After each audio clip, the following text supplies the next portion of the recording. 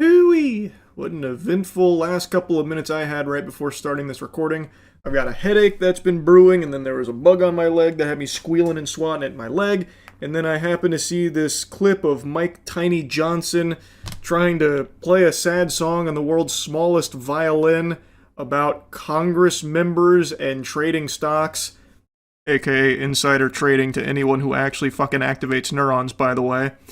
This has just been kind of miserable. It's like the equivalent of that cartoon gag where a character steps on a rake, turns around, steps on another rake, and just hits themselves in the face a bunch of times. That's what's happened to me here. Now, this is not a new clip. I think it's gone viral recently, which is why I just saw it. This is from like a year ago or something like that. And in the full clip, he's talking about why he's in favor of a ban on, Congress members using their knowledge to trade stocks, getting an advantage like that, which is illegal, by the way, but you wouldn't know because no one ever gets in trouble for it. I mean, I'm in favor of that because I don't think we should have any appearance of impropriety here, okay? But the other side of it, some people say... Oh, I love that. He just can't stand on it. No, I'm in favor of banning it. We need to banish it to the Shadow Realm. But... And then he goes on to make points, gathering sympathy for stock trading with Congress members' knowledge, potentially. So you're against it, but you're also so sympathetic for why members of Congress do it. How peculiar. Those two things seem at odds there, Mike, don't you think? A few bad actors discolor it for everyone. And look, we have no tolerance for anything even resembling insider trading or any of this kind of advantage that anybody could take. Zero tolerance for it, and we'll stamp it out ourselves. So that's why I'm in favor of the policy, but I understand people that have misgivings about that, so we'll see where it lands. Yes. We know where it lands, the same place it always does, right in the fucking trash can, because insider trading has become a staple for these corrupt politicians at the top of the food chain here. So even though he talks about him being in favor of the ban, he spends a good chunk of time, which is the clip that has gone viral, making arguments in favor of why politicians, Congress members, have engaged in trading these stocks and how sympathetic he is for it. It's fucking delusional. It's just openly disgusting. And then he also has this, fraudulent statement about how there's zero tolerance for insider trading. Since when? No one's getting punished for it, Mike. You're gonna stamp it out yourself? What does that mean? Just bend over for it? Let it keep happening? Just goat-seeing here? Because that's what's been going on. You're not stamping out insider trading for shit. I'll show you that viral clip of him Gangnam styling on the American worker and talking about the stock trading as though it's like a positive thing almost. But first, I want to just make it clear that all of these zombies do this same thing. They'll publicly condemn, boo, insider trading bad. But they know that it's not going anywhere, and in fact, they don't want it to, because all of them are fucking doing it. Even someone like Nancy Pelosi, whose name has become synonymous with insider trading, also publicly condemns it, talking about her support for putting the kibosh on it. Nancy Pelosi's potential insider trading is a worse-kept secret than me being short. But she's never been punished for it, there's been no consequences for it, and plenty of people like her, especially in Trump's inner circle. All of his cronies are actively butt-fucking the market in broad daylight, just blatantly corrupt insider trading in front of your very eyes. And who's going to jail? Who's getting perp-walked for insider trading? Nobody, it's crickets. So people like Nancy Pelosi or Mike Johnson can come forward publicly and deliver valuable lip service about how much they hate insider trading and that they're pushing for action against it, but they know it's not coming because all of them are doing it, and they also don't want it to stop either. The only person that I can think of in recent times who was even on the hook for insider trading was fucking Martha Stewart, and that was 2 decades ago.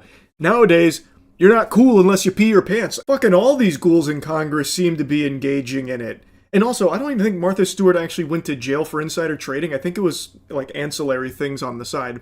But anyway, the Mike Johnson speech here was a nice cherry on top of this shit cake where, even though he was saying he's in favor of the ban, he then did a whole spiel about, well, I'm very sympathetic to, Congress members who do stock trade and such. Well, look, the salary of Congress has been frozen since 2009.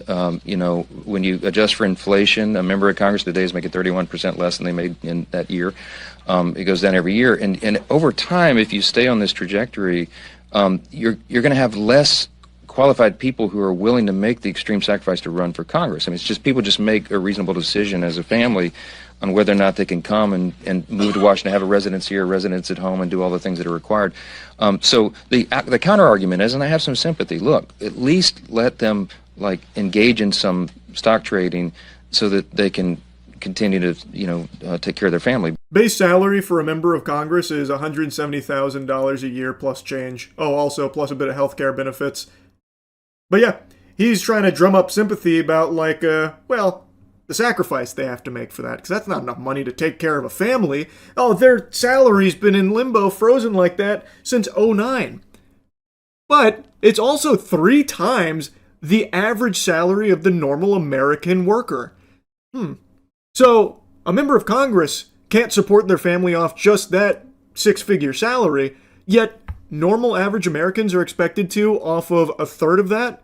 That's interesting. I don't see Mike Johnson making any sympathetic arguments for trying to raise the average salary for workers. Why is it only Congress members who get his sympathy on their stock trading to try and support their family because $170,000 a year just isn't quite enough and shouldn't be expected to take care of their family? Talking about how, if they can't trade stocks, we're going to lose qualified people coming into Congress because the clams just aren't there. Hey, pal. You just blowing from stupid town? Can you not see the clear conflict there of people getting into politics solely to make money as opposed to actually serve the public and improve the country in which they're representing and trying to, supposed to be advocating for the will of the people? If they're there solely to be making money off their position, don't you think that kind of compromises them in that job? Like, just food for thought, I guess, Mike. These fucking crooks feel so emboldened by the state of this country right now, where there are no consequences when you reach this level of power, that he's just like openly yapping about it. He's not even whispering it, he's saying it out loud with his whole chest. It's like he got hit with a fucking truth serum and he's just unapologetically talking about why it's so sympathetic that these Congress members will engage in a wee bit of corruption, a tiddlywink of insider trading, and it's actually kind of understandable. But don't worry, he's in favor of the ban, which also still hasn't come. Still not banned. They're still doing it. No one's getting punished for it, even though it is just right there in the open, this blatant insider trading. And it's been going on for so long. I also find it adorable how Mike Johnson in particular, anytime he's asked about anything, he's always just like, oh yeah, I don't know anything about it. Or, Mike, did you hear what Trump said about this? He's like, I didn't hear it. No, I didn't hear that. Dude is deaf 99% of the time with his job here, but his ears perk up and his senses fire when it comes to face fucking the American public and trying to rally support behind the idea of Congress members needing to engage in a little insider trading, perhaps, mayhaps. 170K plus just isn't enough to be raising the family and taking care of their family, so we really do need to have sympathy for why they might choose to do that. It's just so delusional and so out of touch. And again, he's just saying it. It's not like he's being tortured to have this information come out of him where it just oozes out of his lips in desperation. He's just confidently saying it. He also has the gall to call it a sacrifice, by the way. Oh, the noble sacrifice. Only getting 170K plus benefits in Congress. It's just heart breaks for them. We need to have sympathy for this stock trading. I do think, we need to really consider that. That's not a sacrifice, brother. That is better than the vast majority of jobs that the American public are doing. And I strongly believe that the normal American worker works longer and harder than members of Congress. I fully believe that. And they are getting a third of the salary. And yet Mike has the chutzpah to be saying that it's a sacrifice only getting 170K to do this job.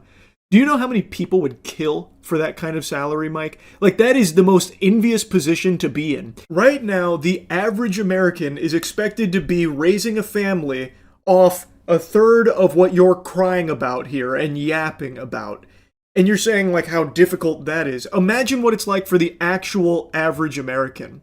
It's almost impossible off of just a single income, which is why dual income is kind of the only way people are able to even start to tinker with the idea of getting a house and starting a family. It's extremely difficult. And even with dual income, that's still not reaching $170K a year off the average American working salary, Mike. This is just a terrible, out-of-touch argument that he's making. And again, in the full context, he is saying that he's like in favor of the ban. But if that's the case, Mike, why are you gathering sympathy for those that are doing this stock trading, this potentially dirty dealings here using insider knowledge? That's a little weird. It's almost like it's just lip service. Because all of these politicians know that if they just outright said like, insider trading, fuck you guys, kick rocks, we're going to do it, come hell or high water, who cares? They would get pushback even from the most brain dead of drones. So they have to put on this facade of like, oh no, this is really bad. And even though a lot of them will say things about how bad insider trading is and make these pushes to put the kibosh on it, somehow it just never quite pans out. Isn't that weird? Isn't that so strange? It's almost like it's one of the big perks to being in their positions of power. Milking it for all the money they can possibly squeeze out of it, using information that isn't available to the public and only available to them. It's what we're seeing right now with so many of those close to Trump, for example, where it's just very clear. And it's also something that's been going on for an extremely long time in previous administrations as well. Insider trading has been a staple for many members of Congress for so long. And unfortunately, I don't think it's going away anytime soon. No matter how much talk there is about it, it just seems like it is truly corrupt to the core, just rotten. And Mike Johnson isn't even shy about trying to like talk about it positively. Anyway, I'll stop blabbering about it. It's fucking infuriating. Anyway, that's really about it. See ya. No, I don't play chess. I retired. I hung my jersey in the rafters. No more chess. I got too into it.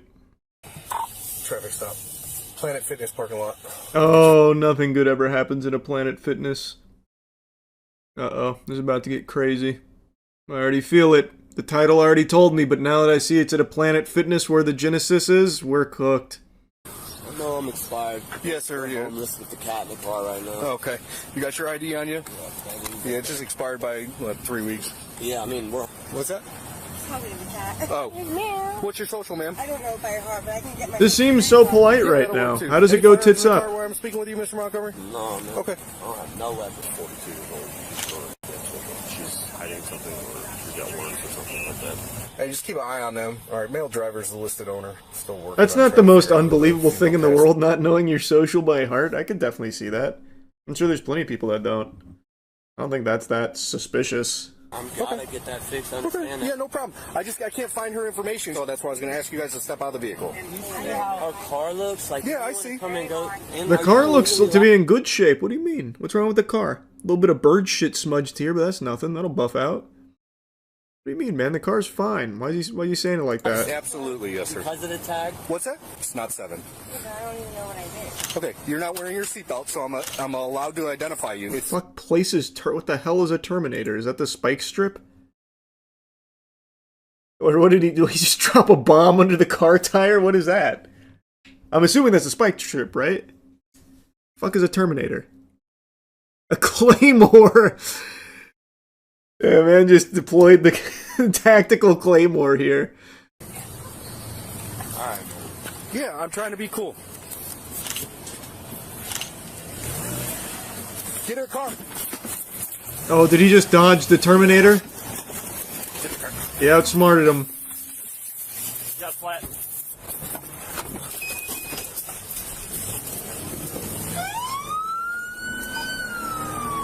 Well, look, that vehicle's taking off. Bye-bye, Planet Fitness.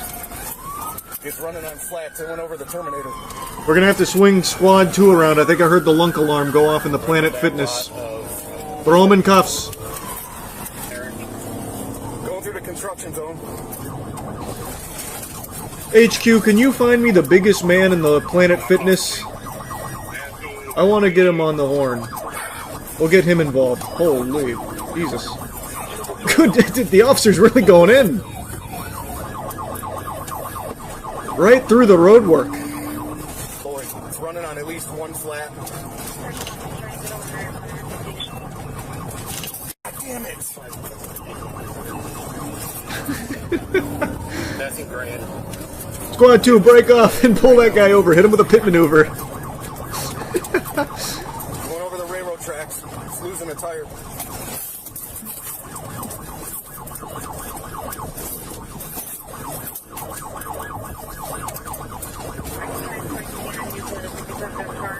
Uh-oh, the Terminator's taking its toll on that tire now.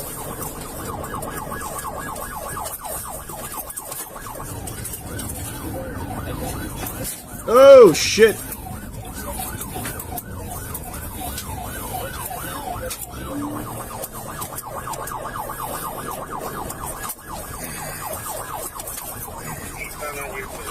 Damn, the officer's growling at him.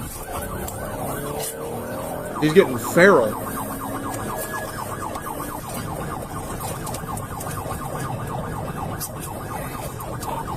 Out the windows. Throwing something out the window. It was a banana peel. It didn't work. Try the green show.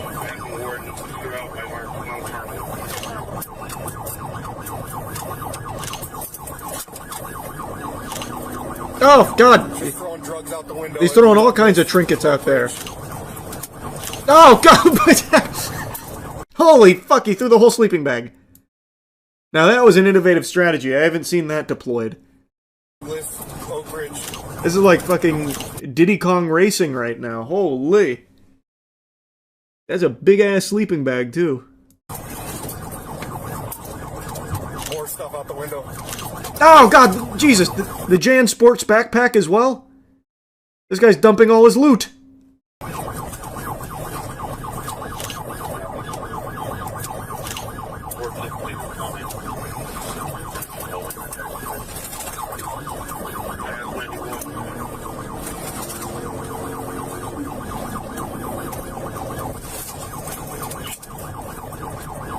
Oh, shit, right by the Chick-fil-A.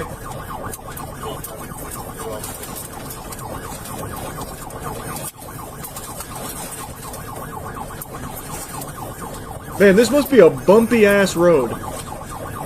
There's a lot of shit jiggling around here in the cop car. Also, what the fuck was this attempt here? This has to be the laziest deployment I've ever seen of a spike strip. Hopefully he's in the right lane going super slow. What happened? Did he like yank it too far back maybe and I just missed it?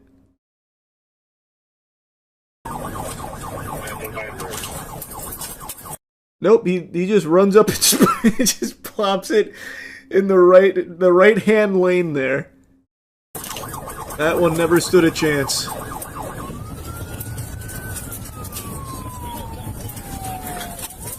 Into the Lowe's parking lot. You ready, buddy?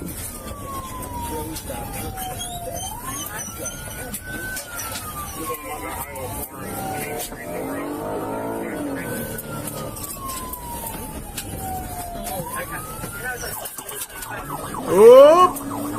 I smell a pit maneuver. Yep. They had a bunch of open space. Oh, fuck, he's still cruising. Oh, there goes the whole tire.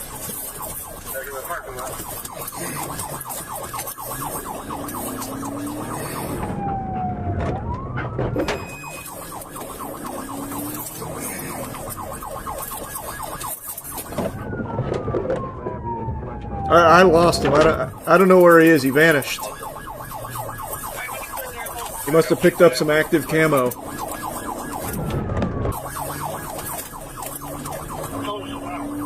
Dark blue. It's only got 3 tires now and they're damaged. Damn, he actually vanished.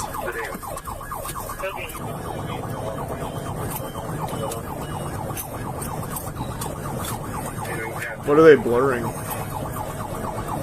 Both currently smoking meth in the vehicle. I can see it. I thought maybe he was like gearing up to throw a big dildo out there or something. Ah, that's huh. Wow, they're giving it one big hoorah. Right behind him. You ready, buddy? Go get that man. Tactical meth deployment.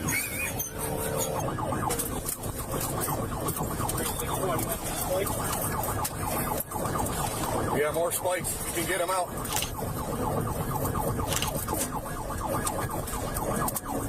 Almost. That was a more spirited attempt, at least. Oh, fuck. Jesus.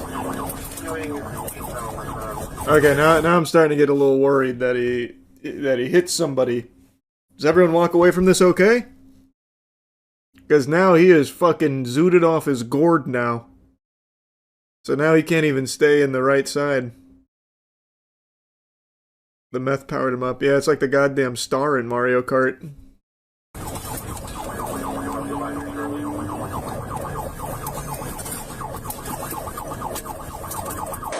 I've worked here for 28 years. I understand. So can you give me my other card back? I don't have your other card. I'm not intoxicated. Well, I think you are. I'm glad you think I am, but I'm not. You can have a good day. Thank you very much. Okay. Can you call somebody for me? Sure, I will. Can you do that right now? I will. In my car. Now we're starting to get into the big stalemate territory. The officers are getting, like, really annoyed here, just saying, please call someone. We cannot let you drive that vehicle while we believe you're intoxicated. And based on all the evidence here, like this interaction, she does appear to be intoxicated. She did mention drinking earlier. She claims it was just a drink. It does seem a little different. So, like, I think it's a pretty reasonable request to just say, like, can you just call someone, get an Uber, just fucking something, because drunk driving is bad. It's a terrible thing. But she continues to refuse it, and she gets more and more heated about all of it, and as you can probably imagine, it doesn't exactly go swimmingly. Ma'am, listen, No, you've been here a long time. Please don't tarnish your own reputation by doing this, because we are going to arrest you if you try to leave here and drive your car. I promise. Like, you're going to be arrested, and that is not what we want to do. So my husband is home. Okay, you said he just had surgery and he can't drive, right? I'll call Captain Gitman right now. There's no Captain Gitman. He's here at my phone. Okay, well, go ahead. There's no Captain Gitman that works for Ken. He works for Kansas City. No, he doesn't. Bye. Have a good day. Well, explained it all you could. Yeah. Now it just sounds like they're sad, like, oh fuck, we're gonna have to arrest Ellen. Ellen, she's been at the university for over 2 decades as the school director of health. Oh man, shocks. Jeepers. And she just keeps going on about this Captain Gitman, who they don't know who that is, so I'm assuming she's barking up the wrong tree there. Maybe there is a Captain Gitman that exists there in her phone, but, like, what is he gonna do? Like, no, you boys, listen. She's got my permission to drunk drive home. Stand down. Like, if they don't know who Captain Gitman is, I don't think they would respect the authority of whoever answers that phone. It is what it is at this point. Kansas City police officer. He reports to you. That's not accurate. It's totally accurate. Okay. Your call has been forwarded to an automatic. All right, do you have all the stuff you need? Captain Gitman, call me back. It's Ellen Glickman. You have a lanyard on your right side under your jacket, if that's what you're looking for. Nope. I'm looking for office keys. You guys f***ed me up. Thank you. Are you going to be able to call anyone for me? No, are you? Okay, I'll take this one. No, you would not take my... All right, well, right now you're under arrest. I'm calling my husband. Stop. Okay, just relax. You're under arrest. No, I'm not. I've made my decision. You are under arrest. I'm calling my husband. Put your hands behind your back. No, I'm calling my... This feels like someone who's probably used to bullying people to get anything she wants and just kind of steamrolling around conversations in order to come out on top. And her hardball didn't quite work here. So after quite a lengthy period of time here, she finally, at the very end, concedes, saying, "Okay, I'll call my husband. Stop." But the officers have already had enough of it at this point, because she already said she'd do that a few times and then didn't, and then tried to call the imaginary captain, fucking super sailor, whoever she was calling.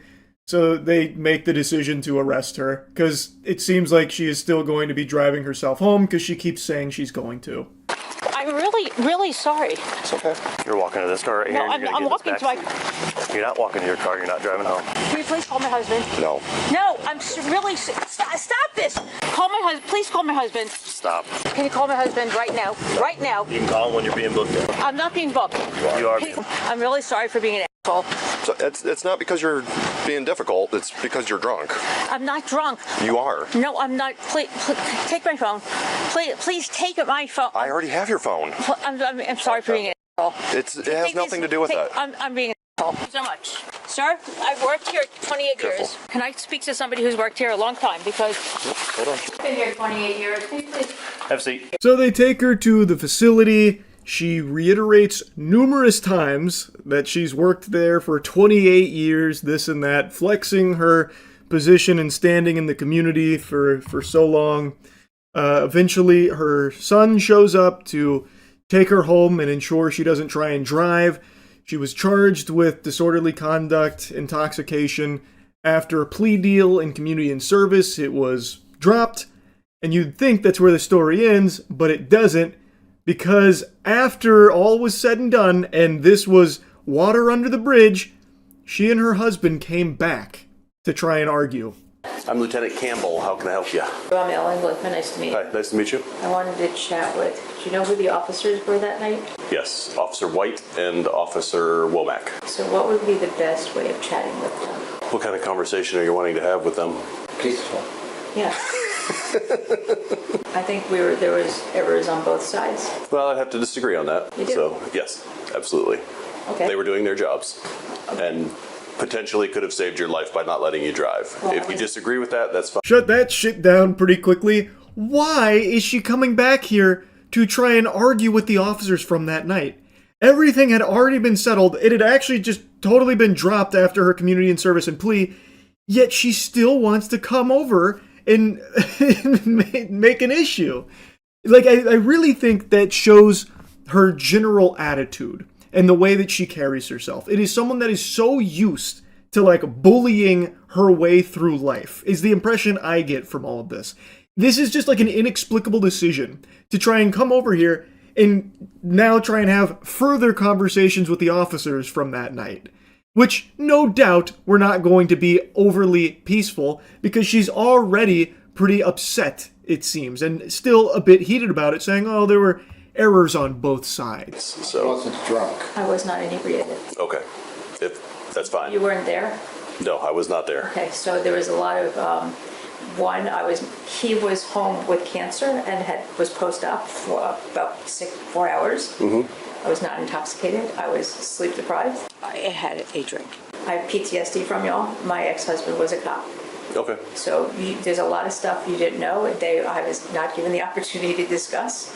And You were given many opportunities, and you did not take advantage of any of them. okay. It is incomprehensible how she keeps doing this. So again, all of this started because she was calling 911, relentlessly about trying to get officers over there to open a fucking door for her. That's what started all this. And now, after the whole case has been done and dusted, all settled, she still goes out here and does this kind of shit again.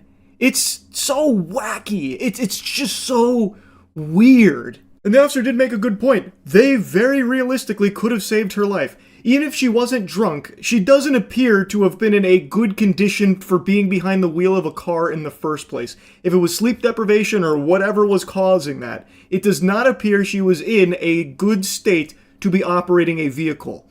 So, it is a very real chance that they saved her life there. Anyway, though, this professor was insufferably self-entitled, and I just had to yap about it after watching this Midwest safety video. That's really about it. So, yeah. We are comparing Taco Bell tacos to Wawa tacos. A lot of glaze surrounding Wawa tacos. I like Wawa food. I was a chicken panini guy. These tacos are apparently new and really good.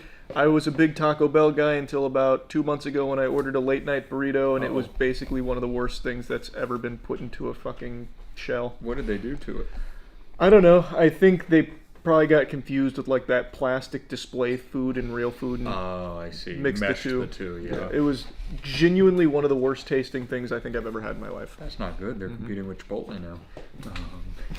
Chipotle is still worse. I think Chipotle is still figured, I worse. figured. That was a fluke from Taco Bell, but I've basically gone cold turkey. I don't putting know how this is going into us dunking on Chipotle immediately, but my favorite Chipotle memory is it was at one of our watch parties, and you got the pit of an avocado. The avocado And we were pit. like, that's crazy. And then a week later, it happened again to him. Yeah. Chipotle's out to get you. I hate Chipotle. It's crazy. So yeah, Wawa tacos. I'm seeing them online. Everybody's talking about how it's the next. It's like everything with Wawa, and Wawa's good. But when Wawa first came here, everybody I knew from New Jersey acted like it was God's gift to the earth, and now I'm seeing the tacos everywhere. So, Where are we starting? Give me one. you want to just start on what is this? Chicken steak. Chicken steak. I think it's kind of marked. There's 2 in each pack. That's good. How are they expensive? No idea. Jamie, pull that up. That's a little Joe Rogan joke for you. Wow, soft shell tacos. Soft I shell. like that. Yeah. I appreciate that. Here, I'll show you. It's like shredded chicken in there, like ground chicken, cheese, lettuce, and a tortilla. That's simple. That's good. That's good. That's good. Chicken, cheese, and lettuce, and a tortilla, baby. Are we rating these, or are we just... No, comparing them, I think. Okay, just So, seeing yeah. what we think. Grab the chicken Taco Bell taco. Let's see. Do they even have chicken at Taco Bell? They do. On the Cantina chicken meal. Or menu. It's got to be a soft taco, though, right? There's a couple soft That I ones. don't know. Oh, here's a chicken. Maybe. I don't know. I'll They have look- all I'll of the look words this on up. the side of the. What is this? Here we go. Here we Oh, go. is that chicken? Yeah, that's chicken. I also just grabbed the chicken too. Well, actually, let's do yours. Is that chicken or beef? Oh, that's beef. That's Yeah, beef. it's beef. You're right. Let's do that It then. looks like chicken. Here, you want to take first bite? Sure. I'll go at the. Yeah, good luck. I'll go with the ass. Dude, you always get the best stuff. Damn, they're cooking. Woo! See, that's what I wanted late night, but in a burrito form, and they gave me fucking sludge. They gave me rock hard sludge. Not very good. Which night? Can I ask which night it was? Was it like a weeknight? It was just like a Monday, Tuesday. That's probably what got the C squad. That it's not fair because there's like a sauce on there and there's some seasoning on that chicken. That is extraordinary. I don't think I've ever had a chicken taco from Taco Bell, and I love it. Sensational. This is good, but that's a superstar. In fact, you're gonna see the first editing ever done by Charlie. I'm gonna go like this, and he's gonna put the word "sensational" between it. There it is. See, he did it. It's there. You just saw that. You saw it. Charlie did that. Yep. And here's a 3D animated graphic of the spinning taco, and now I'm breaking it apart. But with the cat that spins, and what's it say? It's like wah wah wah. Yeah, that one. That one. Everybody in the back just did it at Thank the same you. time. That's incredible. And here's the thing. Isn't Pepe, is that Pepe the cat? Is that what his name is? Something like that. I saw him finish a song the other day, and it was immaculate. It was so good. That's What the fuck did they put on that? I don't know, but that's much better than this. That's incredible. Unreal. And the problem is, this is why we got Taco Bell, because if we just got Wawa, we'd be like, that taco is amazing. Yeah, over the moon. That one spreads and Yeah, Alright. that fucking mogged 1 point to Taco Bell. 1 point to Taco Bell. They That's a win. great way to do this. They win in the chicken taco department. That is why you are the director. Yeah.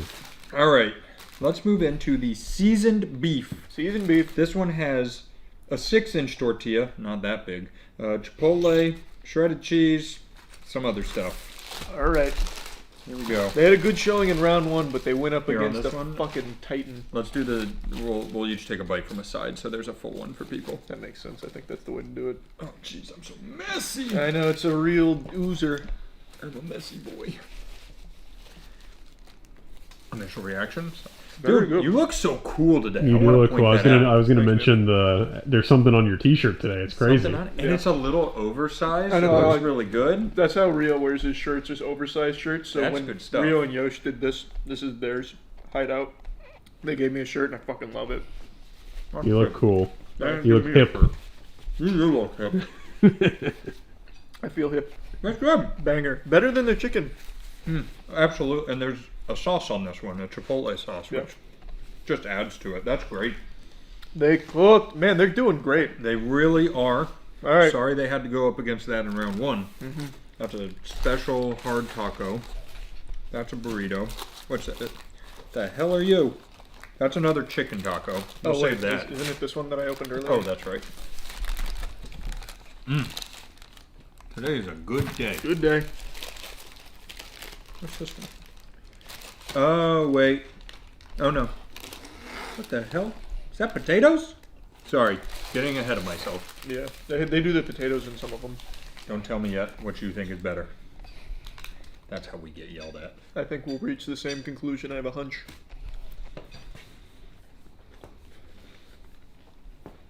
Very interesting.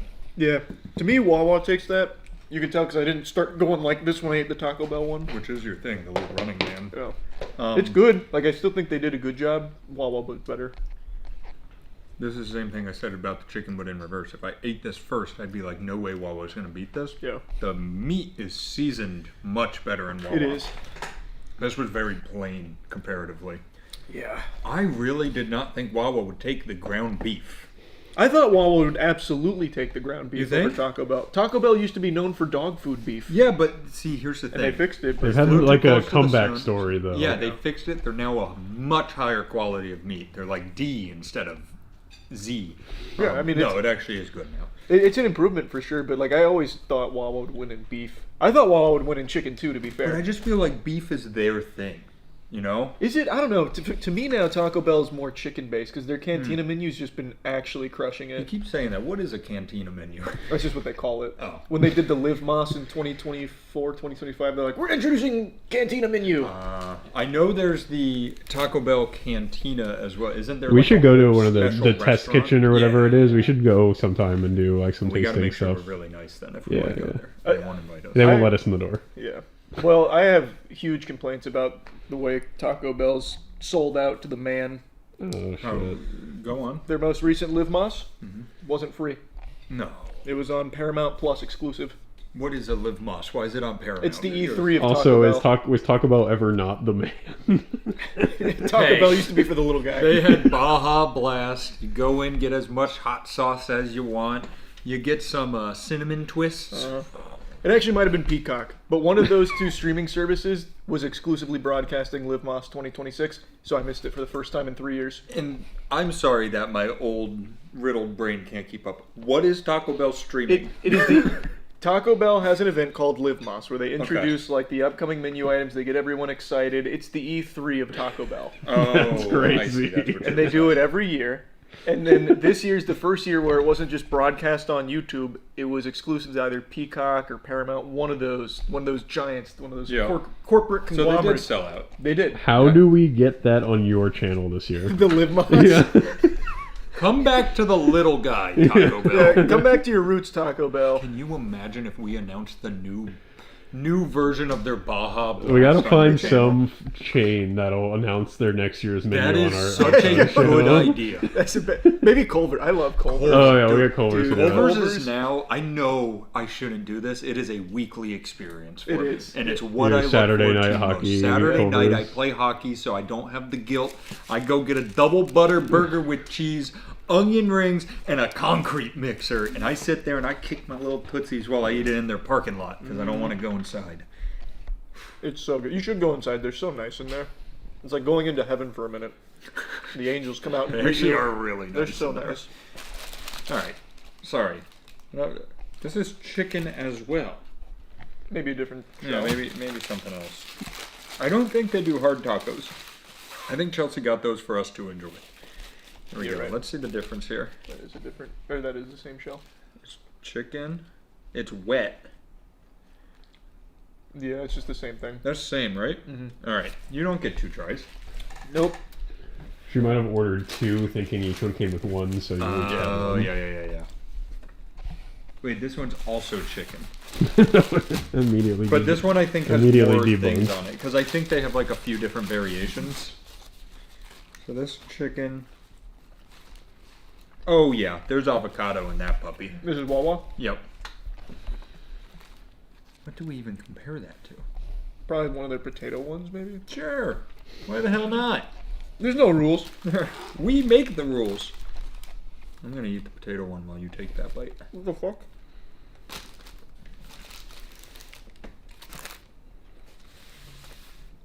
There's more on that, yet somehow it tastes more plain.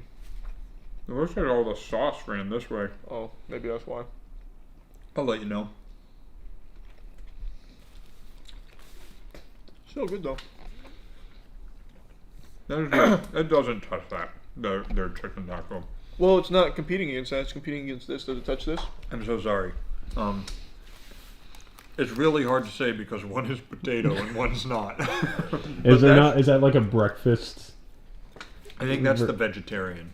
Oh, like there's not a equivalent. No, Wawa doesn't care about vegetarians. Oh. That's why next year, 2027, you can do your Live Wawa announcement on Charlie's channel, announcing your vegan tacos filled with potatoes.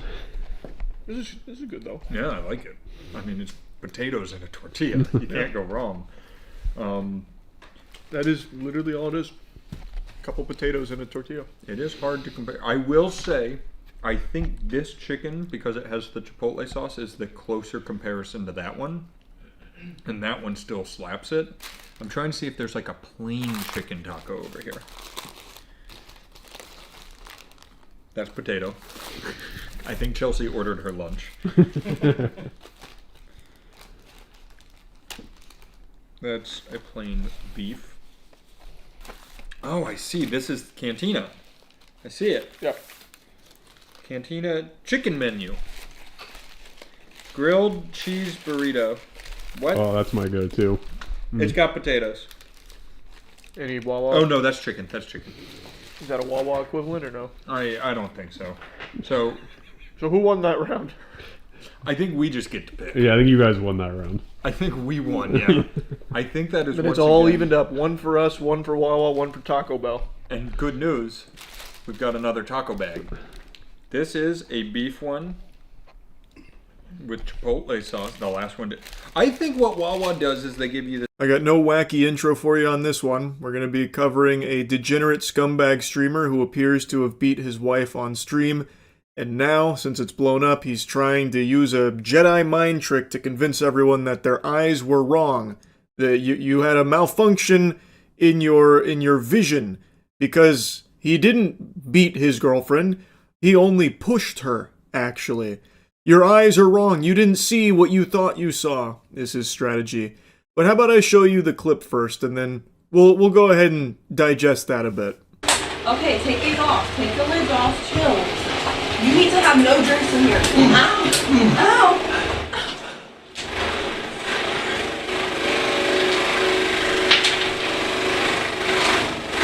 What is it I'm drinking? It was in here. It was on this. I don't even know how. I turned around and... Calm down. I don't know what to do. I don't know what to do. I don't know what to do. Turn your thing off and turn the fan off. Yeah, it looks like he strikes his girlfriend. Who pushes someone with a closed fist? You can see on that first time he brings his arm back, he has it balled up. You can very briefly see like a frame of what looks like a closed fist. Who is pushing someone like that? And also, she responds to the very loud noise that sounds like a hit by saying ow. She says ow twice, both times after he thrusts his arm forward towards her. So if it wasn't a punch, it was a slap. Either way, he is striking his wife. Like, he's trying to claim that it was just a push, which, by the way, is also a really fucking weird defense too. So like, no, I don't hit my wife, but I push the fuck out of her, actually. I push her so hard that she says ow multiple times. Whoa, guys! Let's pump the brakes, hold your horses. I don't hit my pregnant wife, that's uncivilized. I just push the fuck out of her until it hurts. I cause her physical pain through pushing, not through punching. I use open hand palm strikes in a pushing fashion like a monk. That's what I do. And that's normal. You guys, you're blowing this way out of proportion. It's fucking disgusting, this freak.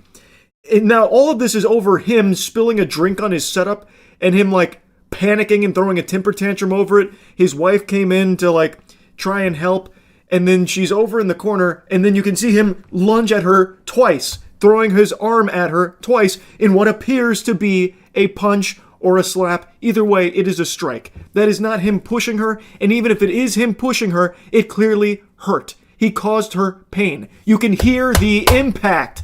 Like, you can't talk your way out of that. You can see and hear this through the clips. But here, Let's do a little zoomed in version where you can really more clearly see and hear everything. Okay, take these off. Take the lids off. Chill. You need to have no drinks in here. Ow. Ow.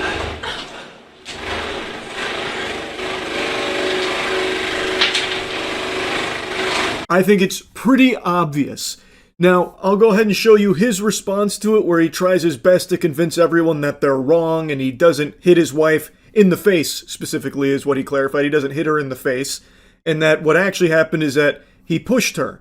And actually, he pushed her to save her life, actually, because her fingers were caught under the PC, and it was that's what was hurting her. That's what was making her say, ow. And him being so brave and courageous, he pushed her twice, just like that, in order to, keep her safe. His pregnant wife, by the way. They're saying, like, the grunts make it look bad, like the way I was grunting. Brother, I promise you, brother, I don't know what else to say. Like, it's literally like, no, I grunted in that. I mean, I grunted, but I wasn't hitting her, bro. I pushed her. That's the only thing that I did. I didn't fucking hit her. I would never hit her on her face, bro. That's fucking crazy. She was not crying afterwards. What the hell, bro? She literally was like, she was not crying. She just literally said, turn the fucking thing off. Bro, what I was saying is, if I hit her, she would have been like, yo, what the fuck? Why'd you do that for? What'd you hit me for? It wasn't one push. It was one push, bro. It was literally like... It's so fucking ridiculous. Like, what he's trying to pull here, it relies solely on people being dumb enough, delusional enough, or just genuinely not caring enough to form their own thoughts on what they can see and hear in the clip, and will instead just take his word for it. The word of an embarrassing cringe fungus that can't stop raging anytime anything happens to him in his goddamn Call of Duty game. This guy flips out constantly, and then he starts becoming Donnie from the Wild Thornberries, and then like going crazy and just like punching and throwing and destroying things around his room. He has so many fucking rage moments, and in one of them, he even like charges at his wife again. But in that instance, he doesn't appear to hit her. Instead, he just like body bumps her, or going for like some kind of like chest bump on her as she tries to check on him to make sure that he's still okay and hasn't given himself some kind of fucking aneurysm or blown a gasket. You fucking stupid! Oh my god, you just got me banned! You just got me banned! You just got me banned! You just got me banned! You just got me banned! You just got me banned! You got me banned! You just got me banned! You just got me banned! You just got me banned, dog! You just got me fucking banned! Stop! You're shit! You're gonna ruin your... I don't care. I don't give a fuck anymore. You just got me banned. You just got me fucking banned. You just got me banned. There are just so many clips just like this one of this fucking loser. It became his shtick. Like, I'm pretty sure he tried to make this his whole brand image. I can find clips just like this going back to 2024. He is always just freaking out constantly because he is just a maniac, like an actual lunatic person who needs to be institutionalized.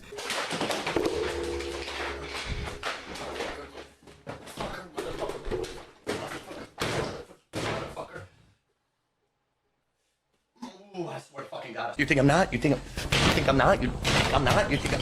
And I just spilled it. Of course, the 5 seconds I gotta clean up. There's a... Please, on God. I don't know where my remote went. I don't know where my remote went.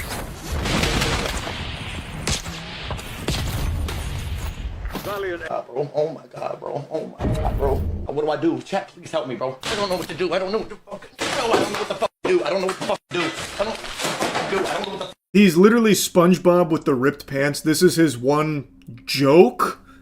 I hesitate to call it that because he actually does just have this level of disorder where he can't control himself. He is just always having violent outbursts, but he tries to use it for his content on TikTok. Like, that's his whole image there, is he's the psychopath guy who's just always fucking angry, it seems. What a complete pathetic loser. How do you even look yourself in the mirror? The shamelessness, man. Like, how? You're just such a fucking weirdo. Now, he does seem to have made a habit out of constantly spilling his drink on his desk because he's always hitting it and freaking out. That kind of thing, always for the sake of his clips on TikTok.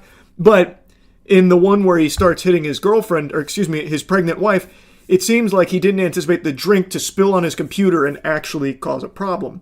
So from what I understand, it did actually get in there and cause an issue on his PC, which is why he was freaking out even more so than usual, and then got physical with his wife. Now, to really seal the deal, Jordan Cisco here had a galaxy brain scheme of bringing his wife on stream to defend him and trying to really showcase everything that happened, giving his side of things to make sure everyone understands the truth of the situation.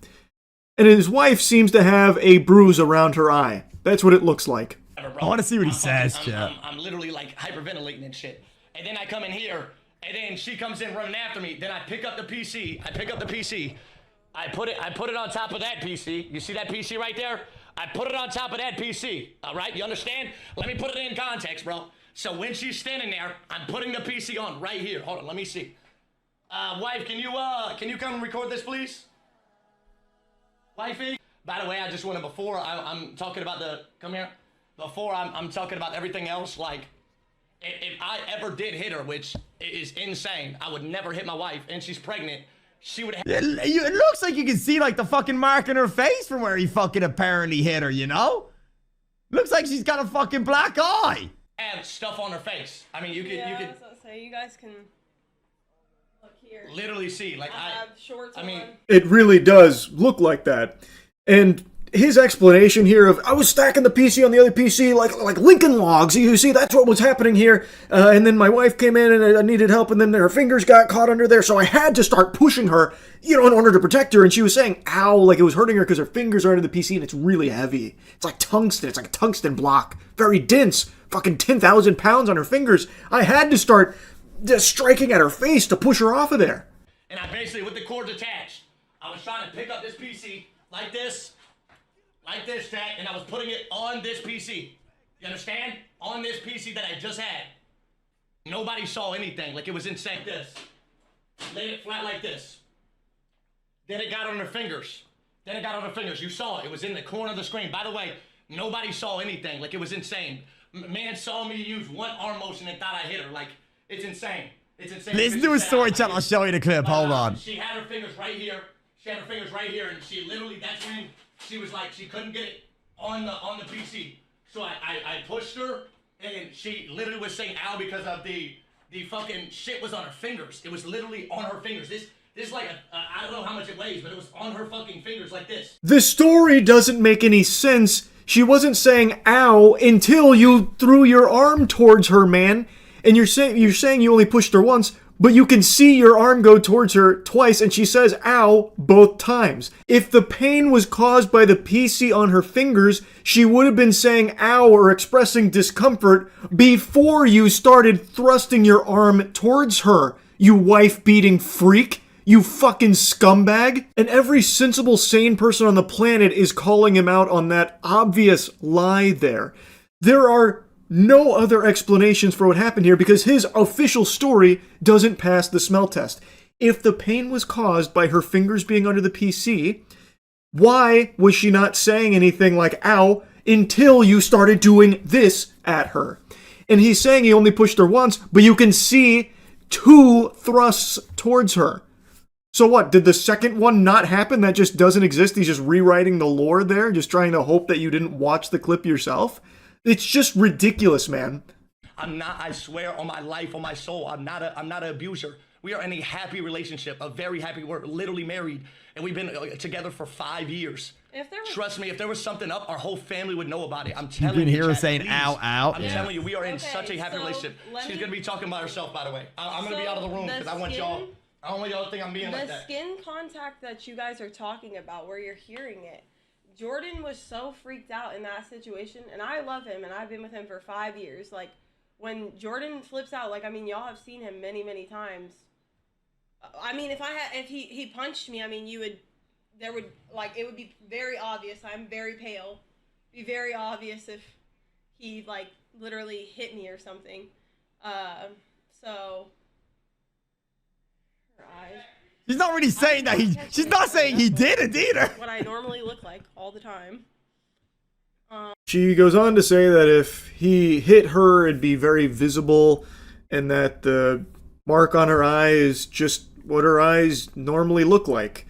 Now, I haven't seen a picture of them outside of like a stream setting, so I don't know if that's true or not, but it definitely does seem like a mark.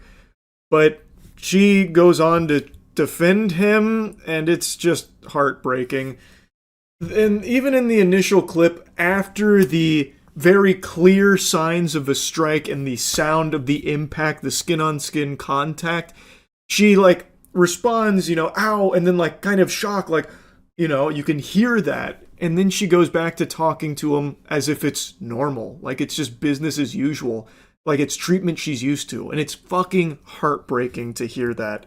And for him to then put her on stream, like, okay, she's going to talk all by herself. I'm not going to do anything. She's going to talk all by herself. Now she's going to be over here and you can ask her anything you want. She's going to talk all by herself. She's going to be on there. And then she sits there to, like, defend, like, oh, no, it's all good.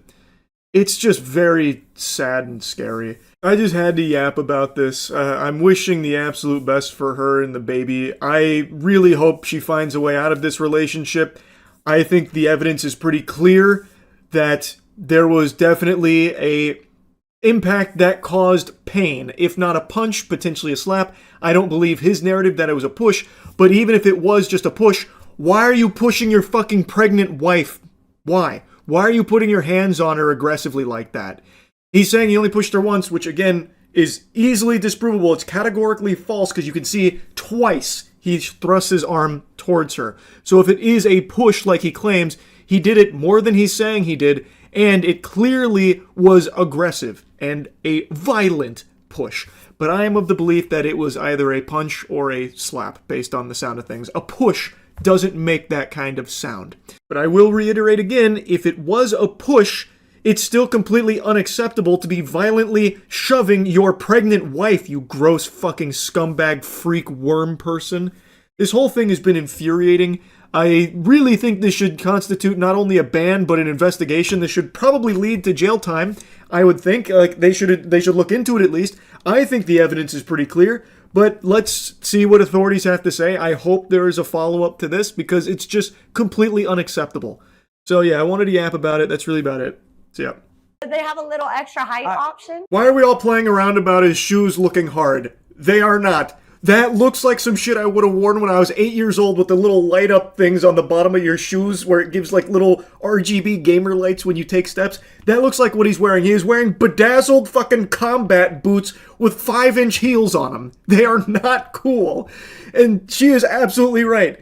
This guy is a loser, and she is just saying that directly to his face, insulting him, and it just looks like he is in a state of blue screening in the brain, like he is just constantly blue screened. He can't grasp a thought, he can't talk, and he doesn't know what anyone's saying to him, it sounds like. I imagine what goes through his head is what went through Spike's head in that episode of Rugrats when you got the POV of Spike the dog, where anytime like the parents were talking to Spike, it was "Abu-ba-ga-bo-go-ba-ba-ga, Spike." Like that's what I imagine the island boy hears anytime someone speaks to him. Look, I'm gonna keep it real to you. I spend a lot of money on my drip. That's great. That's awesome. I saw you shopping at Lululemon the other day. At Lululemon, it was for a girl. Okay, good. Girl, I have a mansion. I have a nice car. That's rented on Airbnb? I have a nice car. I'm so proud of you. Okay. Good job. And you're broke as Okay, yes. Did kissing your brother get you the mansion? Girl, to be honest, you need to dye your hair black. Because you look... Black? Yes, because you look emo. Okay, now I'm emo? Yeah, not emo. I'm emo because you kissed your brother? Your teeth are yellow. Okay, that's fine. I can get them fixed. But you can't unkiss your brother. Okay. Bro, why am I talking to this stupid... It's like he's about to cry. That one he understood. That one penetrated his infinity layer of stupidity that surrounds his body. That one made it through. That insult landed, and he is not happy. Jiminy Christmas, just listening to him, though, his insults. Your teeth are yellow. You should dye your hair black because you're emo. Like... How do you even take someone like that seriously? It's so pathetic. It's like it's almost pitiful. Like I almost feel bad for him if he wasn't just such an insufferable douchebag asshole. Because you kept talking. I kept responding. Girl, I'm better than you. You're not. You're my height. My status is better than you. Says who? Okay. You're famous for what? You get clowned on the internet for fun. Good job. You're famous for getting laughed at. What do you want to be? Oh, Jinkies, she is so right. Their entire legacy, their entire existence is just to be laughed at. They are just a laughing stock, and they have made some money off of just being those clowns. He is not better than her. Like, he likes to try and pretend that he's better than everyone he interacts with and his status is so much better. But she's right. He's just someone that people can't help but point and laugh at because they're fucking losers. Sienna, what do you want to be when you grow up? I don't know, but when I grow up, I don't want to make out with my brother, and I want to keep my husband. I don't want to have 3 baby mamas. Watch, now she gets stuck. I didn't get stuck. I just What car do you drive? Why does it matter what car I drive? I'm a woman. You're a man. So why are you bag checking me? Can you not compete with a man? Do you feel like insecure competing with men? No, to be honest with you, okay. I do this all the time. Oh, you compete with girls all the time? I know. You argue with women a lot on the internet. I see. Brutal. Just absolutely brutal. She is just spanking him over and over and over again. And anytime Fly tries to get any sentence out, he keeps stumbling over his words and just bumbling them.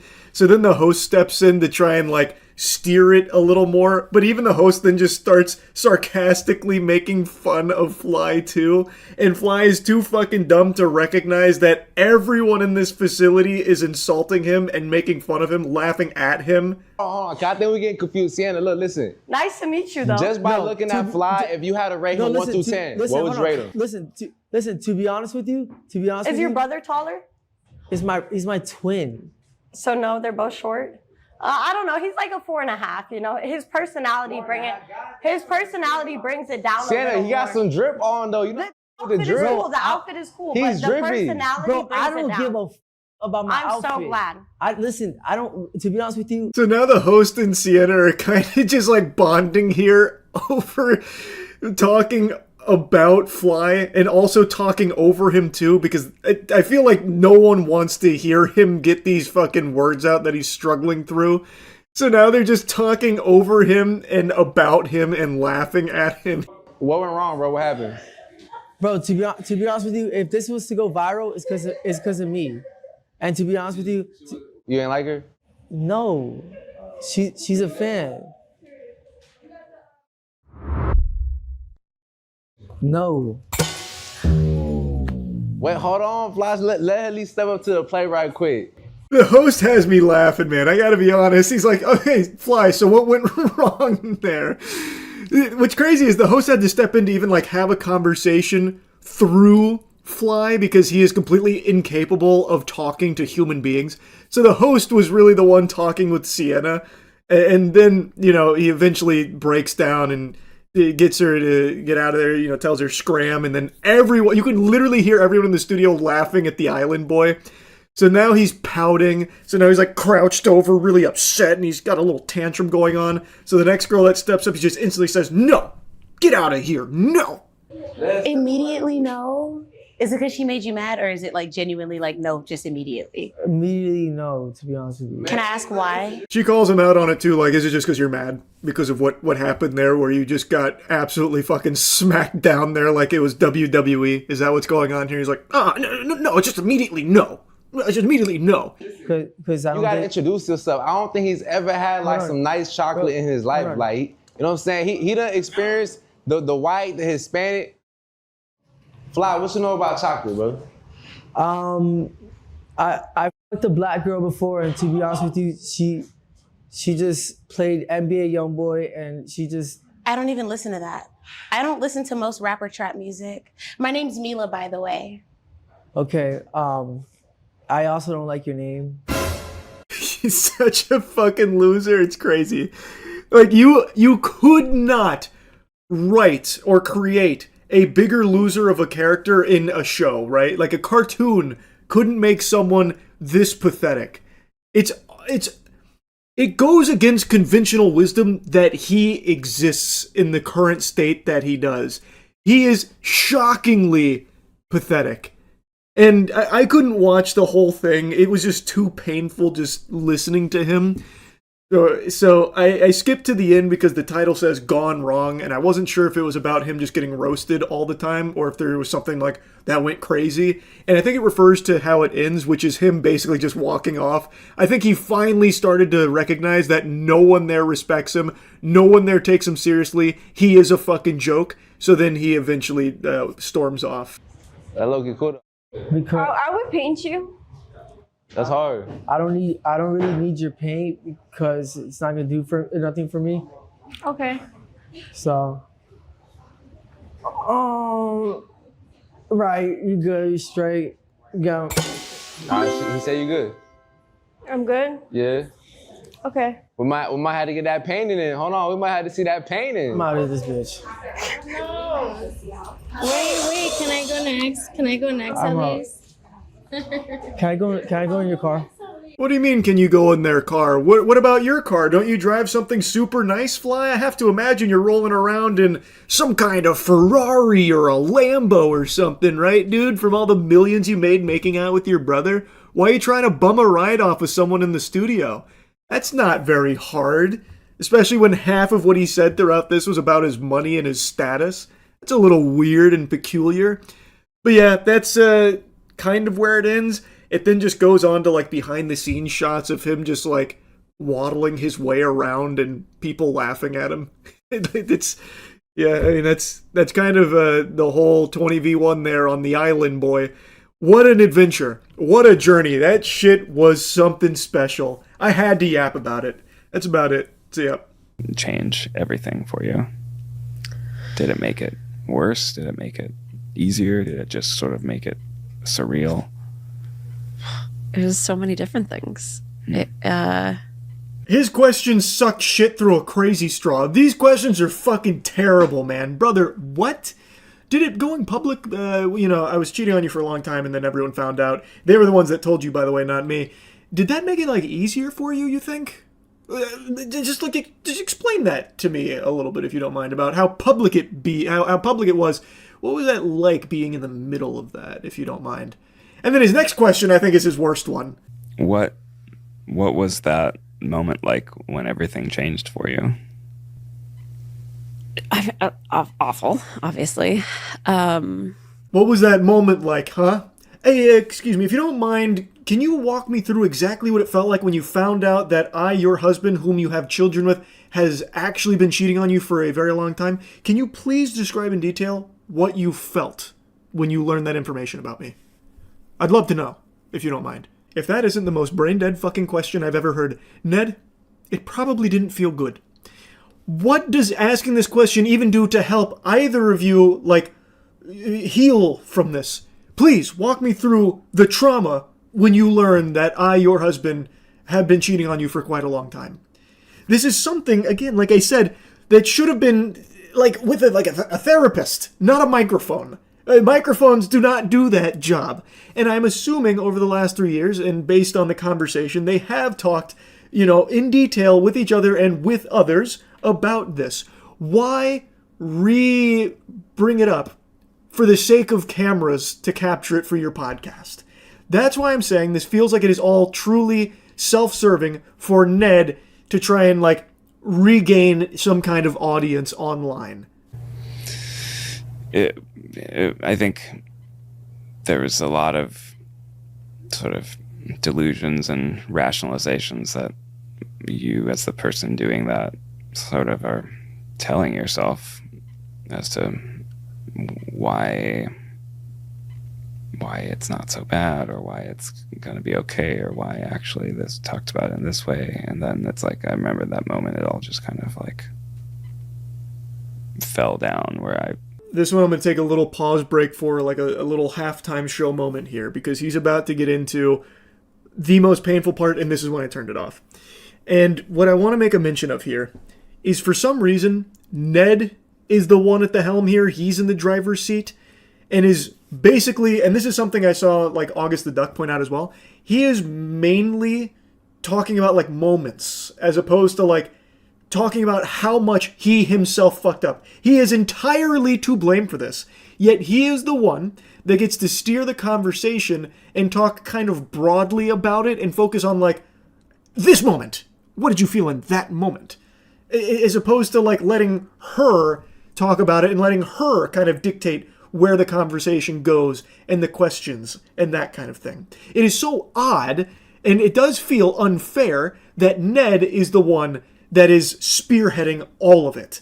It doesn't make sense, given that he is the one, the cheater, that did all of this, and yet he gets to be the one in control of this conversation here that supposedly he's doing to try and help her, you know, move forward in like a public-facing environment. Totally could see how devastated and just completely traumatized you were, and then it was just like, oh, everything changed for me as well. I'm like, oh no, this is like I've been hurting this person that I love this whole time. You didn't realize until then? Well, you know, but then there's other things you tell yourself to kind of sort of compartmentalize, or I guess.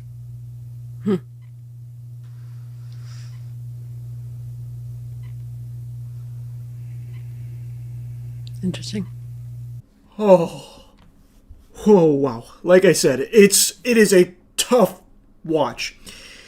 And like I said, Ned really does feel like he talks about like these like excuses and how he's like compartmentalizing and like, you know, lying to himself, deluding himself, that kind of thing. Like it almost feels like he's giving himself these like little weaselly ways in which that, you know, like he calls it a scandal, whereas she says directly, your affair is another thing. Like he talks about it as a scandal, as opposed to like how badly he himself fucked up making this decision consciously. And now he's talking about like, yeah, no, it was like, never realized, you know, with all the ways I was like lying to myself, that I was actually like hurting the person that I love. And she calls that out, saying like, you didn't realize that? You didn't realize at any point that, you know, maybe what you were doing would be like really hurtful and like really devastating? He's like, no, I just with the way you compartmentalize, and you know, and yeah, like it's brutal. It is absolutely brutal to sit through. It's sort of a, you know, it's like a addictive cycle, kind of feeling really guilty and ashamed, and then telling yourself the ways in which it's, you know, kind of just lying to yourself, and then yeah.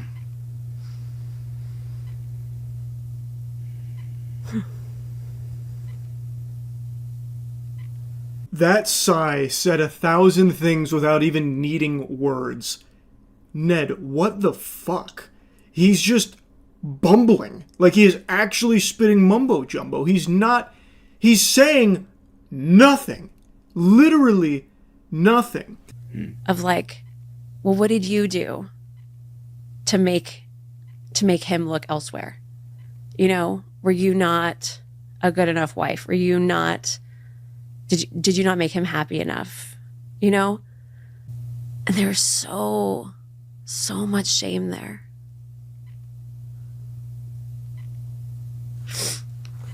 And I'm so tired of holding that. I'm so tired of holding it. Unfortunately, this is a very real thing that she's describing right here, where there are people that when they hear about a husband cheating on their wife, their first response is, well, what did the wife do to make the husband do that? Must have been her fault. What, this harlot? What? She must have done something wrong. Must have been some kind of harpy over there. No, surely it was the wife's fault that Ned Fulmer, you know, would go elsewhere to find a suitable woman worthy of his benevolent being. And she's talking about how much that has weighed on her. And she then directly asks him, how does it make you feel hearing this? That you did this to me. You have basically, you know, put this hex on me in some people's eyes that will not go away. How does it make you feel to hear that? I don't think it's fair that as a society you're put in that position. It's certainly not true. And no, it's not something that I imagined as I was doing that. I think none of it was. If you really like let it sink in just how much you're hurting your partner and how devastating it is, like, how could you do that? It's still very difficult now, even 3 years later, to see you in pain as you're talking about that. Because there's nothing I can do to change the past or to help. This right here sums up the Ned attitude for this. This is a very manipulative answer, in my opinion. She is giving a very real account of something that she now has had put upon her because of Ned. Even outside of like the devastation to the marriage, there are people that will look at her a certain way because of what he has done. And she is now saying, how do you feel about that? Is that something you've considered? And Ned, instead of like even addressing like, yes, I did this to you, I recognize I did this to you, he instead says, I feel really bad that unfortunately society does this. Ned, you did this to her. Yes, it is sad that society will do that. But whether or not you want to acknowledge it doesn't change the reality that it does happen, and it is something she has to live with now as a result of your actions. He softly tiptoes around it, instead focusing more on like the problem that society has with this perception that they'll put on people. I'm so sorry you're going through that, honey. What a shame. This is what I'm saying. He kind of like cushions his cheating. Like, for instance, he mainly refers to it as a scandal. Ariel's not afraid to say, like, your affair and, like, what you did, but when Ned's talking about it, it's like, oh, I was lying to myself, you know, with this scandal, this scandalous stuff, that kind of thing. Like, he really likes that nomenclature. It just feels like he is very much trying to, like, soften it a bit. So, I just don't buy from his side that this was supposed to try and help Ariel in some way. I don't get that feeling from him. And far be it for me to question how Ariel wants to move forward from all of this. If she does feel this is the best way of doing it, then I would then ask, why did Ned take over most of the conversation? Maybe it changes towards the end of the podcast, I'm not really sure. But for the 38-ish minutes or whatever that I watched before just tapping out, it was all Ned that would lead these talks and control it. He would just try and poke a, like, how did you feel when I cheated? So that way she would talk about how awful it was, and he'd just sit there nodding his head. But it was always him taking the discussion where he wanted it to go. And every step of the way, I really got the feeling that Ned was underplaying just how awful what he did was. This was an awful thing to sit through. Like, it truly was fucking brutal. And I just had to share a little of this with you. That's really about it. See ya. If you went through and tallied all of my predictions I've ever made across my time on the internet, you would probably find a worse record than the 2008 Detroit Lions. My correct predictions versus my incorrect predictions, it's not even a competition, it's an embarrassment. I have a near X-Men-like mutation where if I make a prediction on something, I basically manifest the exact opposite into existence. But when it comes to Twitch and my hypotheses regarding their rule enforcement and how they're going to handle shit, so far, haven't really missed on that. So Nina Lynn, I've made a couple videos on. She's quickly become one of my least favorite people online. I feel the same way about her as children do about broccoli. I think she is just terrible, and even just having her put on my plate, I want to flip the table. She is just a truly destructive, annoying lobotomite I cannot stand. She also got away with sexual assault that was broadcast on Twitch and unapologetically treats it as some kind of joke that her victim should be embarrassed by that he even thought that he was sexually assaulted. She openly treats it as though it's no big deal, even though it is blatant textbook sexual assault. But anyway, I'm not going to just regurgitate everything I don't like about her. It's basically everything. And a little while ago, she got banned for stealing from Target, and then she also went on stream to talk about how she's actually stolen a lot more from Target than we even think she did. So she received a ban for it, and a lot of people were thinking that it might be permanent. I went against the grain and said, I think under no circumstances will it be permanent. If Twitch doesn't ban her for a literal crime, sexual assault, I can't imagine they're going to permanently ban her for stealing from Target. So I said, pretty boldly, puffed out chest, that I think this will be like a week ban at most. It's been longer than a week, so hats off to Twitch. They've really done the difficult decision here to keep Sexual Assault Superstar off the platform for longer than a week, but I don't think it's going to last too much longer. And last night, a lot of people sent me a tweet claiming that Nina Lynn had been permabanned, which got me pretty excited. I was pumping my fist saying, yeah, whoopee, alright, cool, that's great news. I'd love to be wrong about my Twitch prediction. Now, where's the evidence? Did Twitch make a statement about it? Where's this coming from? Put that shit in my hand so I can start licking that shit like a lollipop, like my nice little dessert here. I'd love this to be true.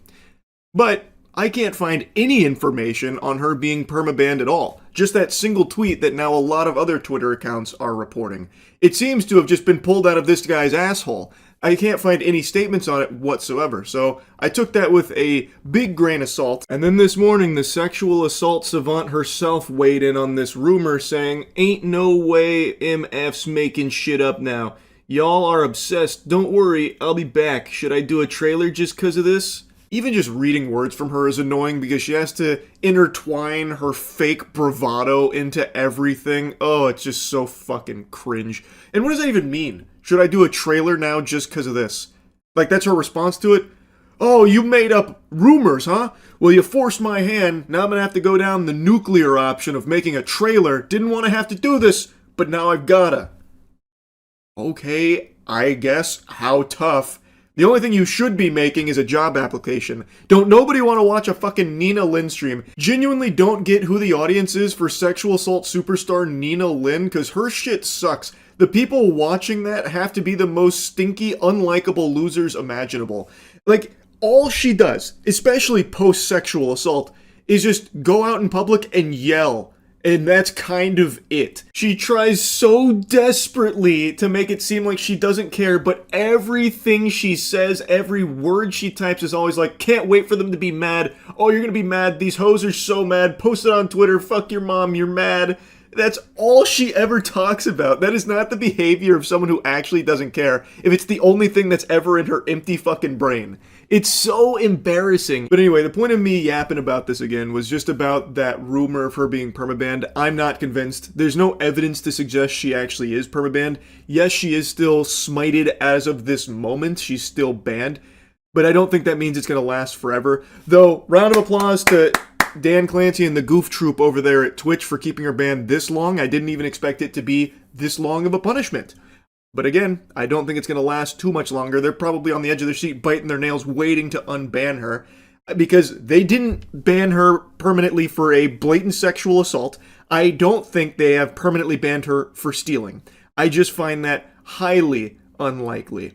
But again, I'd love to be wrong. Most of my predictions are, so maybe this one is too. Anyway, she sucks. That's really about it. See ya. Alright, today is the big day. Johnny Somali's sentencing is about to be handed out. T-minus 1 hour as of me making this video, so I don't even know what the outcome is right now. So you're seeing me all kind of bubbly and excited because he could be facing many years in jail, which he rightfully deserves. I have made numerous videos talking about this degenerate plague that has swept across the globe, going on this intergalactic tour of knuckle sandwich consumption where he goes and he harasses people, spreads misery, and then eventually gets his ass beat. When he was in South Korea, things got a little more out of control than normal. He went full-blown fucking Insano style. He went Cro-Magnon brain and just committing crimes and then even doubling down to commit further crimes after being shown leniency and insulting them for being nice about it and not instantly throwing them in the slammer. He then repaid that generosity by doing more crimes and more unforgivable degeneracy, and all this for the sake of his dog shit content. He's a live streamer and his whole thing is just go around and be a nuisance. In South Korea, they weren't having it after he was terrorizing them for quite some time. Citizens even took it upon themselves to just beat him up whenever they saw him. They even had like a live Johnny Somali tracker. They literally had like a Modern Warfare 2 UAV online tracking this guy's movements, so that way when he was outside, they could just punch him. But clobbering Johnny Somali must be more addicting than heroin because people couldn't stop after just one. It's like a Lay's potato chip. You can't just have one, so they end up just kind of wailing on him because he is a complete defenseless little fucking worm who starts all of these fights, instigates all of these fights, and loses every single one of them without ever even getting a blow in there. He just gets knocked out, knocked on his ass, goes into the fetal position. Like, he's more familiar with the fetal position than he is on his own two legs. So anyway, he started getting beat up. He kept committing crimes over and over again, and then finally had his day in court, believing with his full chest that he wasn't going to be punished, that he wasn't going to jail, so he didn't take it seriously. He'd get drunk the night before, blackout drunk. He'd show up and make a mockery of the court. But slowly but surely, the reality started to set in that he might be spending years of his life behind bars in South Korea. All for his terrible live streams that no one actually even supported him on. He doesn't have any, like, actual fans. He has people that tune in to watch him ruin his life for their entertainment. So his life is completely pathetic. Like, no matter how you spin it, he lives probably one of the most pathetic lives you could possibly envision. My heart breaks for his parents that had to raise him into whatever he became, because I don't even know if it's their fault. I think he just got poisoned somewhere along the way with, like, clout and the other shit that he saw online, and then decided he wanted to be, like, the worst of the worst. I couldn't tell you. But anyway, he is about to be handed out his sentencing after all of the crimes for which didn't go so well for him, didn't go swimmingly in court like he thought they would. And now we're about to find out his sentencing. We're going to see how long he's going to be in jail for. I can't wait. Next clip you see will be after I learn what got passed down here in the judgment. This is one of those standing ovation type moments, sports fans. He's going to jail. Yep, he has just been sentenced to prison with labor. It's still so fresh right now that I don't know the duration. The news is still trickling in, but it did not go well. He was found guilty on all charges, including the deep fakes, which was one that he pled not guilty to. The others weren't really a surprise or anything, but they came in there and fucking slapped him around in there, it sounds like. I'm very curious to see what the duration is for his prison sentence, but probably not the result he was hoping for. I just have a hunch. Apparently, he has the opportunity to appeal within a week, which I assume this slimy douchebag will. I'm taking a guess. I'm not his lawyer or anything, but I'm assuming it's going to be a desperate claw to try and get some kind of leniency, which he has already shown numerous times. He washes his ass with leniency and will never actually learn his lesson. When he did this shit in Japan, and Japan showed him mercy, he insulted them for it, and then when he left Japan, he continued to insult them and then continued doing the exact same public disturbances and like the harassment and the crimes and shit he continued to do after they showed him some leniency. So I hope that he is not granted any leniency here in his case in South Korea. It doesn't seem like he is, because he has now formally been sentenced to prison with labor. And I am salivating. I am sat in my seat like it's the fucking Super Bowl, just waiting, watching on bated breath to see how long he is going to jail for. Because with all of the charges and all of the crimes that he has been found guilty for, this could be many years. Like, it could potentially be a large chunk of his life spent behind bars in South Korea now, all from his obsession with clout through being a live stream asshole, a public nuisance streamer. He dedicated his life to just making everyone else's life around him miserable for his content, and now it's finally looking like justice is being served. So, I'm still waiting to see how long he will be spending in prison. Oh, I forgot to mention another component here. Not only will he be going to prison with labor for however long he'll be spending there, he is also now being registered as an offender. Now, I was trying to read up on that, but I'm not entirely sure what that means exactly, if that's like a separate designation for Johnny Somali in the prison itself. If it is, I imagine that will make all the prisoners in there hate him as well, and I imagine he will be finding himself in an all too familiar situation of getting his ass beaten in there too, which maybe that's what he prefers. He's probably become so used to his face being bruised and swollen and bloody that it probably feels weird that he hasn't had his nose caved in the last year that this has been going on. So he's probably looking forward to that experience again. It's probably what he cherishes most, because that's what he's dedicated his life to. Instigating fights, being hated, being a punching bag for everyone. Alright, I've seen one Korean article that is claiming that Somali has been sentenced to 6 months in prison with labor. The details aren't fully confirmed. It's right now just one article right now. Now, from what I was reading, they recommended 3 years in prison with labor as well as a fine. As of now, it's not fully confirmed, but if that is the real sentencing, I would be kind of surprised, because they found him guilty on all of the charges. Serious ones. Charges that, according to the law, could carry many years worth of jail. And the recommendation was 3 years. So I thought, okay, maybe they won't do the full 3 years, but it'd be a year or something. But not even that. 6 months. I bet Johnny Somali thinks that he's getting off with a W. And according to people that were there, he wasn't remorseful and actually seemed pretty optimistic about it, when they're putting him in handcuffs. So maybe it really is 6 months. And again, to him, I don't think that's enough. He's not going to learn his lesson or anything. When he gets out, I imagine he's going to go right back to this shit in another country. That's what he does. He's already proven that. He spent 3 months in a Japanese jail. And then the second that he got out, he started insulting Japan, giving them the middle finger, saying fuck you, all that kind of thing, saying that they're weak, and just went to South Korea and started doing all of it all over again, even more so, going even more hog wild. So 6 months isn't that much more. I don't think that's going to change him. I'm very surprised if they really did take it that easy on him. Again, it's not fully confirmed yet. I'm going to keep waiting for more to come in, but that is looking like what the ruling is. Alright, more news has now settled. It is indeed a 6-month sentence, pending appeals from both sides here. So, could be more, could be less. I imagine it'll probably stay at 6 months.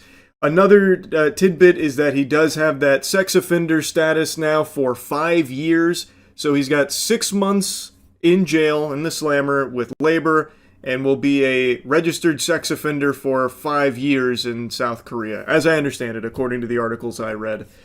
So it's still a W that he's going to jail, but I don't really think that this punishment is going to do anything to make him stop doing this shit. I think his behavior will continue the second he's out. Like I said, he already spent 3 months in a jail in Japan, and then the second he got out, fucking Pandora's box was opened once again. He went right back to the same content and then some.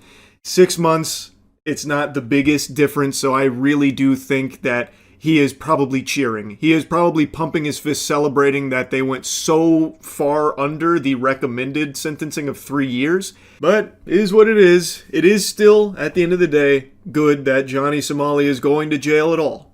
That's great news. So that'll be 6 months with Johnny Somali in the slammer.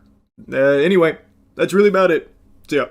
Last year, the world was plagued by what is potentially the worst film ever made, War of the Worlds starring Ice Cube. And what if I told you the producer of that abomination, that affront to God, just directed a new film for Amazon called Mercy? Well, I guess it's not for Amazon, because it's in theaters right now. It's distributed by Amazon MGM. And now, after experiencing the cinema that is the style of Timur Bekmambetov, I can tell you with confidence, this guy's got it. And by it, I mean terrible fucking movies to his name. Timur Bekmambetov, and I'm not sure if I'm pronouncing his name correctly, but he has been in the film industry for an extremely long time.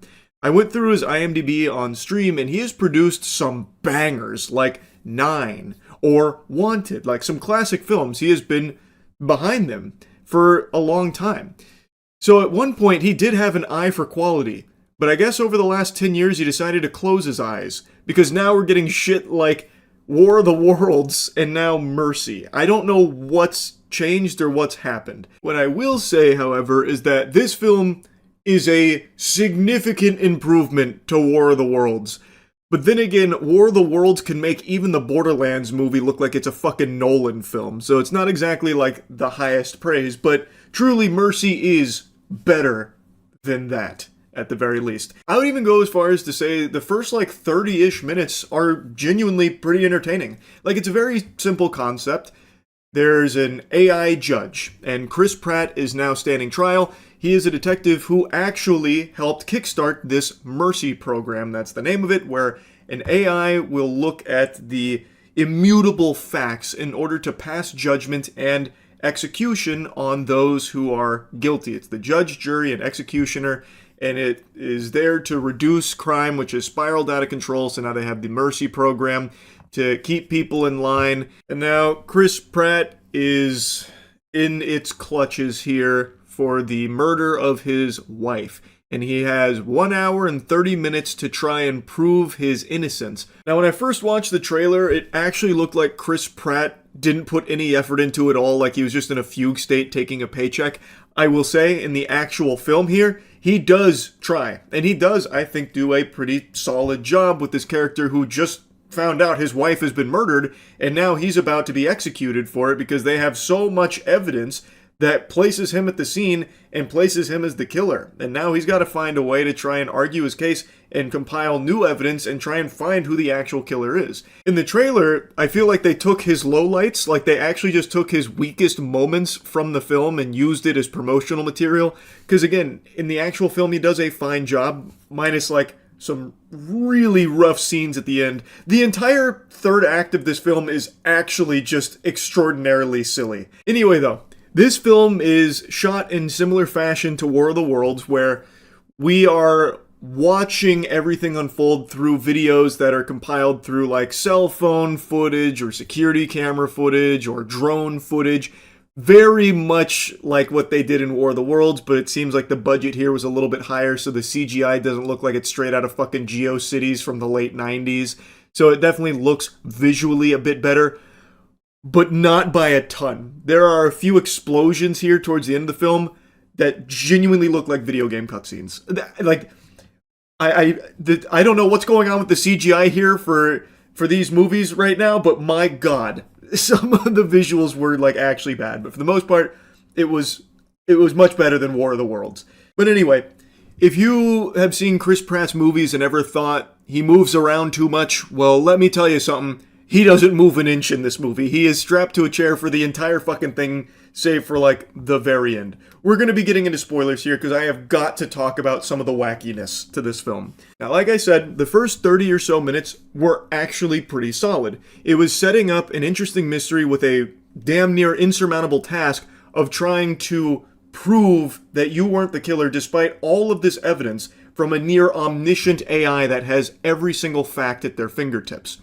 And with the Mercy program, they give the accused access to literally God mode, where they can see, find, and hear everything. So anything that Chris wants, he can ask for, and the AI judge will provide it, so that way he can try and prove his innocence. And just like in War of the Worlds, the AI can do anything lickety-split. So anytime Chris says, hey, can you find this bathroom? I'm looking for a glory hole that I might have caught a glimpse of in this one frame on this one video that you got from a nearby walkie-talkie that ricocheted off a radio tower. It's like, oh yeah, I've already found it. It only took me 2 seconds.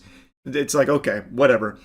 But that's fine. I don't have a huge issue with that. It's like silly, but whatever. It moves things along and lets the investigation get steam. But there are just some moments where it's genuinely laughable, the capabilities of the AI, where Chris can just be like, hey, my neighbor's got a bird feeder cam. Can you go ahead and pull that up? As if that would, for some reason, be something that it'd be readily available and easy to access. But the AI judge is like, oh yeah, I've got it right here. Looks like the internet went out, though, so it's going to take me a little while to rebuild the video archive. And it's like, okay. It takes her like 3 or 4 minutes or something. It's like, oh yeah, I think I heard a fart on this one piece of audio here from the murder scene. Can we reverse this fart here and find out whose butthole this was squeaked out of? And it's like, yeah, I've got that. And like, that's actually like a core part of things, not a fart in particular, but there is a a photo that is torn in half, and Chris notices that there are 3 fingers from somebody that are in the photo. And Chris says, can you find out who those fingers belong to? And the AI is able to run the database of every single fucking person's fingers on the planet and somehow find an orphan that was a child in the photograph. And like, oh yeah, this is who it is. Which was a key piece of evidence, by the way. So like, it is a little over the top, but I also don't care that much because the whole thing is just kind of wacky in that way.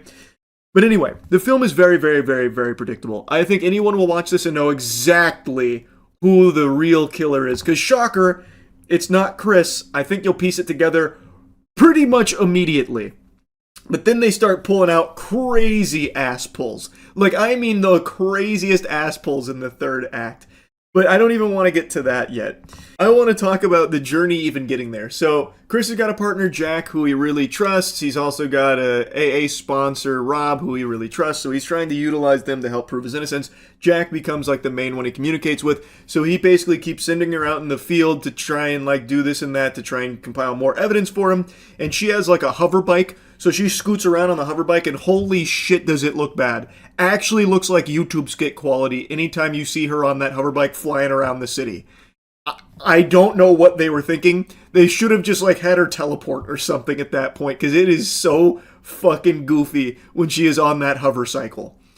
But anyway, so he's sending her on those like odd jobs to try and like interview people or try and like search crime scenes for certain things, this and that. And through this, we learn that his wife was privy to a scheme at her business where one of her workers was stealing product and maybe using it to distribute drugs, something like that, to make money on top of all this very shady dealings.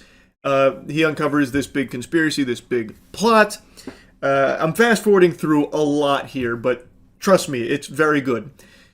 Chris also eventually admits to being an alcoholic, and he had a huge argument with his wife the day she was murdered, and also a whole year leading up to this murder. Their relationship had soured. There was even talk of a divorce. Chris was very aggressive, even like slamming a knife one time, grabbing stuff out of her hand. And on the day she was murdered, Chris went to work and then inexplicably drove back home, broke the Ring doorbell in a fit of rage because he found out his wife took away his secret booze stash in his car. So then he closes the door, goes in, they argue for 26 minutes. He leaves, his daughter comes home, finds that her mother has been murdered. And the last words from the mother, which is on body cam when they're asking, as she's like fading away, shedding the mortal coil, they're like, who did this? Who did this? She says, Chris, which is never addressed again. I want you to keep that in mind. That is never addressed again. When asked, as she is dying, who is responsible, she answers the question saying, Chris, and then she kicks the bucket. But Chris didn't kill her. It is proven that Chris didn't kill her. Why the fuck did she say it was Chris? Like, it seemed like she was just trying to get like one fucking slam dunk in on him before she died, before she met her maker, in order to make sure that Chris also, suffers at the end too.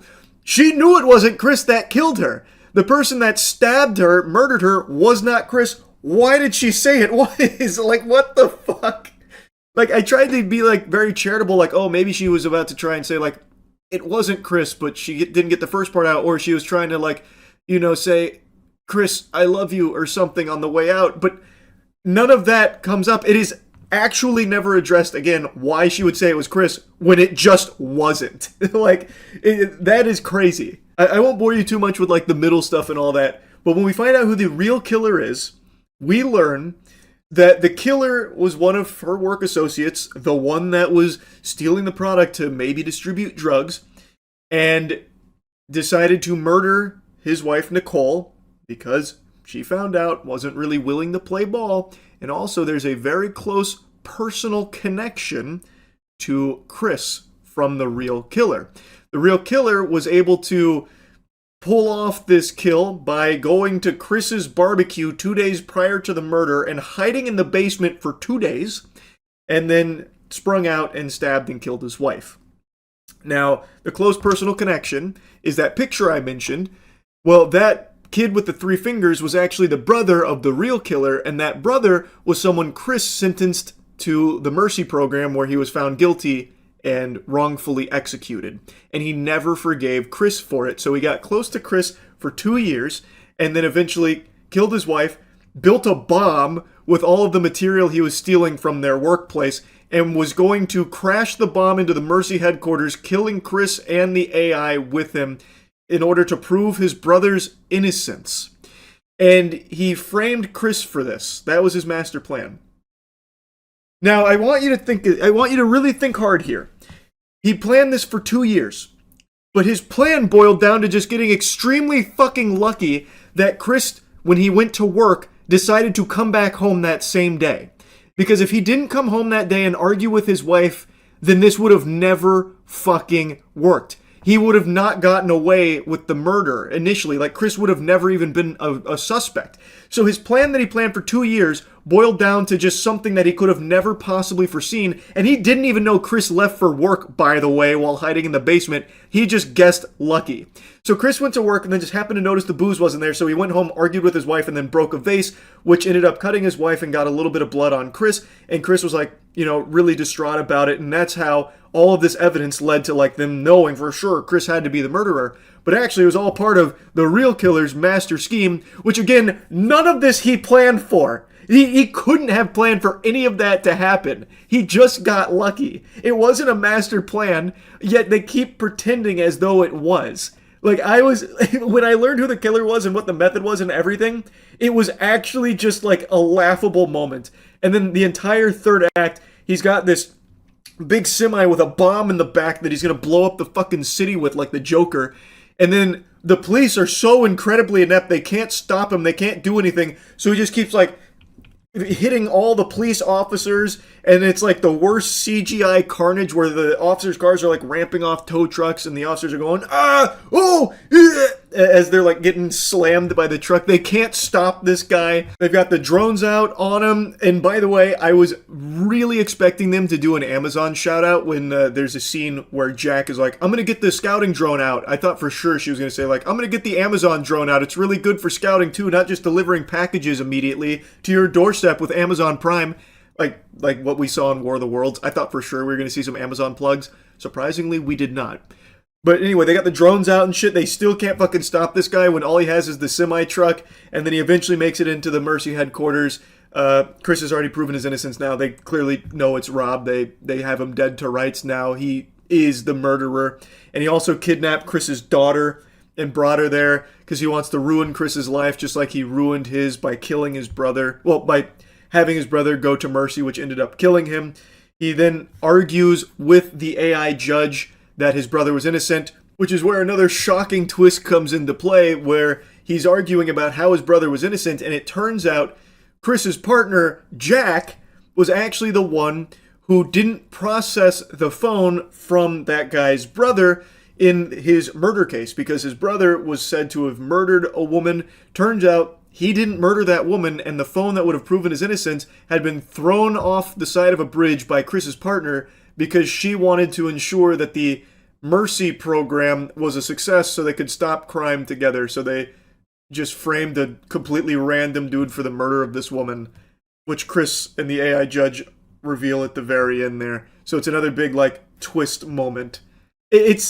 I'm serious, the entire third act is actually, like, very, very silly in like a fun, bad way. I probably don't need to yap any longer about it. It's not a good movie, but I will tell you, I had fun watching it. And I do think it is objectively a huge step up from War of the Worlds. So we're on an upward trajectory right now from this director-producer. So perhaps the next one's a fucking home run. Anyway, though, that's really about it. See ya. I cannot believe it. I thought this was impossible, like a growth spurt in my 30s. I didn't think this was something that would ever happen here. I feel like I'm 9 years old and I just watched a birthday party magician pull a quarter out from behind my ear. My mind is blown.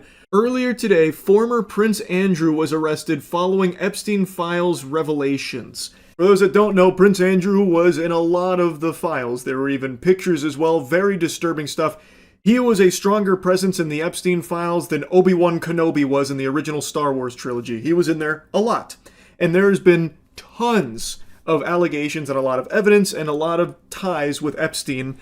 But I think most people, myself included, just didn't expect anything to happen because that's been kind of the protocol recently, where the Trump administration in particular is constantly just telling the American public to move on from it and it's not a big deal, stop caring. Pam Bondi struggles through her lobotomy to try and get a story straight about where she stands with Epstein files on if they exist or if they don't, if they're on her desk or what's going on there.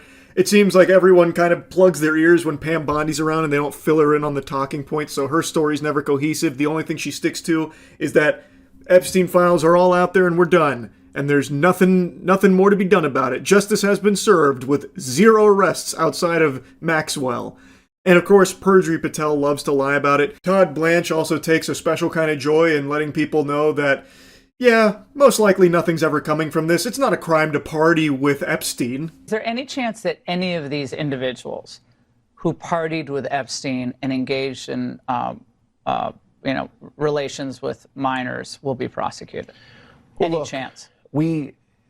I'll never say no, and we will always investigate any evidence of misconduct. But as you know, it is not a crime to party with Mr. Epstein, and so as horrible as it's not a crime to email with Mr. Epstein. And some of these men may have done horrible things, and if we have evidence that allows us to prosecute them, you better believe we will. But it's also the kind of thing that the American people need to understand that. It isn't a crime to party with Mr. Epstein. It isn't a crime to have Didn't look like that's all that was going on some of those photos. I mean, if the photos could speak, some of them look pretty bad. That's right. And unfortunately, photos can't speak. And so we need witnesses and we need Are there evidence videotapes that you all have? Yeah, there's a lot of videotapes, actually. But according to Todd Blanche in this administration, that's not like actionable evidence. Yeah, there's nothing here. Everyone's making a mountain out of a molehill. But interestingly enough, it seems like other places in the world are taking it more seriously than America is here, this administration.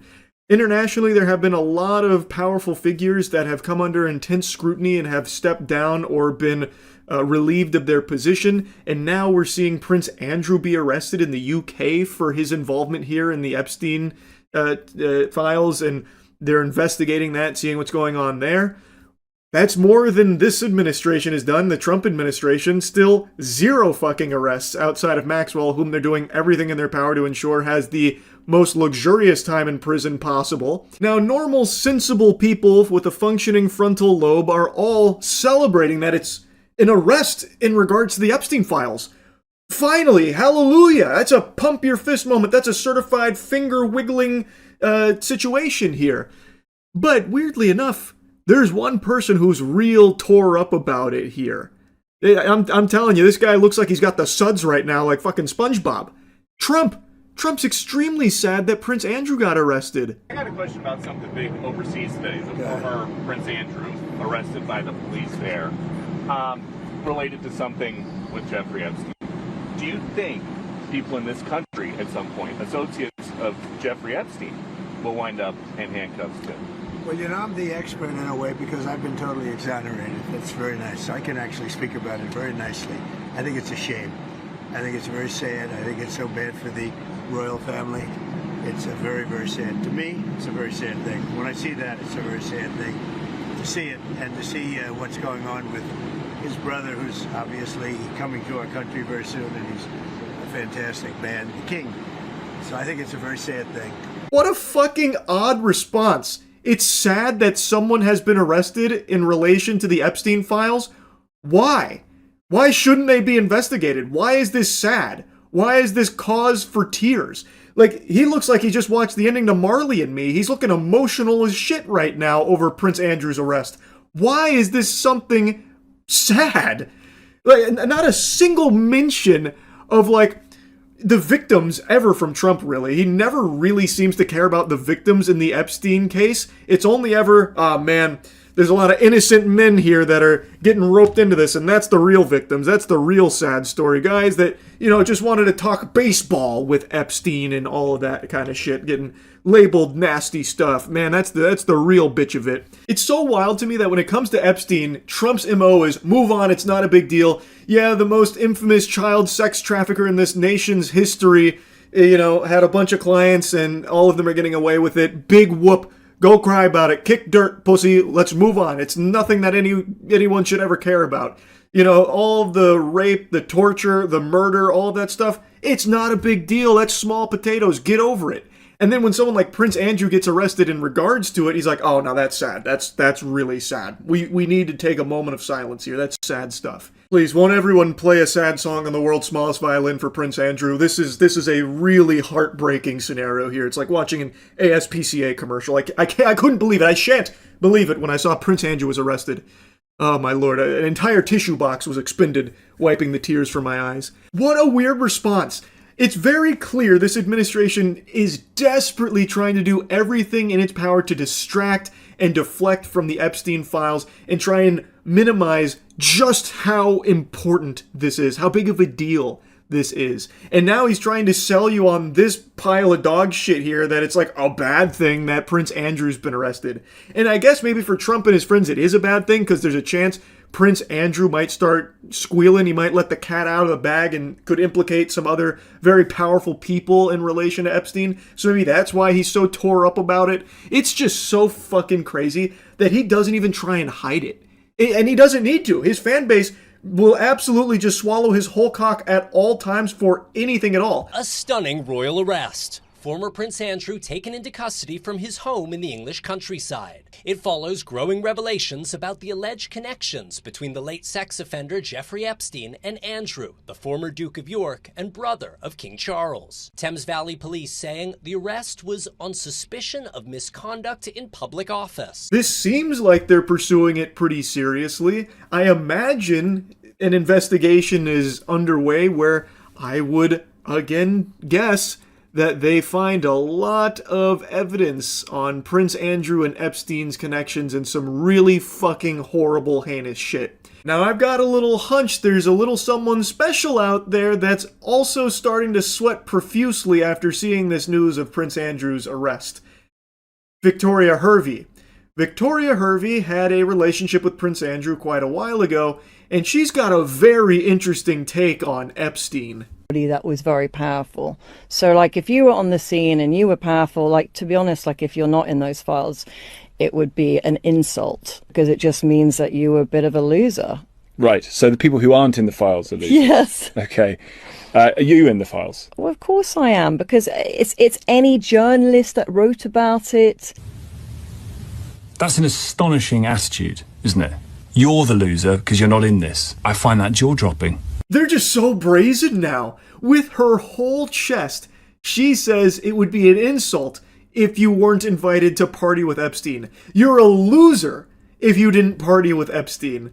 Police have been looking into emails in which Andrew apparently shared confidential government information with Epstein. The latest batch of released files showing Andrew forwarded reports about foreign countries and trade opportunities to Epstein in 2010, when he was serving as a UK trade envoy. Charles, how long have you known about Andrew and Epstein? But the scandal has been growing for years. That clip they show in the segment right there where someone said, how long have you known about Andrew and Epstein? And the crowd like erupts in shock and awe and disgust, like they're upset that someone said something about it.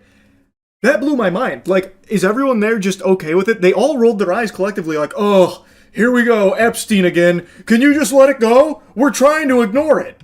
Like, what the fuck? I'm hoping I'm having like a bad read on what happened there, but I think it came across pretty clear that the people there were not too pleased to hear Epstein's name brought up there. They'd rather just pretend that it's not real, I guess. Which is crazy. And that's exactly what so many of these powerful politicians that have engaged in these unthinkable evil acts want.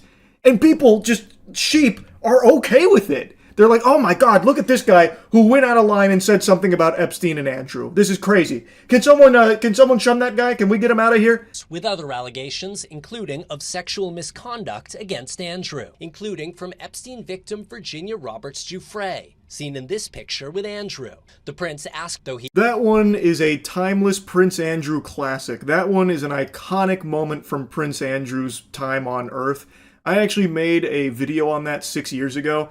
His defense was, this couldn't have happened. This is a big, bold lie. This is a fib because, well, I don't sweat.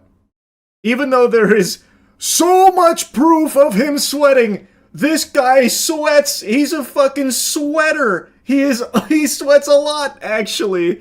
It was the wackiest fucking defense. But again, he got away with it until very recently, it seems. And I guess it's not even clear if he hasn't got away with it. He's been arrested, but he's not, in jail or anything yet. They're still investigating. So, it's possible he still gets away with it. But for all of this time, he hadn't even been arrested or anything. So even, the worst fucking lie ever to protect himself about not sweating was enough. It's just so blatantly corrupt across the globe. They don't even bother trying to hide any of this or even cover it up at all, really. And people just excuse it. They just let it go.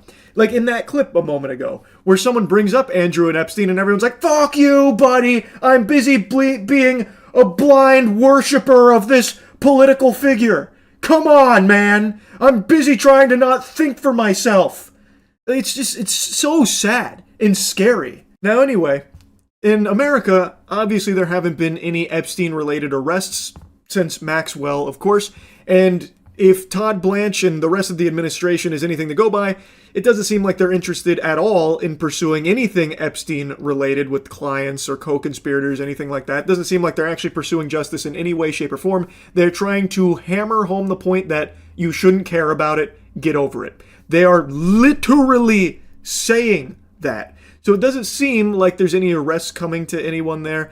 And there have been a couple of very powerful people that have lost some of their positions at the corporations that they were a part of as a result of the Epstein files due to public pressure and scrutiny. So there have been some people that stepped down here, but again, no investigations, no arrests or anything like that. So it looks like they're still getting away with it. Even though they might not be at those mega corporations anymore, they still have unfathomable wealth and are not punished for their involvement in these Epstein files and all of their fucking crimes or anything. The administration is not interested in pursuing it, it seems. But who knows? Maybe Prince Andrew's arrest is the first domino to fall, and we'll see tons more arrests of these evil, vile people that are pulling the strings behind the curtain that have gotten away with this evil for so long. Now, I want to put a little bonus clip in here because something else has just recently happened. A new name, well, I guess not a new name, but more information has come out with about Leslie Wexner and his involvement in the Epstein case, and a very interesting moment has just unfolded as he was being asked questions. It was just regularly done.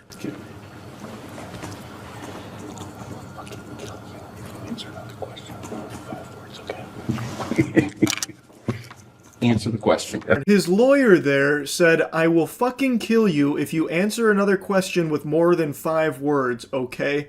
And then Les Wexner starts giggling about it. Do they teach that in law school? Is that part of the bar? I don't know if I've ever seen that strategy there from a lawyer. That's pretty alarming, I would think, right? Maybe? Yeah? I mean, come on. That's peculiar, right? For his lawyer to be saying something like that? Now, this is in an Epstein deposition. He also said some very fascinating stuff about Rothschild. Like, this had quite a bit in it, but this moment right here was by far the most odd. I would think most people would see this, hear this, and immediately recognize, okay, this is fishy. Anyway, though, Prince Andrew being arrested is good news. Don't let Trump fool you into thinking that it's sad news. An arrest finally being made in regards to Epstein. Oh my goodness. Maybe we can actually start getting punishment for some of these fucking monsters out there and learn who else is a part of it. Like this, I think this is a good thing, the arrest of Prince Andrew. Well, I should have seen this coming. Prince Andrew has been released. That didn't last very long. They got him in there and then they said, okay, time's up. He's still under investigation, supposedly, but yeah, he's not being held or anything. He was arrested, but he's now released. The investigation, supposedly ongoing. I made this video, like everything you have watched up until this point, I made this afternoon, and now this news is just now breaking about him being released, so definitely need to include that in here. I'm hoping that they're taking the investigation seriously, though I'm now skeptical because, Well, I mean, they already let him go. That was very quick. He was there for a couple hours, maybe. He went in there, took a nap, and then went home, I guess. Well, that's the latest update on the Prince Andrew arrest. All right, well, that's really about it. So yeah, it is a very scary mentality to have, and I do genuinely feel bad for him that he has poisoned his own brain to this level, deluded himself into thinking that him being a top mod on a subreddit was something of significance and something of grand importance. I'm a highly paid software engineer working in San Francisco. I do not need to take a couple $1,000 bribes from, random internet scams. Okay. I was doing this because I legitimately, care about the subreddit, and that's why I spend my time on it. So he debunks rumors that he was paid to promote $1 Million Show from the organizers, saying that he doesn't need to be taking bribes, he's financially well off. He then goes on to say that he was addressing some of the deleted comments because that was a specific mention in why Reddit canned him, because it potentially showed malice because he was involved in this promotion that ended up being a scam. And so he wanted to address the deleted comments. He then has a section dedicated to me where I talked about the scam, and then the organizers were talking to him well, since Charlie talked about the scam, 5 streamers dropped out, so we're no longer doing this anymore. Pack your bags, take down the post. And then he says I didn't do enough research on it because I didn't reach out to him or the organizers. But beyond that, it doesn't seem like he did much research. I don't think that he reached out to any of the organizers. He certainly didn't reach out to me. And I don't know if he reached out to Mythic Talent or any of the streamers. And that important point is that nothing in this situation has yet to be definitively proven as a scam. I repeat, there is no definitive, at least public information yet, that anything fraudulent, malicious, or illegal has happened in the situation. Brother, your level of research was cold calling the organization dick in hand, begging to be associated with them, and then that was the extent of it, because apparently you heard one of the streamers promote it. And yet he's going to be causing a hubbub because I didn't reach out to him for his perspective. Brother, I didn't even really talk about you in my video, just that you were associated with this shit, roped into the same scam that they were. And for what it's worth, if you watch the video, you would know I did get in contact with 2 agencies, one of which got the exact same contracts that Mythic did, and got information on that, as well as getting one of the actual offers that Mythic was taking to the streamers. So I was very well familiarized with everything that was unfolding behind the scenes. And again, it doesn't take a super sleuth to go to their website and see that it's just fucking barnacles, man. One of their partners didn't even exist. There was no website and no business. Their about section was AI-generated mumbo-jumbo. Every single paragraph ended in triplets and also had the telltale sign of it's not this, it's this, over and over and over again. Their first image on their site was literally an AI-generated mansion, and he mentions that in this video, but then goes on to say shamelessly that there's no definitive proof that this was ever a scam in the first place. That's a wild statement. Why don't you ask the people who spent money on this how they feel? Do they feel like they got their money's worth? Did they get the product they paid for? I imagine not, because this event is not even potentially in the cards and doesn't seem like it ever was to begin with, man. Their socials are removed. The website is down. Amazon hasn't made a peep about it. From what I've heard, the agencies are pissed about this. All signs point to this being a scam. Any sane, sensible person would look at all of this evidence and reach the same conclusion that this was horseradish. I don't know why he's trying to present something otherwise now. The only confirmed things that we have right now is that I guess there was a website, looked a little weird, there was some bad publicity, everybody called it a scam, and then a bunch of streamers dropped out, and then the event got canceled, and everybody got refunded. None of this is illegal. None of this is proved to be a scam, at least yet. Maybe I'll eat these words. Brother, you're eating your own cock right now. What are you talking about? And then everyone clapped. This is just fanfic. Where are you getting this information? There was an explicit no refund policy on their website baked into it. It was very boldly stated there are no refunds once you make these purchases. Who got a refund? I haven't seen anyone, posting receipts of getting a refund from the money they spent on this. Where are you getting that information from? That's a genuine question. Maybe he's seeing things that I'm not seeing somewhere. Because I even looked into it after he made this video, wondering like, whoa, they refunded? That's pretty surprising. I can't find any proof of that. I would love to see where he found that. It's really not a secret or very surprising. I got removed directly for the post that I pinned to the top of the subreddit related to the game show or supposed and alleged scam, as well as kind of for deleting comments that were kind of critical of it. I also want to make a comment about kind of the Reddit Code of Conduct team as a whole. Reddit has all this flowery language about how kind of the Code of Conduct team is not here to punish you. It's kind of here to get you to act in good faith. It's here to kind of give you second chances and warnings and all of this stuff. And apparently all of that are lies. No, man, this feels like the perfect implementation of that protocol. You pinned what seems to be, from all possible evidence, a scam. I don't know why he is trying so desperately to persuade to the contrary. Maybe it's because he believes that if he can try and prove that he really believes that it's not fraudulent, he can get his position back as top mod of LSF. I don't know. Or maybe getting really conspiratorial, maybe he worked with the organizers in a deeper capacity than he's letting on. That's just a possible game theory. It's just extremely peculiar how hard he is fighting to try and convince himself and others that maybe this wasn't a scam, when all available evidence points towards this being fraudulent. And if this video is him trying to make a case for himself why he should be reinstated and get that power coursing through his veins again as a moderator on Reddit, then this is a terrible job. Because what he is doing now is showing that he is willing to even defend what seems to be, by all possible accounts, a scam that he was directly associated with, maybe unknowingly, and now he is doubling down on it. That is a terrible look, and that makes you look like an unhinged moderator who, even when proven to be incorrect, will not see that, will not take the accountability there. And now he's getting mad at the Code of Conduct team for enforcing their rules.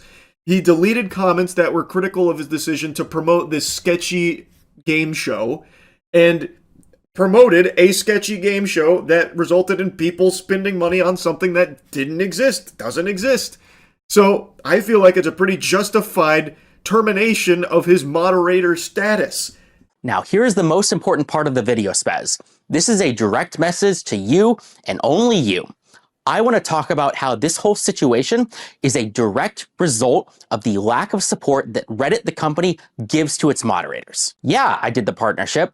Yeah, I didn't look into this as much as I should, and I trusted kind of agencies and live streamers when I should not have. And I did delete comments, which I thought would have been borderline defamatory if the situation wasn't, I guess, a scam, even though it technically hasn't been proven to be a scam yet. But despite all of that, there is still massive problems at Reddit, the company, due to the lack of support that caused this. Now, this message may have been only for Spez, but I've intercepted the broadcast here. Now, I've put my ear into it, and I'm taking a listen, and what I'm hearing is fucking wild.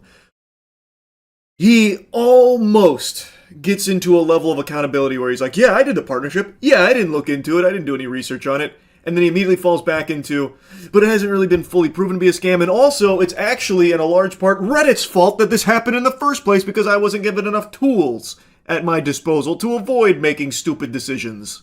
Reddit moderators have power. They have influence. If you are one of the people who is joking about internet janitor duties or whatever, I'm sorry to tell you, it's funny jokes, but you are wrong. Reddit moderation does matter. Reddit moderators have control over millions of impressions per day, and nobody seems to notice or care. Let's just talk about LSF. Think of all the streamer careers that have been created because of LSF. Think about the even larger number of streamer careers that have been destroyed because of LSF, because some clip went viral about something bad that they did. He made you, and he can tear you down as well. This is top mod LSF. It giveth and it taketh. And he also said doodities, which actually had me giggling. I don't know why he said doodities, but that was fucking hype. Anyway, this is now his spiel about why Reddit moderators are extremely powerful dragon level, adversaries and should be taken seriously, and no one seems to notice. It's not that nobody notices, it's that nobody's happy about it. There shouldn't be people like this that can just power trip and control a conversation and control what people are able to opine on or not, like with deleted comments or deleted posts and stuff like that, where they can hide certain things or boost certain things. That's a bad thing. Everyone knows that it exists, and everyone knows that there is actual power in that. I don't think anyone actually disputes that. I have had major live streamers who are effectively celebrities come to me and beg to kind of remove, negative posts about them. An even crazier story is the time when some Twitch employees found me in person and borderline begged me to make sure LSF is not used to destroy the multi-billion-dollar company Twitch, partially because at the time, LSF was indeed being used to destroy the multi-billion-dollar company Twitch. Deservedly so, by the way. That's right, you better bow down. Every Twitch employee, when he walked through the door at TwitchCon, got on their hands and knees, instantly groveling at his feet, begging, pleading with him to stop the attack on Twitch, the multi-billion-dollar organization. Dan Clancy came in and sucked his wiener, I heard, in order to try and appease him so that he would stop using LSF to destroy the multi-billion-dollar corporation that is Twitch. Like, come on, man. Like, look at how you're talking about this. This is exactly why you shouldn't have a position as a top moderator of a subreddit. Like this, you are demonstrating the caricature of a Reddit moderator right now. Or even just take this literal circumstance. Imagine the whole kind of operation was legit. Well, guess what? One single post on LSF caused all of the streamers to drop out and destroyed a $20 million opportunity. Sorry, Mythic. My bad. Or imagine it was, a scam through and through. Well, guess what? We were the ones to expose it and destroy it before it had the chance to cause any real harm. I mean, everybody got refunded after all. Guess things ended up okay. Why do you keep saying that? Where are you finding that information about everyone getting refunded? Are the organizers telling you that? Like, I really don't know where you're seeing that. But again, man, yes, it is a big subreddit, which means things like this information about a $20 million potential scam will have naturally blossomed there. As it would anywhere else on like a big Twitter community or a different subreddit. LSF just happens to be the biggest one. It has nothing to do with you. This is just natural when there is a big community. This would happen on another platform or another subreddit. It is not your achievement for creating the LSF ecosystem that shares clips about a potential scam. And in fact, you could even make an argument that you have actually been a hindrance in some cases in the past with certain things that weren't allowed to blossom there. Like, this is... I don't even understand the point he's making. People know that big subreddits or big Twitter communities or whatever do have a lot of influence. But that happens with or without this guy as the top moderator of the subreddit. That is just the result of a ton of people all in a similar space, in a similar vertical, that are sharing things back and forth. Like, his point is one that everybody knows. I was one of your most passionate users. I was in the Reddit partnership program from the start. I took advantage of every opportunity that I could. I had meetings with kind of the Reddit community managers. I begged them for help and kind of partnership opportunities at every chance that I could. And I was blown off every single time. You already said at the beginning of the video that the sole reason you pursued this moderator status is because of the power that it afforded.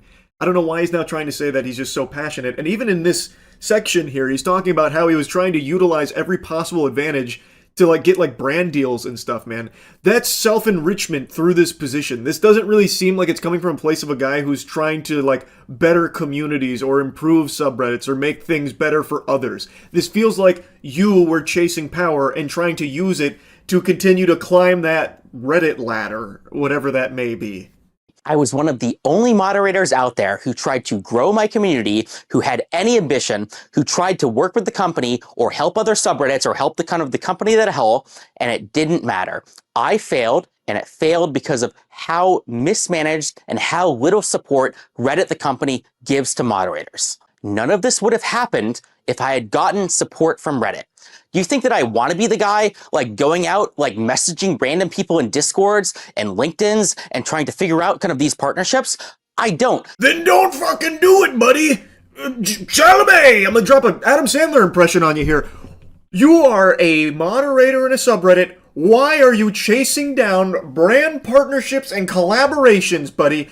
The whole point of subreddits is just for a community to come together and talk about certain things, share certain things. And your job as a moderator, and I use job very loosey-goosey because it should never be misconstrued as a job. It's supposed to be filled by very passionate fans of similar mind in the same space that would then just enforce like certain rules about like, you know, making sure someone doesn't get like doxxed or something sensitive being shared like that.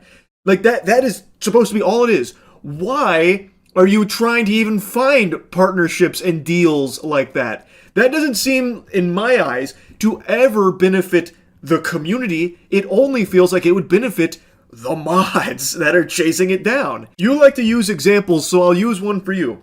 Let's say you chased down this partnership with $1 Million Fan Show, and it wasn't going super well, and the organizers and you, well, you like to exchange back and forth, and they're like, look, we really need a favor here. Can you only post some of the positive stuff from $1 Million Fan Show and get rid of like the pesky, you know, maybe clips that are negative about it? That would really help us. And let's say you object to that and they're like, okay, well then we're not going to work with you in an official capacity anymore if you don't do this. You see the conflict that this creates? It leads to, I can't believe I'm going to use this word when talking about fucking subreddits and mods, but it leads to very blatant corruption, where you are now in bed with some of these organizations or someone that could benefit from you gamifying your subreddit to cater it more towards them.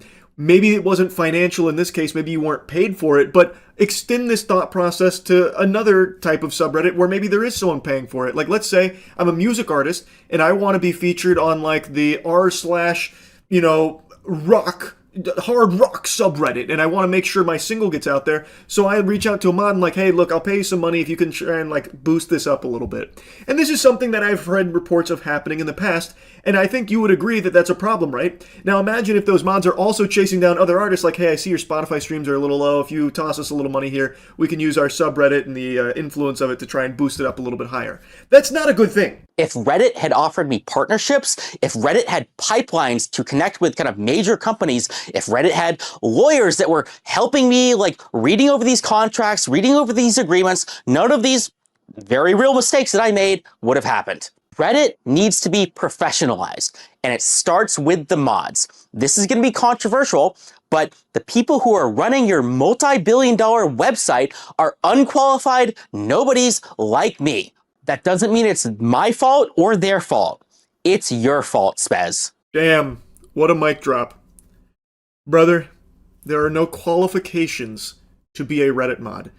That is a position that the community is supposed to like decide upon, like, hey, here's our rules, and here's who we would like to enforce them, and that's it. It should never be this deep. I just don't understand why he can't grasp, and maybe he can, and he's just pretending not to, the concept that if you have mods that are financially incentivized to work with brands in collaboration with them, to use the community for their collaborators' purpose, you now have a very disingenuous subreddit that is very easily influenced based on who is paying for it.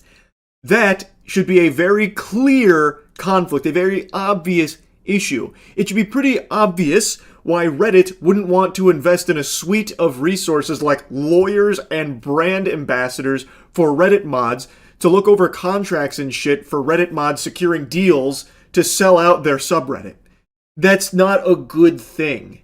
That means access to anything that like a talent manager would give an actual celebrity. So an access to a bounty board or ad deals or lawyers or event organizers or professionals or anything that actually matters. To you, personally, actually matters to just you.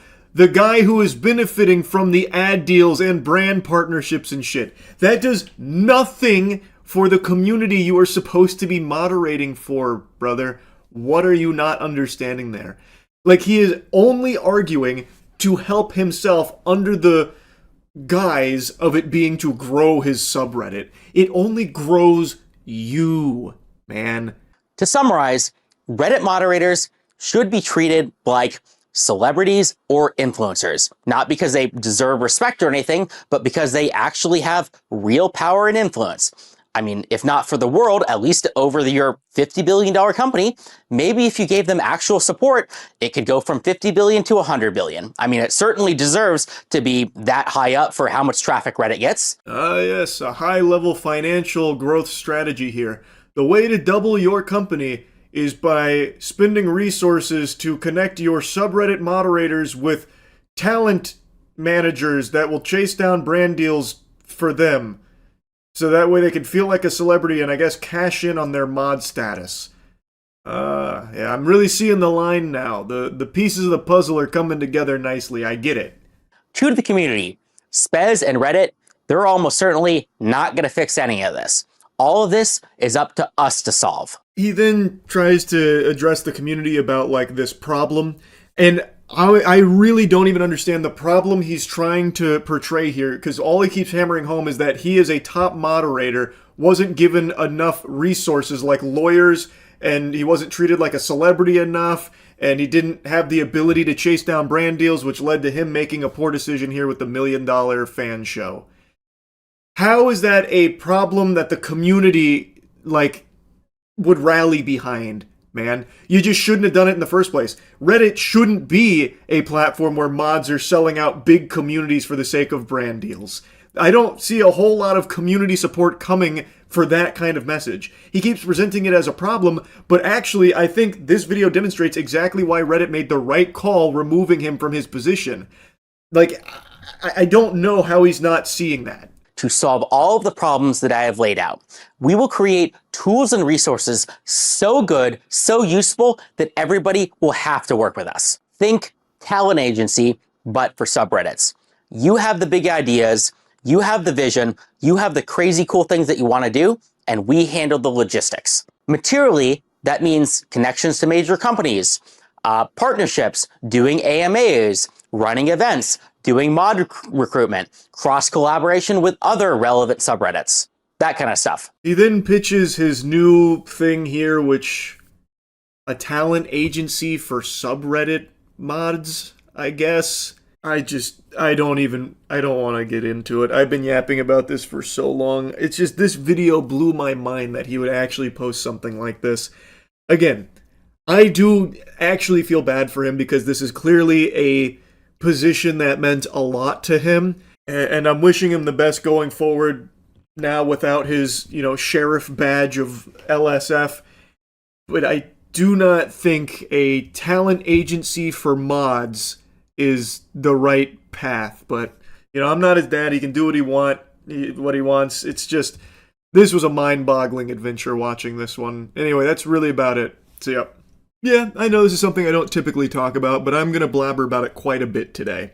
I was recently talking about Saudi Arabia after their purchase of EA, going into detail about how they are gluttonously buying up basically everything thanks to their infinite money that they have at their disposal. They're basically playing life on admin mode. Like, they've entered this era where they just have so much money and now they're using it to buy everything. And I've talked about my own personal experience seeing that firsthand in the esports space.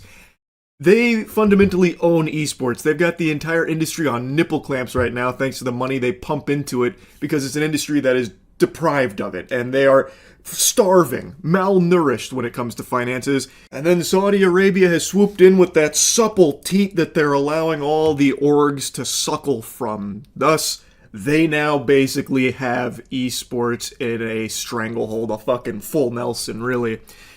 And this is extending to basically everything in the entertainment and tech sector. And most recently, I'm sure a lot of you saw, there was a Saudi Arabian royal family-backed Riyadh comedy festival where basically every comedian with a pulse got paid a bag to go perform in Riyadh. And pretty much all of them did it with a big old smile on their face, and now that they've finished it, they're doing their best mental gymnastics to justify why it's actually not a big thing and they're not hypocrites for doing it.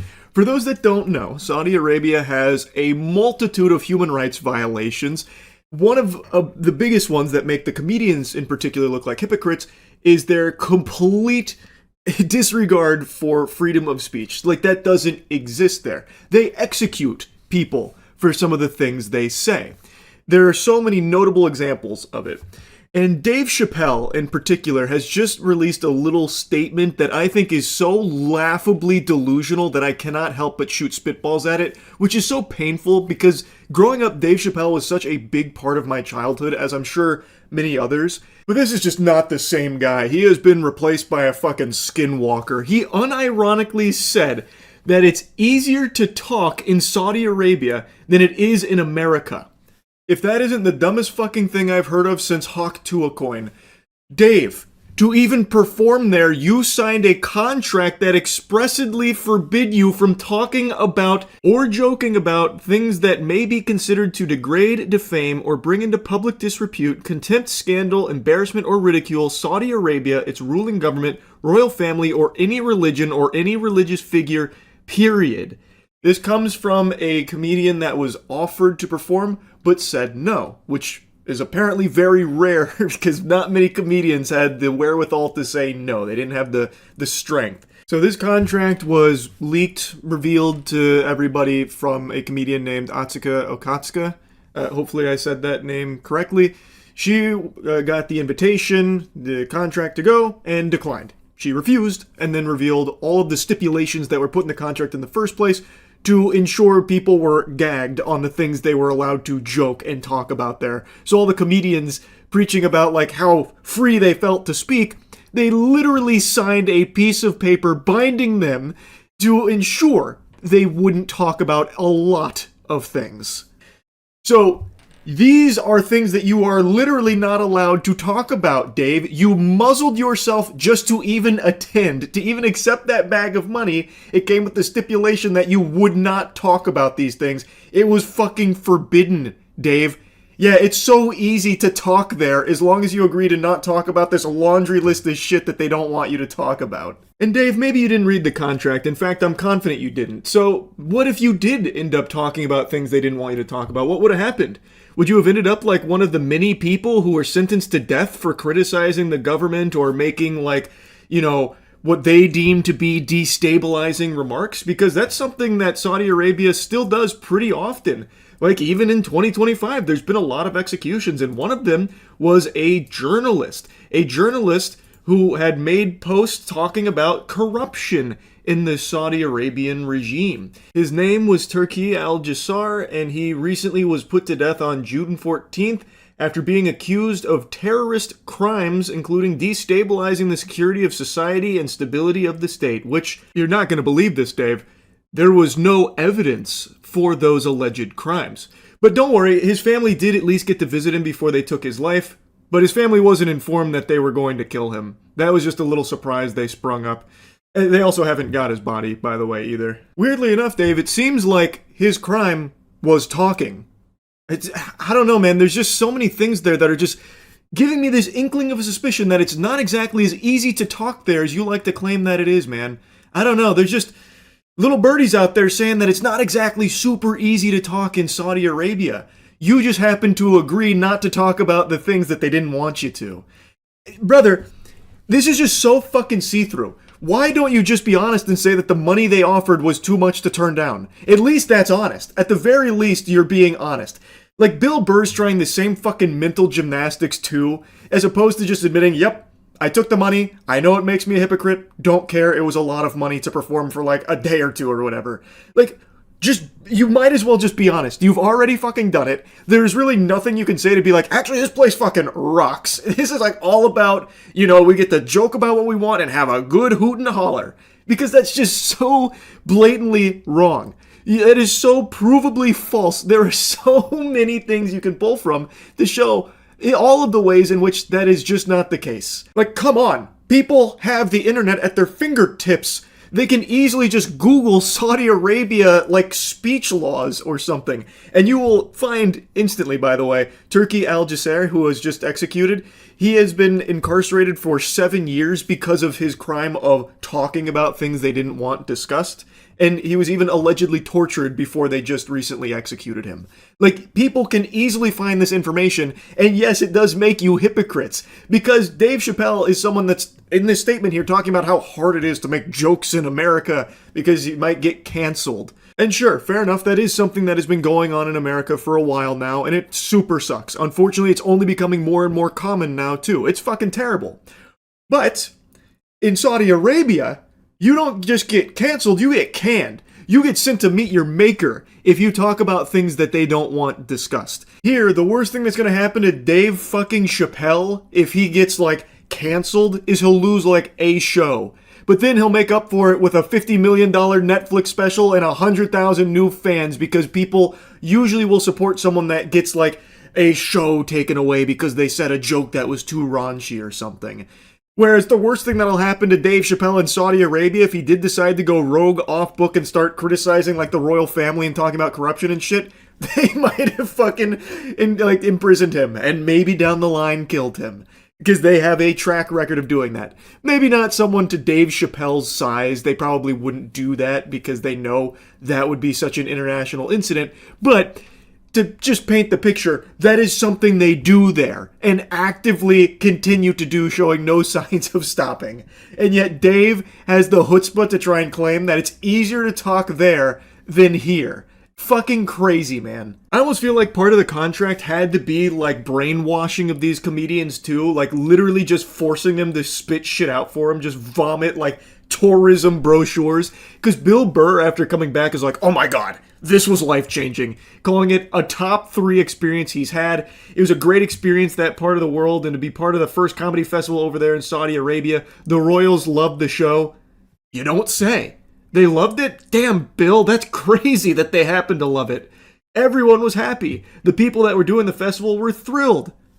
Great news, man. I'm super happy to hear that it went really well for the Saudi Arabian Royals there. I was worried. I was a little nervous that the sets might kind of not go over really well there, but I'm happy to hear it was a home run with the Royals. God, Bill Burr's defense of it is almost as fucking stupid as Dave Chappelle's.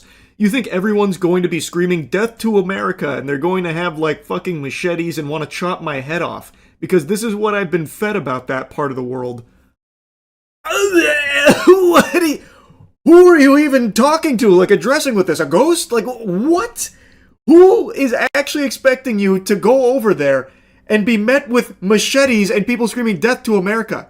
They paid you unfathomable money to be there for a day, Bill. They're probably not going to be trying to chop your head off screaming death to America. You are there as a helpful, useful puppet on their strings that they are feeding money to dance because it is supposed to help them with tourism. This is put on by their fucking, like, tourism arm here. And also to help obfuscate a lot of the bad stuff going on over there. Of course they're not going to make you have a horrible time, Bill, by waving machetes around. What are you talking about? What a crazy unhinged statement. So Bill, before getting there, thought he was going to be met with machetes and people screaming death to America?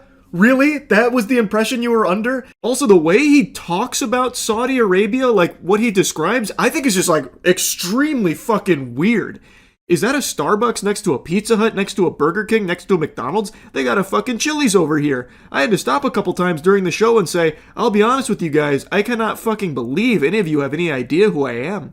It was just this great exchange of energy. They know their reputation, so they were extra friendly. How is that anything beyond, like, a full-blown insult? Is Bill just a big fucking idiot or something? Like, how oblivious is he to the world around him? He's talking about Saudi Arabia like he's talking to children, like, I cannot believe you guys even know who I am over here.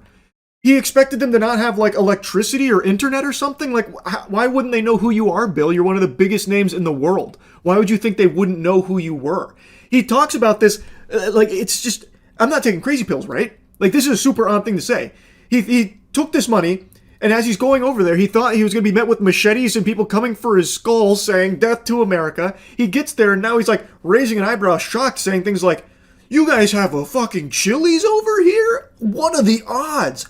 Over here, in this part of the world, you have a Chili's? It's just so weird.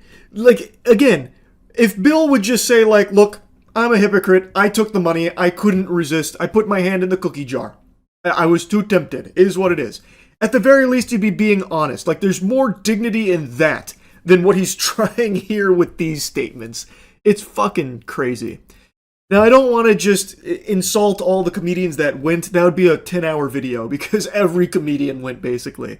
There were a few that didn't, and I want to give flowers to one in particular, Shane Gillis. Shane Gillis has been on a meteoric rise for over a year now, where he's become one of the biggest names in comedy. And Shane Gillis, according to him, was offered a bag to perform at the Riyadh Comedy Festival. But he turned it down. He even did make a statement saying that he took a principled stand and declined the offer to perform at the Riyadh Comedy Festival. Now, he's not the only one that said no. I already mentioned Atsuko Akatsuka. She's the one that actually revealed the censorship rules in the contract that we talked about earlier. But it seems like the overwhelming majority of comedians that received the offer accepted it, seemingly without a second thought crossing their mind whatsoever. Even some of the comedians that claim to be very supportive of free speech, putting a huge emphasis on it as part of their materials and their sets about how important it is, like Jimmy Carr, well, they couldn't resist either. Fucking Jimmy Carr was a co-headliner for this. Really stuck to your guns on that one, eh, Jimbo? And he's far from the only one. If you look at the people that perform there, many of them you've probably seen frequently posting about how wrong it is that people will face like punishments and stuff because of like what they might post online or like jokes or whatever. But they're totally fine taking money from Saudi Arabia, a place that literally has executed people for their opinions and things that they say online. Doesn't make a whole lot of sense, does it? Until you realize that those comedians, they don't actually believe any of this shit, it seems. They're more than willing to fold on all of this as long as they get paid enough money. It was pretty uncommon to see people say no. And Shane Gillis is right now at like the height of popularity for comedians. And he, I have to imagine, got a crazy offer to go, but still said no. And I just find that to be amazing. I'm really happy to have learned that Shane Gillis wasn't there, but I was very disappointed to see many of those that were. All of the comedians that turned down the offer, I think, deserve like a very strong round of applause because they actually do practice what they preach when it comes to free speech and the importance of it. Meanwhile, all the comedians that love to yap about principles and all that for their sets and then still went to Riyadh Comedy Festival, seems pretty clear that it's all a bunch of fucking horseradish from them. To me, at least, it seems pretty clear that they're just fucking sellouts that don't actually believe in the things they pump their fist about and joke about on stage or anything. It's all just phony baloney performative, and as long as you give them enough money, it's not like a principle they're gonna stand by. They'll just go take the money instead. Oh, something else I really want to mention, and I know I've already been blabbering about this for a while. Tim Dillon is another comedian who initially accepted the offer, and then on his own show was poking fun at it in saying like they use slavery over there and that he's willing to turn the other cheek because the money was so much, that kind of thing. And they fired him for it. So the implication is when you accept the deal from Saudi Arabia, you then also have to censor yourself in America too and just constantly promote Saudi Arabia and the regime. So even on your own show in America, you were still needing to be a full-blown Saudi Arabian shill. So everyone that went is just so fake, such hypocrites, and they are now just fully shills for Saudi Arabia. They're just so fucking fake, man. It's crazy. I'll stop blabbering about it. I know it's been a little bit already, but it's so sad. It's pathetic. It really is. Anyway, that's really about it. So, yeah.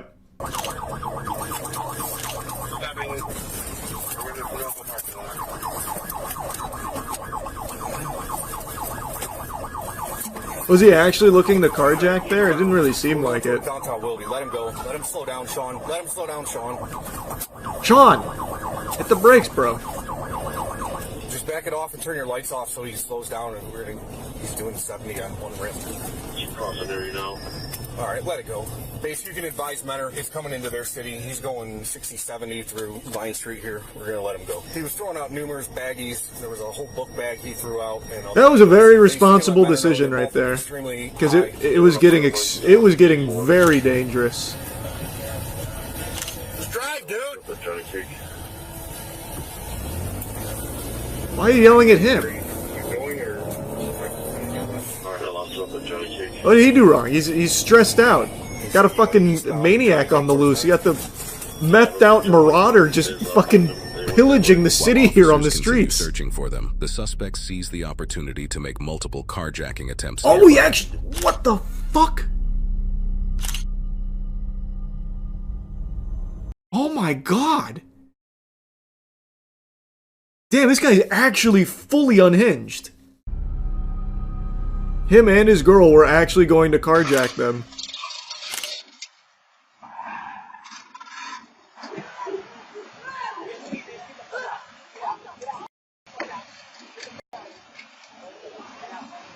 Damn! 911, where's your emergency? I just witnessed a car slam into another one, and now they're getting into another person's car. They're stealing her car. What kind of car are they getting into? It is a white four-door small sedan. I cannot see the make or model. Wow, the title did not lie. This is chaotic throughout the entire city. And it all started over like an expired tag and asking for a social security number that she forgot. It turns out they stumbled across like an actual madman.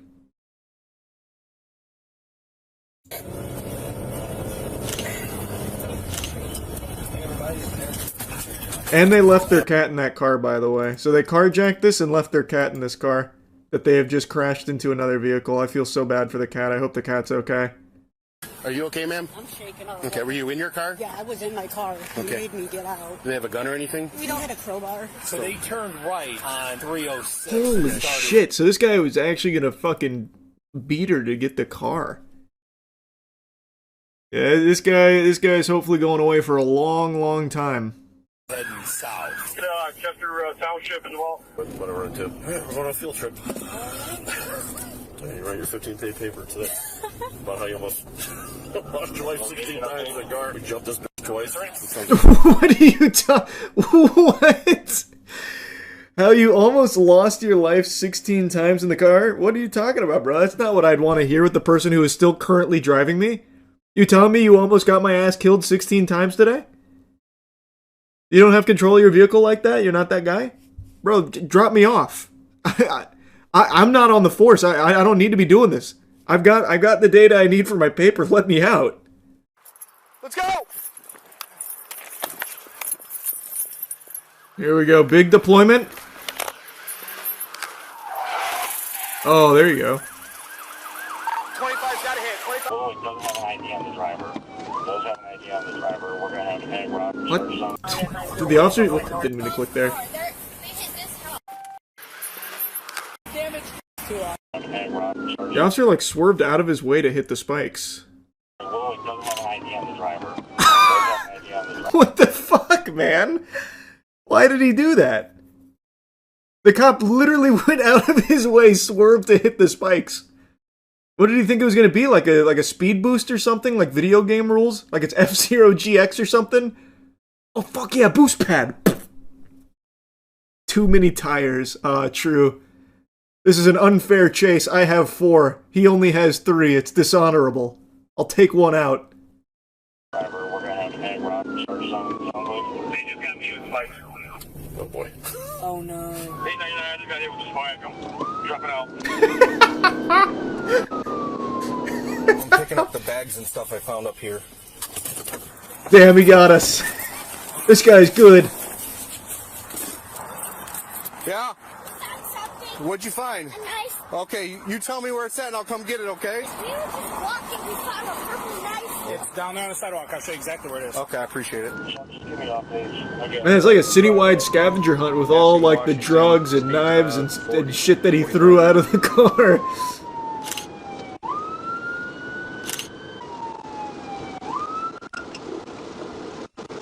Yeah, he just pulled in the Giant Eagle, Mike.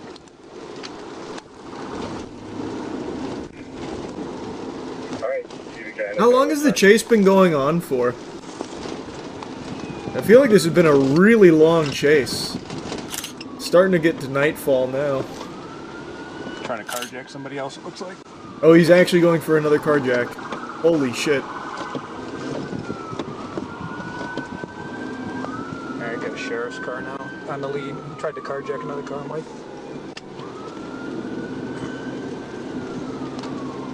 Alright, keep calling it. They're still chasing him right now as we speak.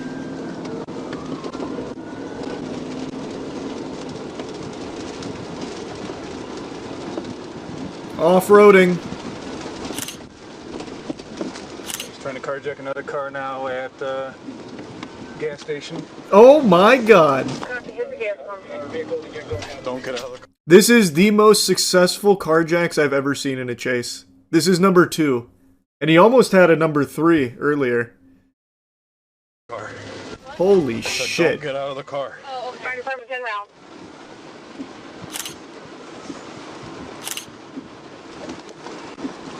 Oh my god.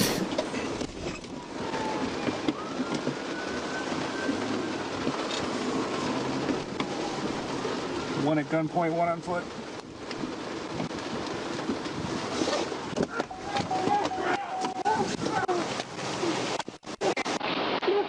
What seems to be the problem, officer? What's the charge? Yeah, what's up? So, listen, please let me kiss him. I can't do that. Yes, you can. I can, but I won't. Brother, you carjacked 2 cars, attempted to get a third, threatened to beat a woman with a tire iron to get the car. I'm dead anyways. I'll be dead in 10 minutes. Okay.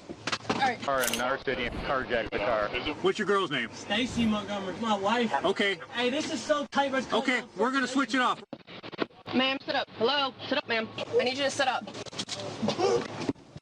Matt! Oh, Jesus Christ. Yeah, that's awful. I can't watch that.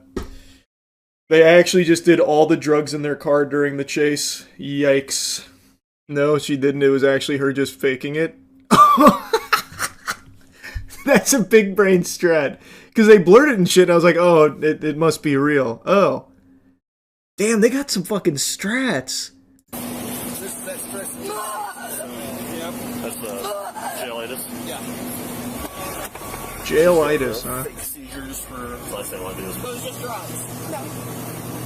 Now it's not drugs. No, it's fake drugs. I said whatever was in the car. Just random. Our fire department. Jesus Christ.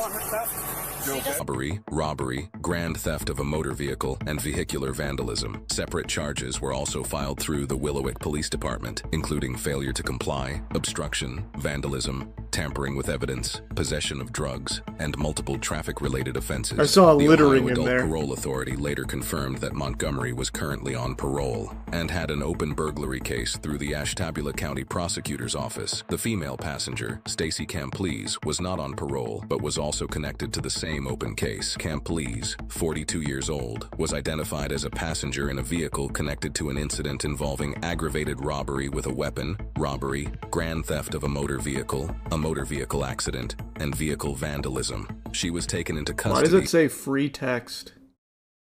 What is that? What is that? Is that a charge, or is that like a placeholder, like boilerplate shit? What is free text? Some lorem ipsum? Yeah, I guess maybe that is just bottom text, I guess.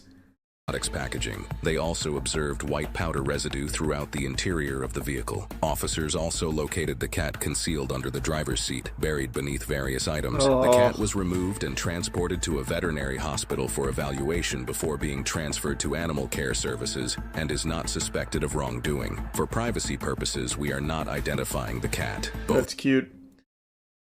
What an adventure that was. Wow. So she got off very easy, which I'm very surprised about. She actively kept going in the vehicles he was stealing during the armed carjacking. Wow. They really took it easy on her for that.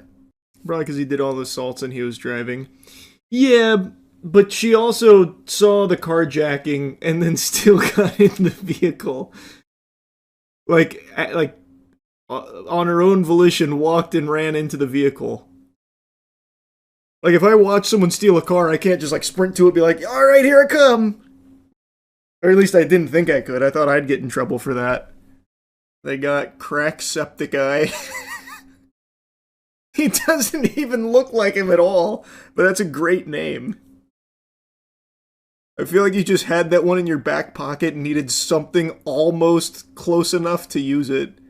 So, my dad's got friends, and all of them have unique talents and superpowers. It's like the League of Extraordinary Gentlemen.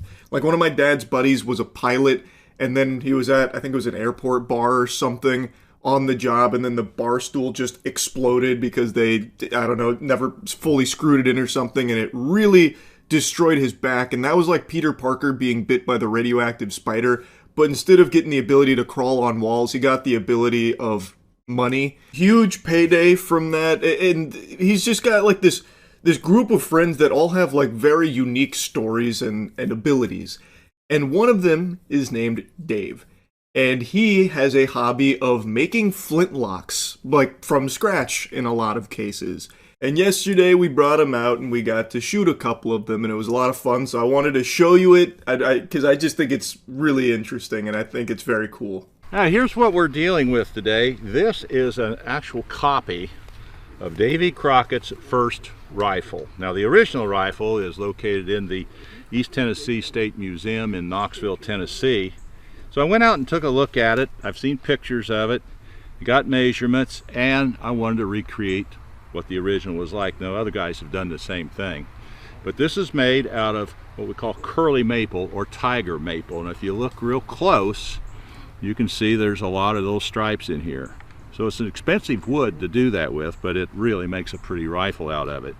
So I got brass on it here, brass patch box down here. Real quick, I want to come in here and do a bit of glazing because Dave doesn't really brag about his craftsmanship, even though it's genuinely incredible work, so I'm going to brag for him.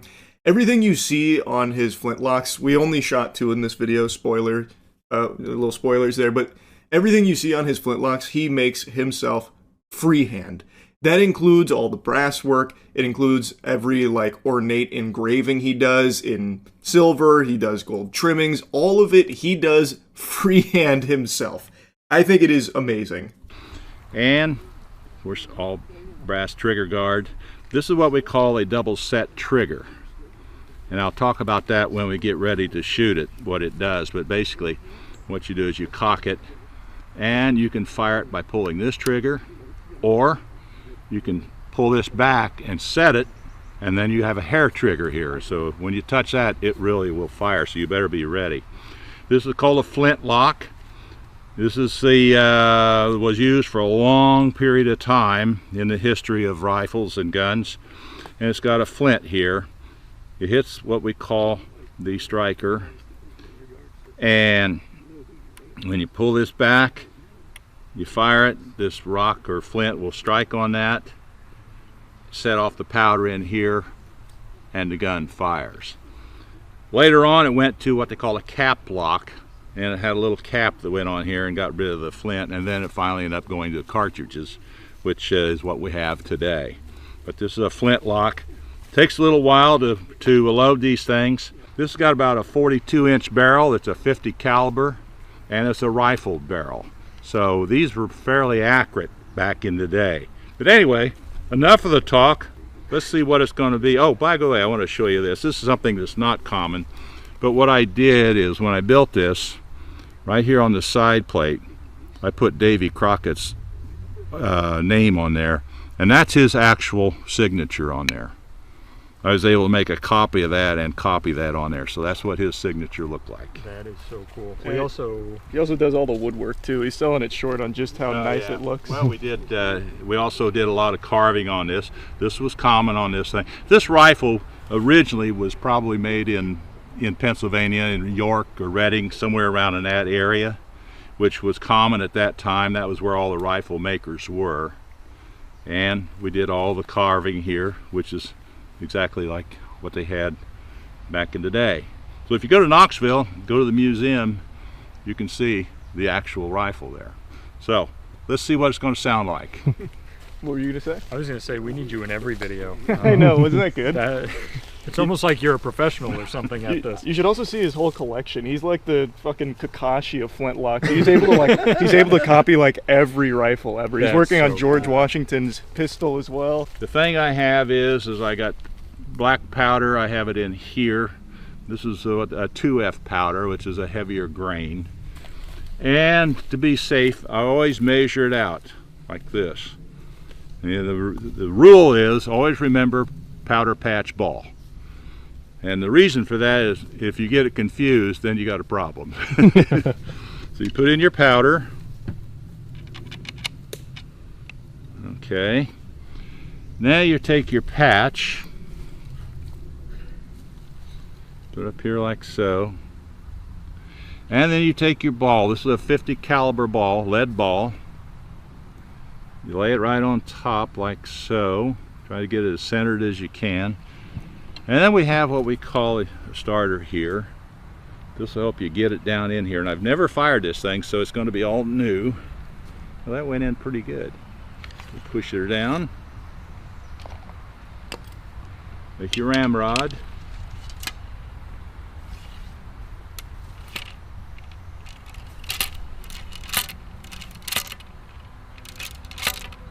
Okay. And you want to do that, make sure it bounces, that way you know you got it on the bottom. Put it back in. Now we got to prime it. So put some primer, this is gunpowder again, in the pan. Put that down. All right.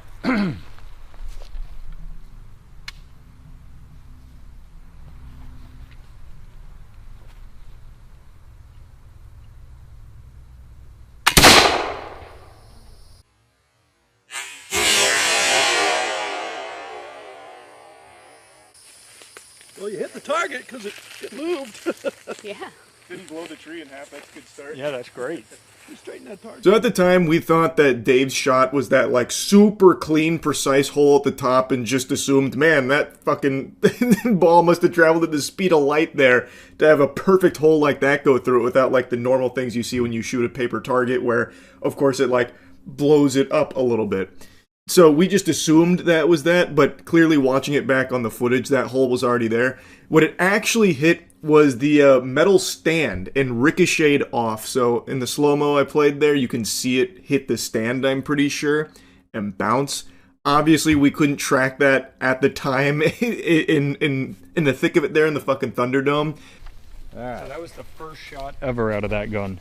Yeah. Wow. And I've never, you know, I just rough set the sights, so I mean, I have to take it to the to a range and set it up, and then adjust the sights on it. But Charlie will zero it in for you. Yeah.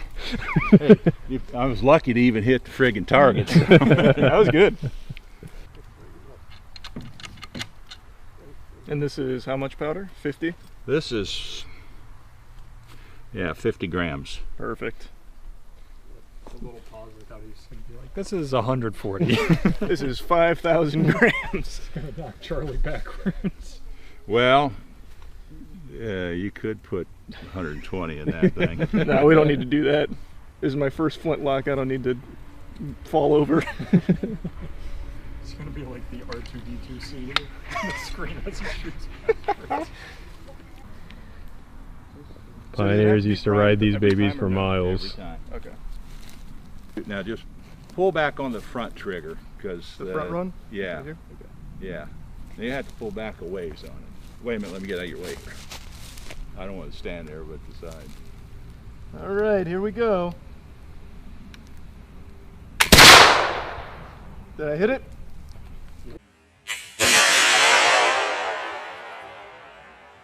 Hit something. Holy. Oh, that smell.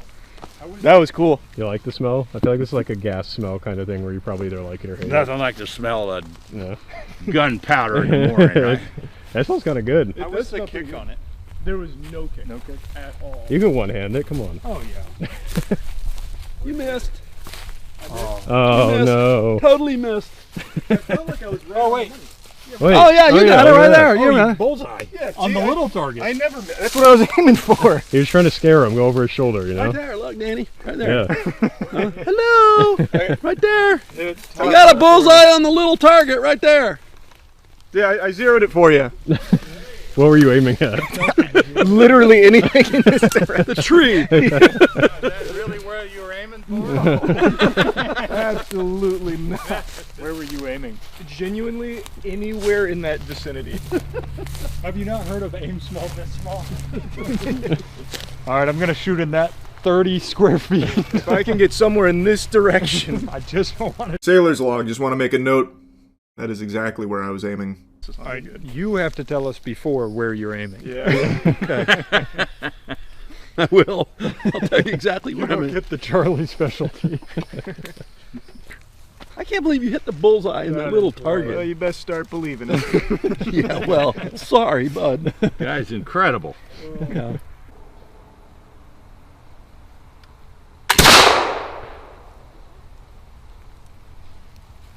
That had no kick at all. I think at the last minute I jerked up and I probably went to the top of that tree. I think I see something on the right one. Were you anticipating a little more kick than it gave you? Yeah, actually I was. Yeah. Oh, hell yeah. Nice shot. Oh, you did hit it. Oh, yeah, there you go. Hey, hey. That's a great shot. Check that out. All right, here we go. Where are you going to aim, Chelsea? The red? The red on the right target or the left target? Yes. Yes. Well, I don't think I hit the red. I don't think you did either. My God, you hit the bullseye. That's fun. Anything? And it's a miss. Well, damn. Okay, who Can't- else can't wants hit to 'em try all. this? Okay, we'll do the same thing here.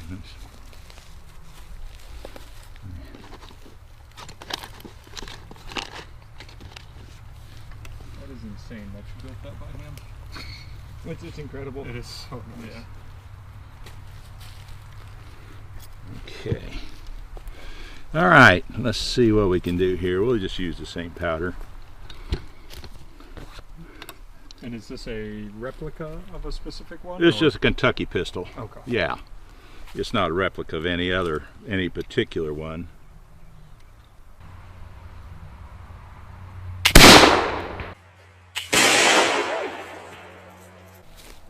I think maybe you clipped the right side of the red one. Oh, yeah. Yep. Right side. Right there. All right. Good job. What are we looking? Oh yeah. Oh, that Chelsea. rattlesnake. Oh, yeah, that's a scary snake. That is a scary snake. Right there. That's not a... Oh, don't go near that. Yeah, that's that's a a- water moccasin. Or Yep. a copperhead or something. I was going to say copperhead. Well, that scared me. What do you got?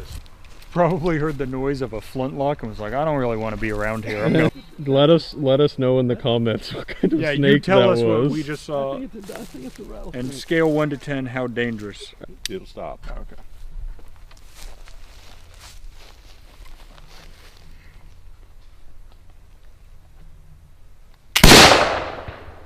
That was a miss. I think I saw the leaf go flying off. I saw the. Really? It looked cool though. I thought looked really cool. I thought I was right on the money, to be honest. I saw the patch fly out. Keep an eye out over there. Yeah, be careful of the snake. It's insulting to think that I'd ever missed the target. Never happened, never will. You could see it on the camera there. The precision was magnificent. It was a little off target, but I gotta hone in a little bit. I haven't used flintlocks before. They're unusual instruments in my hands right now, so I gotta get more reps in there. But not a bad shot.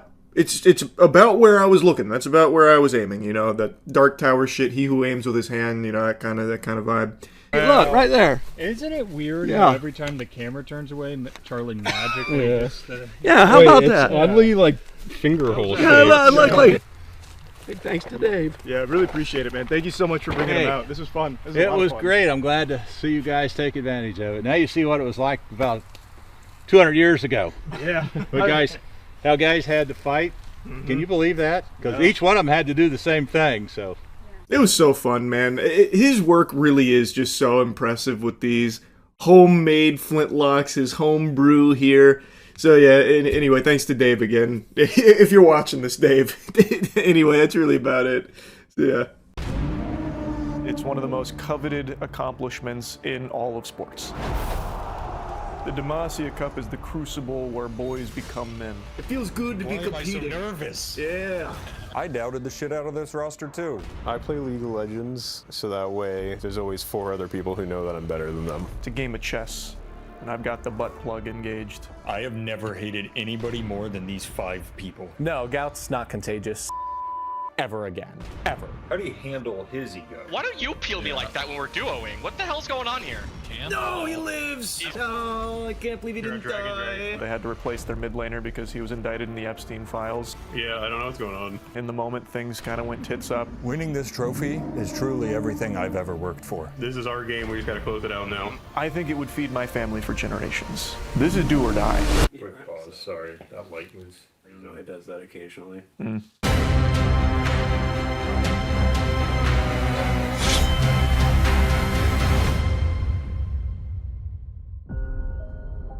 The Demacia Cup is where boys become men. This is the first taste of war. I'm Charles, Dr. Zelost White, top laner for Shopify Rebellion Z Squad. Growing up, it's always one of those things that you chase, but you can never really picture yourself attaining it. Winning the Demacia Cup is everything. That's hoisting the Stanley Cup, that's winning the Nobel Prize, that's a gold medal in the Olympics. It's one of the most coveted accomplishments in all of sports. I think it would feed my family for generations. I don't think there's a bigger brain in the entire Clash circuit than Matt Fluffy Puffy Llama. Yeah, no, my childhood, my upbringing really is what played into me being a good jungler. I had to fend for myself, nobody to look after me. I studied the school of hard knocks, learned the rules of the street. I mean, if you think about it, the jungle is just the streets, but different. The things he's able to see, they go against conventional wisdom. The gold I get from killing the minions reminds me of the money I didn't have growing up. The team I play with reminds me of the family I never had. The team fights remind me of the boys I used to have to beat off just...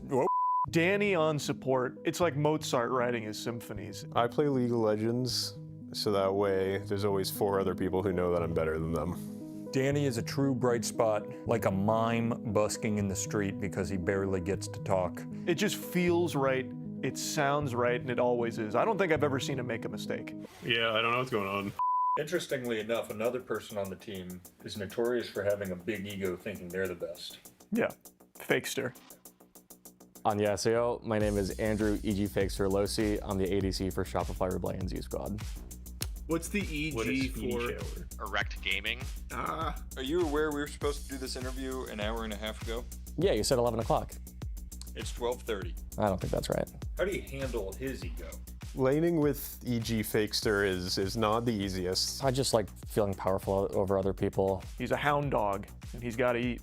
But I think that he knows deep down that I am the reason he is who he is. I don't think it's really an ego. I think it's just the reality of life that I am just better than all of these people. I think it's hard to have an ego when it's just the truth. Oddly enough, for everything I've said, I would say E.G. Fakester is one of the key reasons we win games. The weak link is very clearly Gouthaver, and I would say it is 100% because of his gout.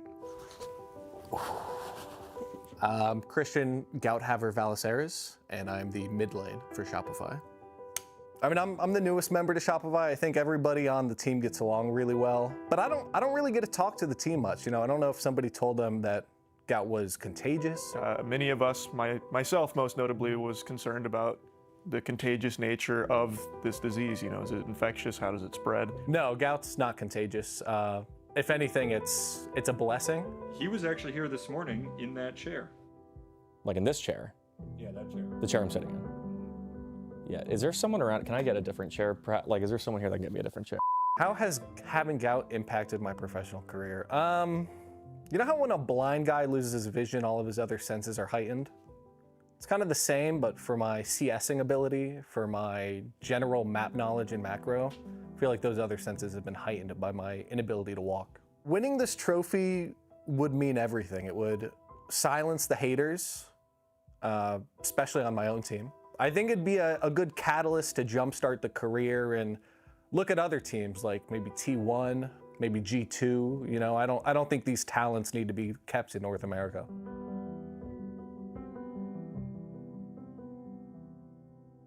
I gotta tell you, going into this tournament, I wasn't feeling great. So this is a single elimination tournament. Oh, is it single? Is it? No, I was asking. I mean, I felt in my element. Winning is just natural for me. If you win all 3 games, you get a trophy and awesome prizes. What? At the end of the day, nothing else mattered. Lock in! Let's go! I did everything I could to get picked up by the Phantom Dogs. We're playing Woof. Woof. The Phantom Dogs. The Phantom Dogs! My deal fell through last second. There was no part of me that wanted to play with E.G. Fakester. Oh, it shows we're scouting right now. Oh, Yeah, we're shit. scouting. When you see your opponents in Clash laid before you in the Demacia Cup, and you get the opportunity to scout them, analyze them. These could be Smurfs, though. We have to remember that. Yeah. It's a game of chess, and I've got the butt plug engaged. Damn, inserted would have sounded better. There's a butt plug in my ass right now. I'm gonna look up Puppy October and see if it. I'll take Tropical Q. Puppy October, let's just say if I saw him in my childhood, he'd be dead. It was not his jungle, it was my jungle. I was letting him walk in it for a little bit. Oh, wait, Matt, they just target banned you. That is my most played. That's so funny. When I see that my teammates are being target banned and not me, it just bodes really well. They don't know the champions the same way that I know my champions. I, of course, wanted Yorick. If I don't see a Yorick ban, I'm gonna be insulted. Oh, Yorick! Oh, the York man. Oh, no. Unfortunately, the Demacia Cup opponents we played definitely did their homework, so I had to make a quick game time decision to pivot into something that I knew was safe, I knew was certain. Okay, I might just do Garen then. How do we feel about Volley Bear? I watched a YouTube video on how to play Volley Bear about 10 minutes before Champ Select. All right, warm up those fingies, boys. Yeah. I knew we had that in the bag. Dude, I have never hated anybody more than these 5 people. It feels good to be Why am I so competing. nervous? Because you're worried about how bad we're going to beat them. I should have beat, dude. I gotta go PP. I'm more the glue guy. I'm trying to stay aware of what's on the table and what's at stake, reminding us that this is do or die. Okay, he's going in. Nice. Nice, boys. I love what I'm hearing down there, boys. If you could see how little fun I'm having up here. I just control-clicked my spells. That's how you know I'm playing serious. Oh shit, he's fucking locked. Mechanically, I would say on the Shopify Rebellion Z squad, I am among the most elite, not only on our team, but in the world. Did they change the tempo of this game? Why do I move so fucking slow? God, my CSing is actually unbelievable. Her ult is down, if you're still here, Matt. She's back, she's back.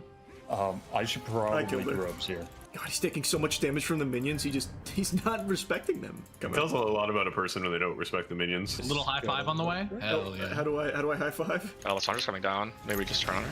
When the big team fights are happening that are going to decide the outcome of the match, Yeah, this is serious business now, boys. that's when time slows down for me. You know, I can see every moving piece of the battlefield. They get There's close, gonna be we a lot turn. here, If there's a we lot get here. close, we turn. We turn. I think we really made a good job with our calls during the team fights. We knew when to keep the pressure on, stay fucking tweaking on their nipples in there, not letting them just disengage. Nice. We are rolling over them. Yeah, this is so good. I did everything I could to just get in there and hit him with the full Garen combo, which, as most people know, isn't the easiest thing to pull off, but with Fakester feeling that type of way, I knew I could do it for him. Yeah, I turned my brain off for that entire encounter. A huge kill top lane, Charles. Thanks, brother. She thought I was going to miss that minion. See you, bub. Oh, very nice. That is smurfing on Volley Bear. He did have a good game on volley. It did shock me. I was making all of the calls. I think he just did a really good job that game of listening to me specifically. Good work, boys. Our macro's just better, too. Oh my gosh. Oh, wow. Wait, what? Is this guy stupid? Maybe they weren't Smurfs. Is that GG? Go, go, go, go, go. Okay. Oh. Oh, wait. We're burning out. I can turn turrets off with my ult. Oh, Yeah, what but no one. I got them both. That's GG. End it. The FF. There it is. GG. Holy shit. Chills. That feels good. Fucking game. Not gonna lie, my biggest fear is we showed up tonight and didn't win a game.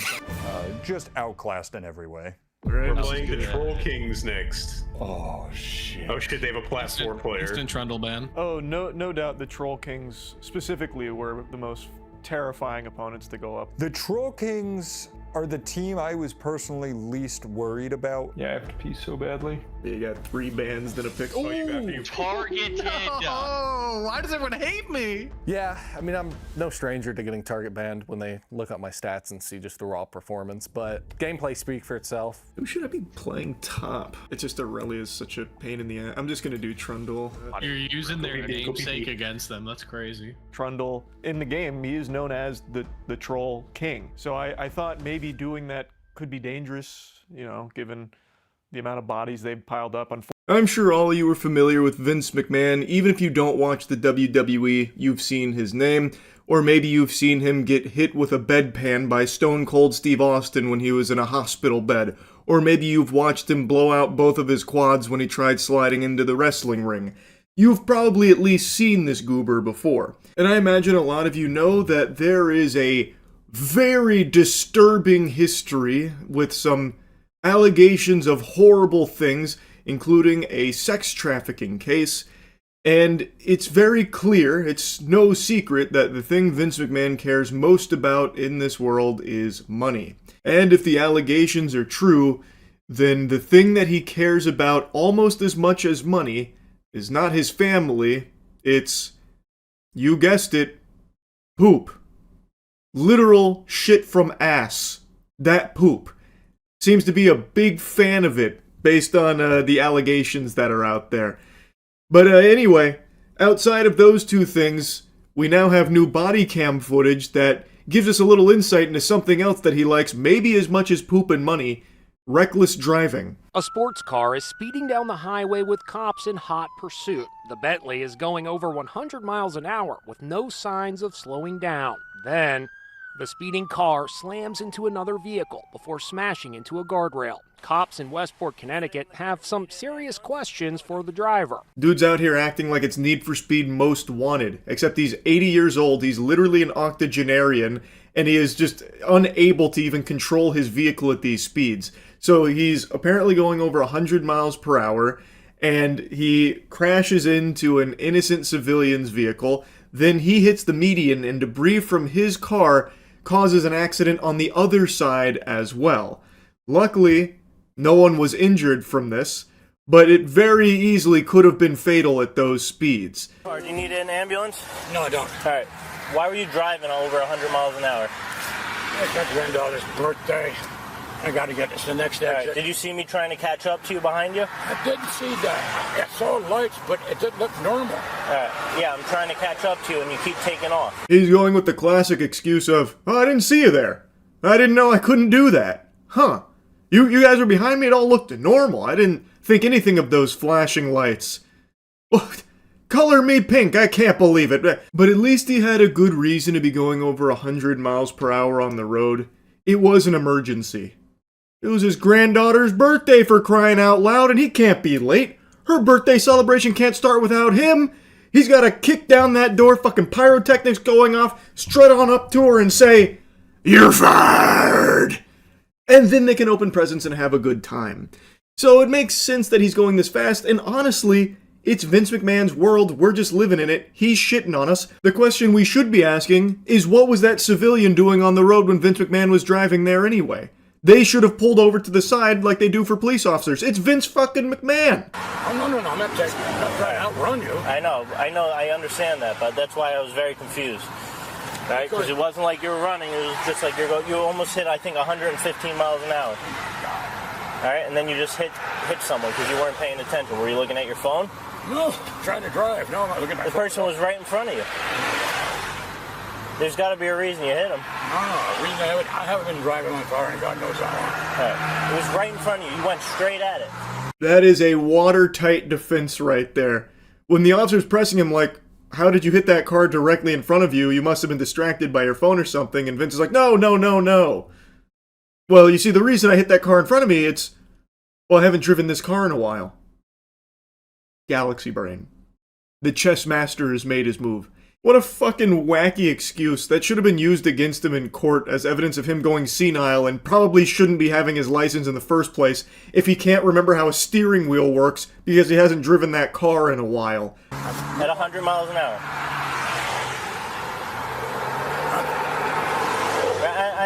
I'm just making sure you're not having a medical condition or anything. Do you need an ambulance? No, fuck, I don't think so. All right. Just your registration.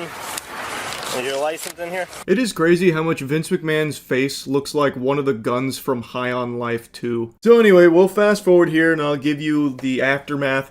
Like I mentioned, nobody was injured here, which is extremely lucky, and he was cited for reckless driving and appeared in court about it. A judge granted him probation in his reckless driving case. That will allow charges against him to be dropped in 1 year's time. It came after he'd previously applied for a pretrial probation program called Accelerated Rehabilitation in connection with a 3-car crash on July 24th. This is a picture of McMahon's Bentley right after the collision occurred on the Merritt Parkway in Westport. Yes, they're giving him a very gentle love tap on the tuchus there. Not exactly like a harsh punishment or anything, so it'll be like a year of probation and a $1,000 donation to charity, and then he is in the accelerated rehab program for it. Now, no doubt that $1,000 hit that Vince McMahon's about to take is one he's going to feel. That ought to be enough to put him on the straight and narrow, really teach him a lesson. He's only a billionaire after all, so every $1,000 counts, right? Then they show that picture of his vehicle after that crash. Holy shit.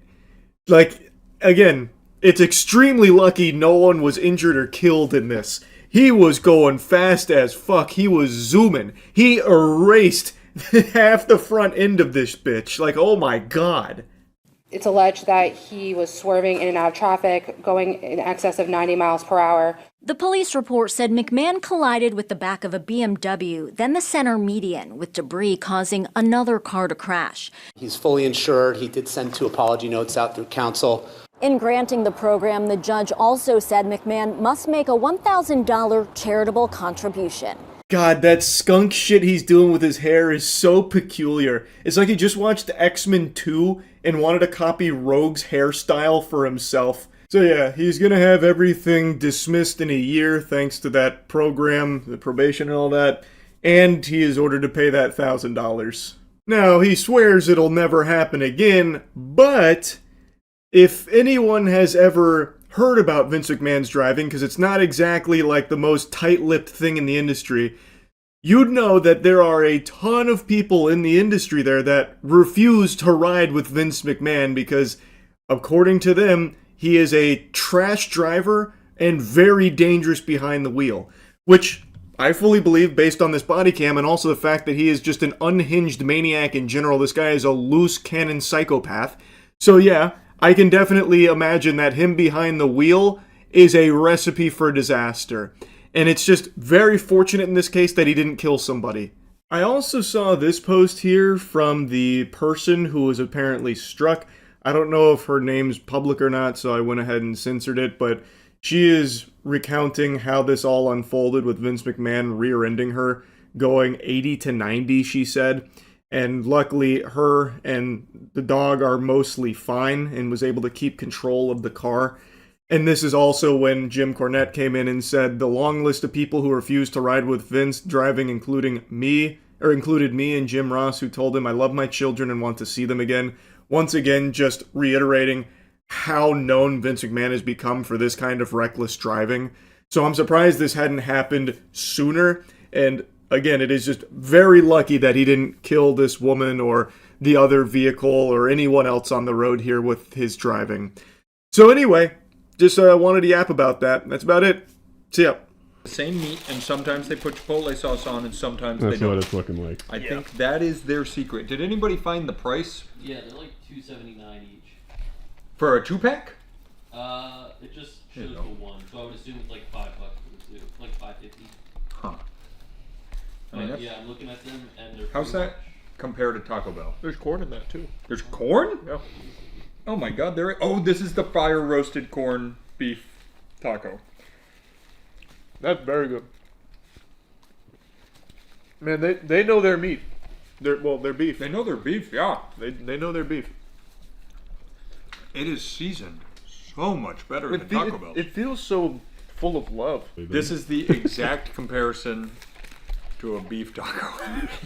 Is it? It is. There's no corn, but all right. Other than that, it's exact. There's beef and it's a taco. Wawa's got its work. Taco Bell's got its work cut out for it. Cause that's very good. Yo, their beef is not as good. It's not. Wawa takes that easy. Mm-hmm. And it's not bad. Taco Bell's still really good. Just nowhere near Wawa. Wow. Again, it's one of those things where, like, if you got either one of those, you'd be happy, but you're happier over here. Yes, absolutely. So that concludes the taco category. Mm-hmm. I think Wawa took it, right? I think so, 2-1. but really I think it's if you're in the mood for beef, it's Wawa. If you're in the mood for chicken, it's Taco Bell. Yeah. Which really feels backwards to me. This is now burritos. I do love burritos. I didn't even know I have they a had rice question. out. Maybe I'm out of line. Mhm. Why isn't that a burrito? That's a wrap. That's a taco What wrap. is the a taco. difference? It's a taco. No. Taco It's wrap. typically a smaller burrito or a smaller tortilla, and it's folded instead of. Well, no, that one's just kind of folded over like a. Yeah, but look, like a you can see burrito. the ends. It's not where in the. Oh, so the ends have to be I think covered. the ends are closed, That's the distinction.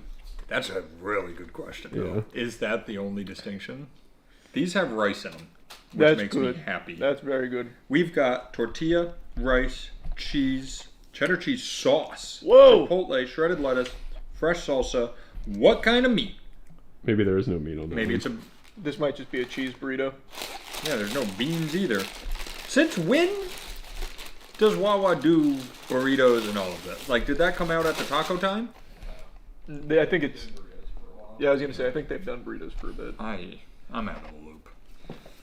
This is a young man's game. Well, that is. I don't see the point of that. Oh, it is rice, lettuce, and cheese with Yep. some tomato.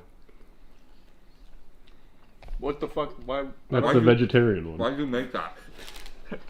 You could put beans in it though. Or potatoes. Yeah, something. Mm-mm. That's bad.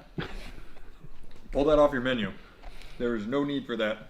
Just don't serve vegetarians. We talked about this. 2027, we'll handle it. This one is beef, tortilla, rice, cheddar cheese sauce, chipotle sauce, lettuce. Well, do and we have a fresh salt. vegetarian burrito to compare sorry, to I over forgot. here? Yeah, it's potato. Yeah, where is it? I don't know. Oh. What's that say? Grilled cheese burrito. That's the one. Let's see if they. Oh, that Whoa. looks. That looks. Oh, that's the paper. For any of the comments that are like, oh, they just copy each other. No, we just have one fucking brain cell. It looked like it was. It looked like an enchilada. Yeah, I thought they had like fried the shell. I was like, wow, that's nice, and that's pretty close to the same color. That is. That's cool. That's the grilled cheese burrito. That's real wet. Just how we like it. Much better. Is it? Much better. Oh yeah, that's a lot of cheese on there. Oh wow, what's in that? I don't know. Look at that. They have Wait, great sauce. is that beef? It says grilled cheese. I think the grilled cheese burrito normally has meat in it. Yep, that's me. That's really good for vegetarians. Just don't tell them that there's meat in there. That's delicious. That's really good. That is delicious. There's like crushed chips in there. Like Yeah, Fritos. it's like Fritos or Takis or something. Cause Yeah. yeah. That's right. I love that, but that is not for vegetarians. There must be one. Cheesy double beef burrito. Here's Burrito Supreme. Another grilled cheese, but it feels lighter, so maybe there's like chicken or something in that one. This is a cantina burrito, and I've That's learned gonna be cantina chicken. means Yeah. chicken. That's chicken. We had the grilled cheese. Wait, grilled cheese burrito right here. But it's a hard shell taco with chicken. Nice. They got us again. Here's another one that says grilled cheese burrito. They are pranking the shit out of us. That is again a taco. With chicken. With chicken. Cheesy beans and rice. Cheesy beans. It's got to be that one. That one's circled. Cheesy beans. All right. This is the vegetarian offering for burritos. Yep, Wawa blew it, so doors wide open for Taco Bell to take it in this prestigious head-to-head. No meat. No meat. No meat. They win. No fun. No fun. But better. There's at least a little flavor tickling you. Don't get that. Just don't be a vegetarian. Actually, now that I got some of the sauce on my palate, that's tasting good now. The chipotle sauce is really... It tastes very good now. They could take everything out of this except the chipotle sauce, and it would still taste the exact same. Damn, I'm kind of fucking with it now. I think, why not put the potatoes in there? They probably have an option for that. That's true. It should probably just default. You know what the cinnamon twists are? Yeah. I watched someone make them the other day. Have you ever seen it? Mm-mm. You take a specific kind of pasta and you fry it. You deep fry the pasta and it expands really quick, and then they coat that in cinnamon sugar. It's crazy. Yep, that sounds pretty crazy. You're welcome. Well, now the secret's revealed. This is just Taco Bell slapped in that round. I'm going in for another bite. This is a roasted chicken burrito. I think this is our last thing we can viably compare, and then the rest is just lunch. Yep. For everyone. You want to go first? That's a hefty. No, you go burrito. first. I'm still chewing. That is a nice wrap, by Isn't the it? way. That's crazy. And listen to this. Look how clean that fold is. Pretty heavy.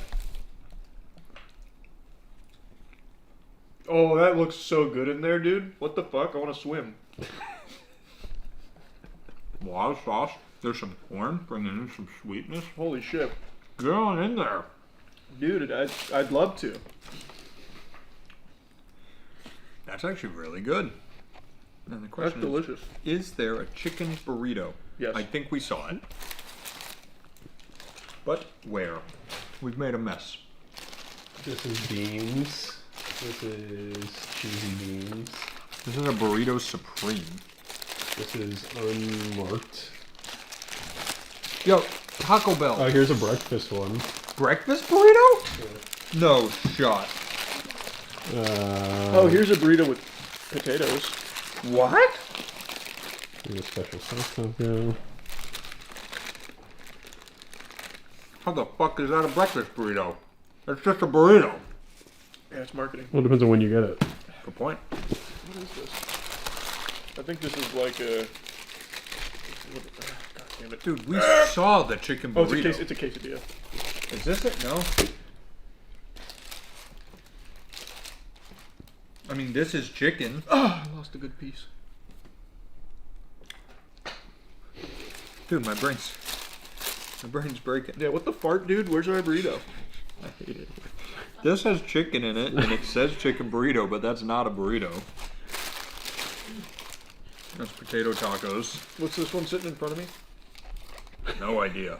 They just crossed through Burrito Supreme, so I think all we know is it's not a Burrito Supreme. Alright. Or it is. What's left? Maybe that means there's chicken in there. Yeah, give it a try. Do you want to open it up? Sure. Is that chicken? Oh, that's juicy. That is not chicken. That's just a bunch of nothing.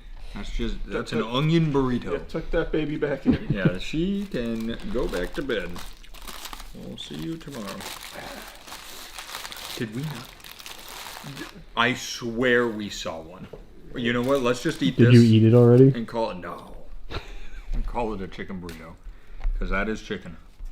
I mean, it's in the chicken burrito wrapper. Mm-hmm. Whoa. It's a lot of Chipotle sauce. Ah, it's a lot of nothing. Wawa slapped in that round. This is confusing.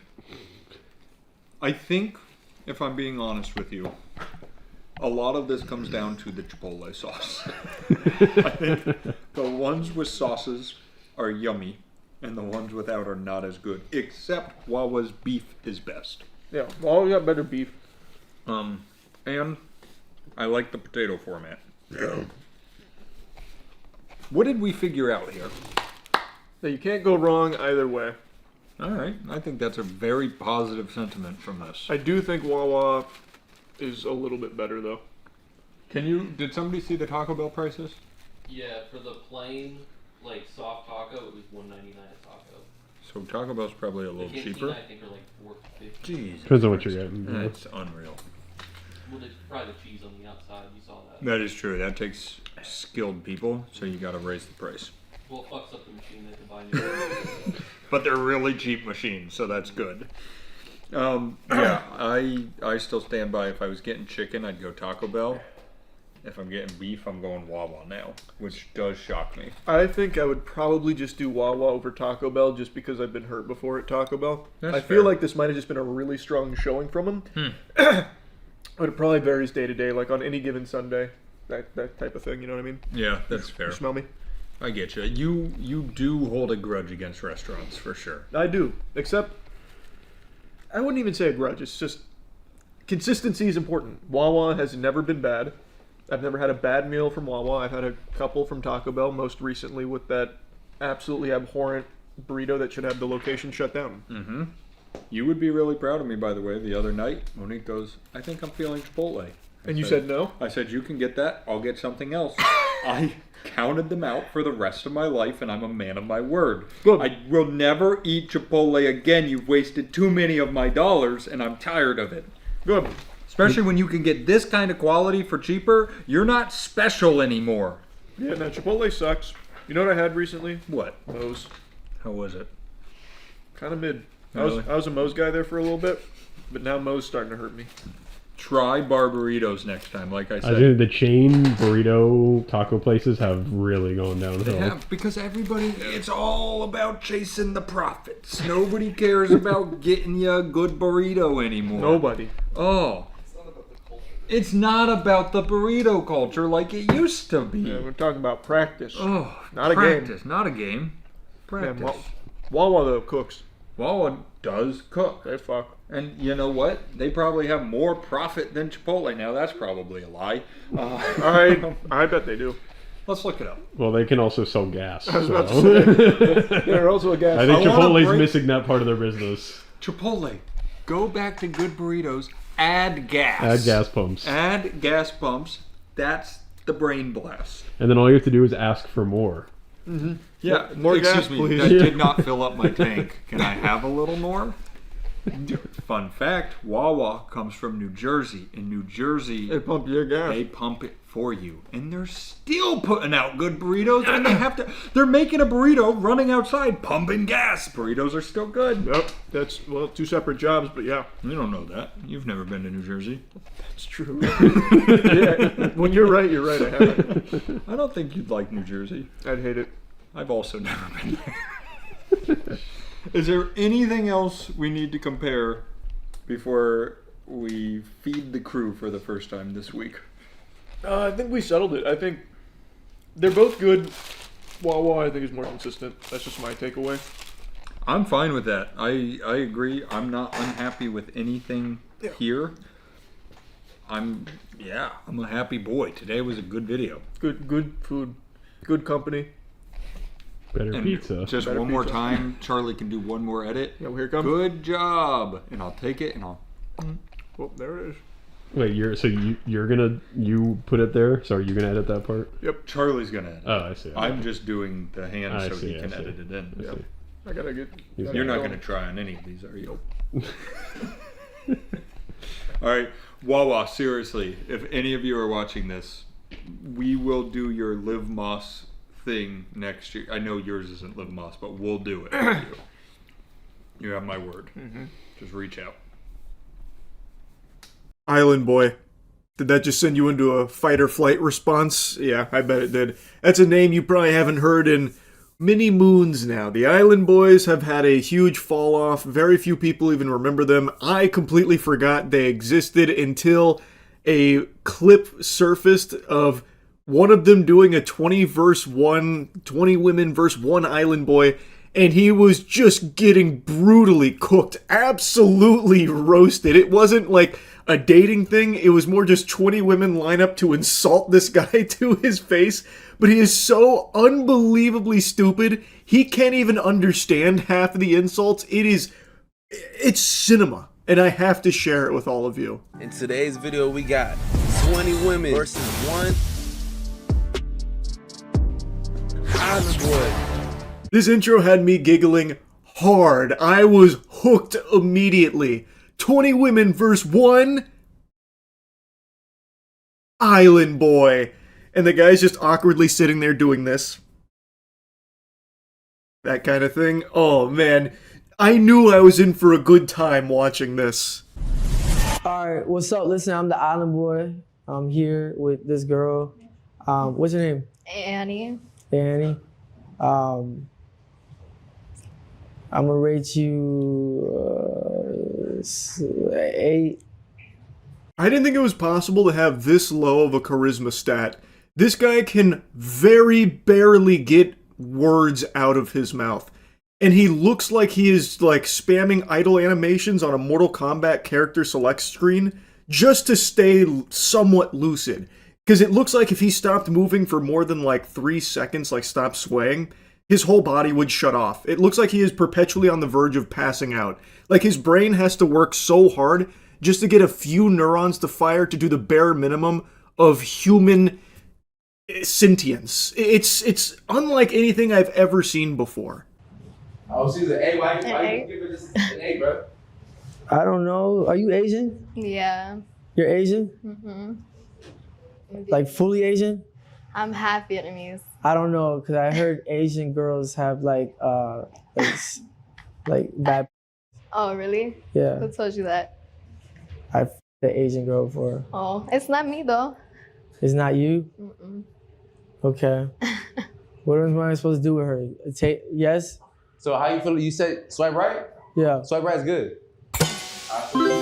Nice! Look at the way the Island Boy handles business here. Smooth talking, silver tongued Casanova. Are you Asian? I heard Asian girls have something pussy, I think is what he said. And then she said, okay, where'd you hear that? And he just goes, I fucked an Asian girl. So you heard it from yourself. I also don't think he fucked an Asian girl, by the way. I think he was trying to look cool. It's incredible how just, even through the computer screen, I'm getting dry. Like, it's making me, like, shrivel up into myself. I can only imagine what it's like to be in the same room as this kind of vermin. Like, it's like a Dementor of vibes. He comes in, he just sucks out all good vibes and leaves nothing but awkward cringe in its wake. Swipe right? Right, for sure, she good. Okay, Man, what the f***? You have nothing to say? What? Do you have a fake chain or something? How can someone be this observably dumb? He is an actual imbecile. Every time he opens his mouth, you can hear the idiot inside of him. This guy is actually just fucking stupid. By every measurable metric imaginable, he is just fucking dumb. And he can't interact with people at all. So even on this dating show, he can't muster the bare minimum of introducing himself. The best he can do is interrogate her about a fake chain. And the host of this has to keep prodding the Island Boy for a couple of extra thoughts because he just can't speak in more than like 3 words at a time. So the host is like, why'd you rate that girl an 8? Or, why do you think that, Fly? That's the Island Boy's name. This is Fly, one half of the Island Boys.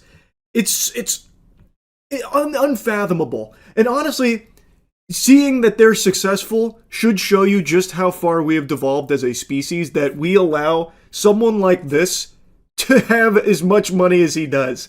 It's so embarrassing. It's so fucking sad and pathetic. You have fake chains, so what's the problem with me having a fake chain? I don't have any chains on. Well, I mean, you have fake chains, so like if I have a fake chain, why is that?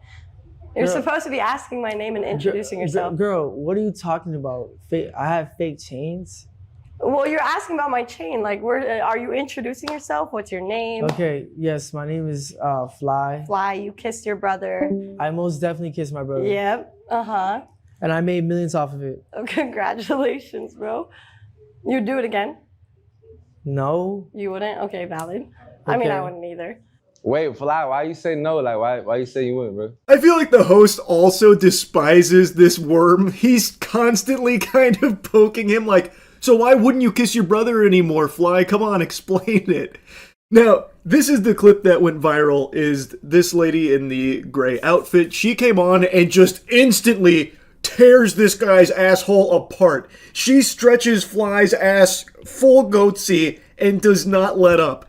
So she immediately lets the audience know that Fly makes out with his brother for internet attention and money online. Fly likes to claim that through kissing his brother, he makes millions, which is a full-blown fib. That is a super lie. There is no way he and his brother have generated millions of dollars through them constantly making out in those videos. Nobody wants to see that disgusting shit. The only reason the Island Boys did make money is because they were paid for appearances so people could clown on them. And the people that watch them solely to make fun of them. They are a public spittoon that people like spitting on. So they made a lot of money through that. Not through the incest that they used to like to film for content online. He definitely hasn't made millions from making out with his brother. If you made millions off of it, wouldn't you do it again? Because look, to be honest with you, like she said, I had fake chains on. You said is my chain fake. And to be honest with you, listen, I wouldn't. Okay, if I was to walk past by you at the mall, I would. Well, I don't go to malls, but I wouldn't even look at you. Thank God. He can't even process a question. The host said, "Why wouldn't you do that anymore, Fly, about making out with his brother? Explain why you put the kibosh on that." And it didn't register at all. He completely forgot that that ever existed because his brain is so fucking poisoned from drugs and lean and whatever else. So he completely forgot about that and then said, like, because she talked about me having fake chains. So you stopped kissing your brother because she came in here and said that you have fake chains? What are you talking about, you fucking weirdo? You absolute degenerate scumbag weirdo. And then he's like, if I passed you in a mall, actually I don't go to malls. But if I pass by you, I wouldn't look at you. I mean, you're my height, you're scrawny, you're skinnier than me, you wear a size small, you made out with your brother, everyone thinks you're Jeffrey Epstein's son. Like, I mean, good job. Okay. You're looking for your third baby mother because the first two you couldn't keep? My third baby mama. No? Why would I? Why are you on a 2v1? I'm just asking. Because you I was yourself. asked to. Okay. You could have just introduced yourself. Listen. If you're gonna be rude, I'll be rude too. Bro, just listen. Look. Okay, now I'll listen. Okay, listen. You look like you're from Minnesota. Okay, and you look like you're 5'2". Okay, that's fine. Do you have like booster shoes? No, I don't have. Do you have a booster seat for when you drive? I like his shoes though. I ain't gonna lie though. His shoes are hard, but I actually cannot believe the podcast that I just watched. Who remembers Ned from the Try Guys, huh? Any Ned enthusiasts? Ned Fulmer, yeah, Fulmer family, Ned Fulmer guys, where we at, huh? Well, I'm sure you recall in 2022, there was the huge scandal that went public about how he'd actually been cheating on his wife for quite a while with their producer at the Try Guys. It was a huge deal, of course, led to the dissolving of their marriage. It basically kicked Ned off of the public sphere, and he has remained in the back rooms for the last 3 years. He has just crawled his way out of the shadow realm and surfaced with a podcast called Rock Bottom with Ned Fulmer. His first guest, his ex-wife, so he could talk directly to her about all of the cheating. It's like podcast therapy or some shit. And it actually makes me think podcasting should straight up be illegal or have like some kind of like rigorous vetting protocol in place where you need like a license to own podcasting equipment. This is fucking agonizing. It takes so much to make me turn something off that I've committed to watching. I will stomach any amount of like revolting dog shit this planet has to offer. I could watch Two Girls, One Cup 100 times back to back without even blinking. But this was too agonizing. I had to turn it off after 30 minutes. It is brutal to sit through. I can only imagine what she was feeling with this, because he kind of like talks about himself as if he's like some kind of a victim, like a survivor of his own cheating scandal. It's weird. You have to see this. It's strange to think that people are watching this and listening to it rather than just being in like a therapy setting. Oh, heck yeah. It's terrifying. Yeah. It's absolutely, yeah. I mean, I'm on the verge of like standing up and walking out of this room. Absolutely. Understandable. And no one on the planet would blame her if she did. I think that is a totally reasonable response. It is still so baffling to me that this even got made in the first place, to be honest. Now, Ned did give like a pre-game speech here, but I just wanted to show you that he did actually sit down with his ex-wife and have an hour-long discussion with her about him cheating and him like prodding her, poking her like, and how did you feel about that? Yeah? Wasn't good, was it? Thought not. It's so fucking weird. Hi, I'm Ned Fulmer. 3 years ago, I cheated on my wife with my producer. It became a massive public scandal that caused a lot of pain to a lot of people. I know that I represented myself as a kind of wife guy who talked about his relationship and put that out there for public consumption. Big wife guy. Ned Fulmer used to be synonymous with wife guy, I think. I don't know. I was never the biggest consumer of Try Guy's content, but from what I understand, that was like a core part of his identity, like his whole personality revolving around like being the wife guy. So of course that made everything even worse for him, even though it was already extremely bad. Now, this has been pointed out by a lot of people, and I don't know if this is how he's always been, if he's just this kind of quirky, zany guy who likes vocal fry, but a lot of people mentioned, and it's very clear, he is putting on, like, an extra dollop of vocal fry. It is brutal to listen to. It sounds like out of a cartoon when a character is mocking somebody else. Yeah, I may have presented myself as a wife guy. It's so, like nails on a chalkboard. And you, as a viewer, I know that I broke your trust. One step is to publicly witness the pain of my partner, Ariel. This is a conversation with Ariel in this video. It's painful at times. It's honest, vulnerable, brutal. But why? Why do you want to broadcast you publicly witnessing the pain you have caused your ex-wife? Why wouldn't this just be a conversation had with like a professional or just between you two behind closed doors? Why do we need to be invited into this? This is him just making like a public spectacle and trying to like get back into the internet zone. So he drags his ex-wife in here to try and like reopen the wounds here publicly so that way he can paint it as him like taking the accountability, this public flogging that he's going to give himself, listening to all the pain and suffering he's caused her. And the whole podcast is him kind of like prodding like, and how did my cheating make you feel? Did it make you feel bad? Yeah, I bet it did. Yeah. No, that sounds, I know it made you feel bad. Yeah. No, that sounds about right. It made you feel bad, right? All while he's filming it to try and milk this devastating event that she's gone through for his own personal views and his own attempt at a comeback. That's how it seems. The catchphrase, I believe, for his podcast, which you can find on his About section, sometimes the only way out is through one podcast at a time. That is the slimiest shit. Oh my god. As disappointed as we were that something so private and painful became such a public spectacle, I get why people were so outraged, and I understand that that is the reason that she can't move forward with any sort of public thing without addressing this. So this is that. This is... I'm going to have to call Dirty Barnacles on that right there. I don't buy that reasoning at all. He is literally launching a podcast off the back of his ex-wife being the first guest in it. And he's trying to paint it like he's doing this so that way she can move on because all this went public and, you know, it's taken such a huge toll and she wouldn't be able to do public things because this would get brought up from the past. So this is how we're both going to heal and move forward. Like, I completely understand that for her in particular, her having any other, like, public-facing job or something, this would be brought up. I get that. And that is very difficult, no doubt.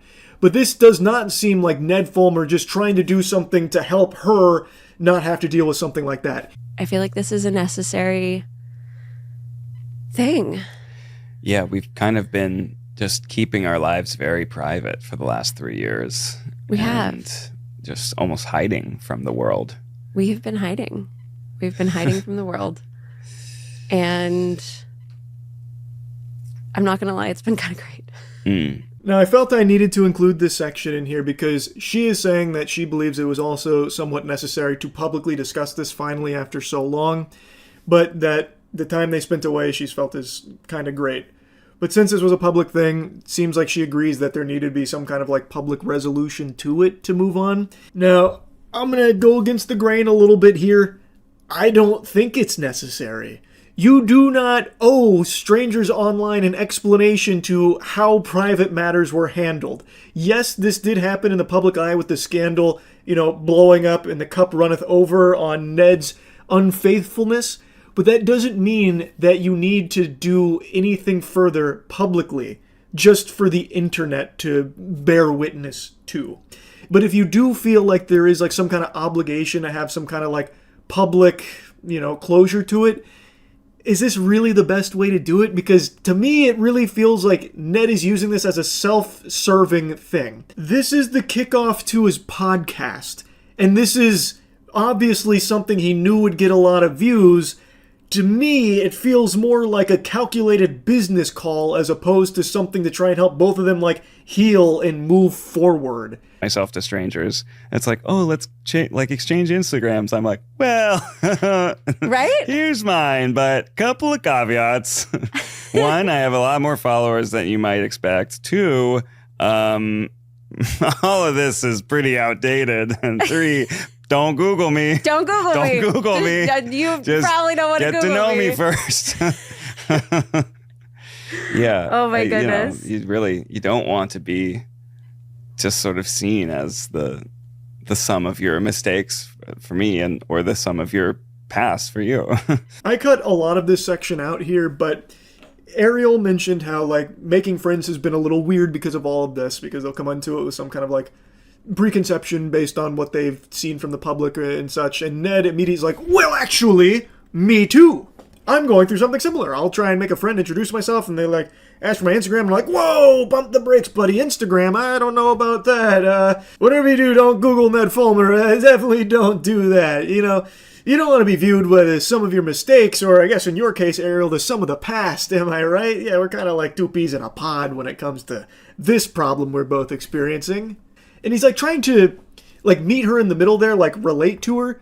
But Ariel did nothing wrong. Ariel is completely a victim in all of this, who is now sharing like how it has affected her, even like socially making friends. And Ned's like, oh, me too. I'm super victimized by it as well. Like they Google Ned Fulmer, they see I fucking cheated on my wife, and they don't want to be my friend. It's so weird, right? Like you and I were going through like the same thing on this. Am I right?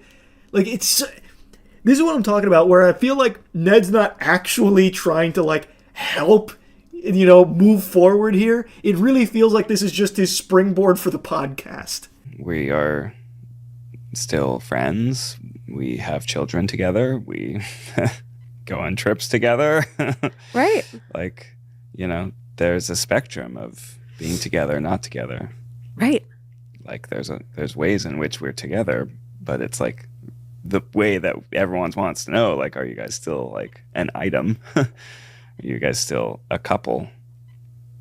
Like, no. We really haven't been at all this last 3 years. No, we haven't. So I've been saying ex-wife this whole time, but now that I'm rewatching this section, that's not the case. Apparently they are still technically married, but they are separated. They are not like dating, they're not a couple anymore, but they're not divorced either. And I think that might have been covered later in the podcast, but like I said, I could not stomach this whole thing. It's actual misery. It is literally like this miasma of like sadness. So I didn't finish the episode where that might have been addressed, but this whole time I've been saying ex-wife. But that, I guess, is not the case. What is for sure, though, is that they are not together, and she has not forgiven Ned for what he's done.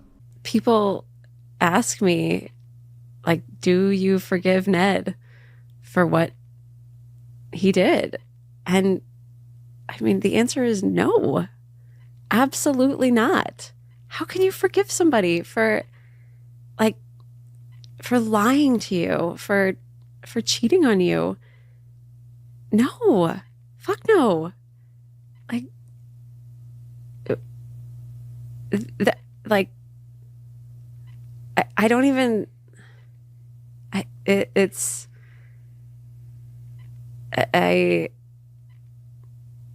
you know, I sorry, I saw red for a minute. It's like, no, the answer is no. Yeah, that checks out. You should not forgive somebody that has done what Ned Fulmer has done to you. Absolutely not. And I'm really happy to see her just come down with the iron fist like, fuck no. Absolutely not. And Ned just sits there, hitting one of these. It's hard to hear you saying like, fuck no, I don't forgive you. But of course I get it. I mean, you're still, as much progress as we've had, you're still very angry.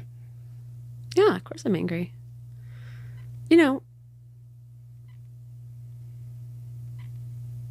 we're talking about like, this is where I started getting like a little wiggle worm-esque, where I was like kind of squirming in my seat a little bit, because now it's getting much more into the meat and potatoes of like the cheating itself, which Ned is spearheading the conversation of. She's like, yeah, it hurts to hear you don't forgive me, but, you know, I get it. We made a lot of progress, but you're still angry. And it's like, yeah, man, of course you're still going to be angry, but why are you using that as a piece of content for your podcast launch? And you can see how difficult this topic is for her. She then goes into detail about how everything unfolded for her, where she got this news from fans, and she was being sent pictures, and she starts going through like what that was like for her emotionally. And it's really, really sad. And then immediately following that, this is Ned's question. How did having it become such a public scandal kind of...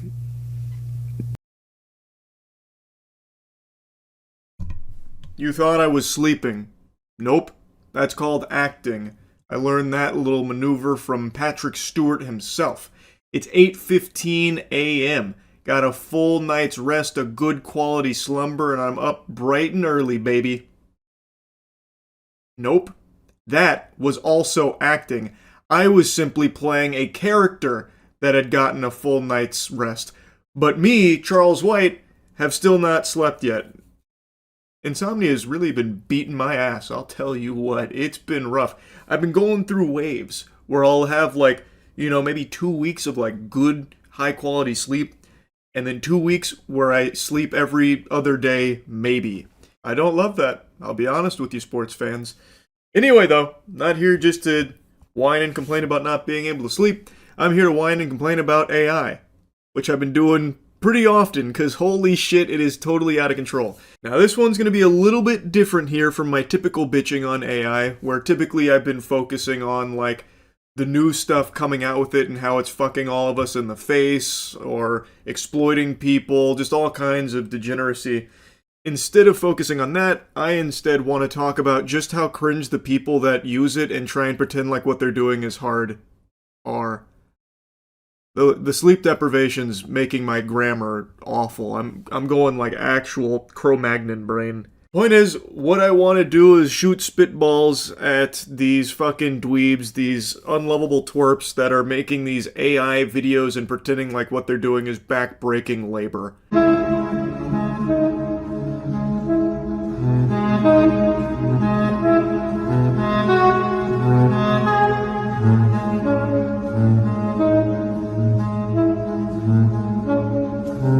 That was thought-provoking. That one penetrates the very soul, sending viewers through an existential dread crisis. Gives you a lot to chew on, doesn't it? An AI designer went through painstaking effort typing that sentence into Grok to generate that, where fucking homunculus is folding pizza dough looking like my nutsack to try and show what overthinking is like. Yeah, well, no one would know that better than an AI designer, which I guess is now the new nomenclature they're trying to go by to make it sound like what they do is a real job.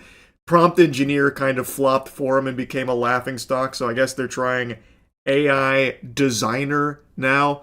Loser. That's the word you're looking for. Loser. Not AI designer.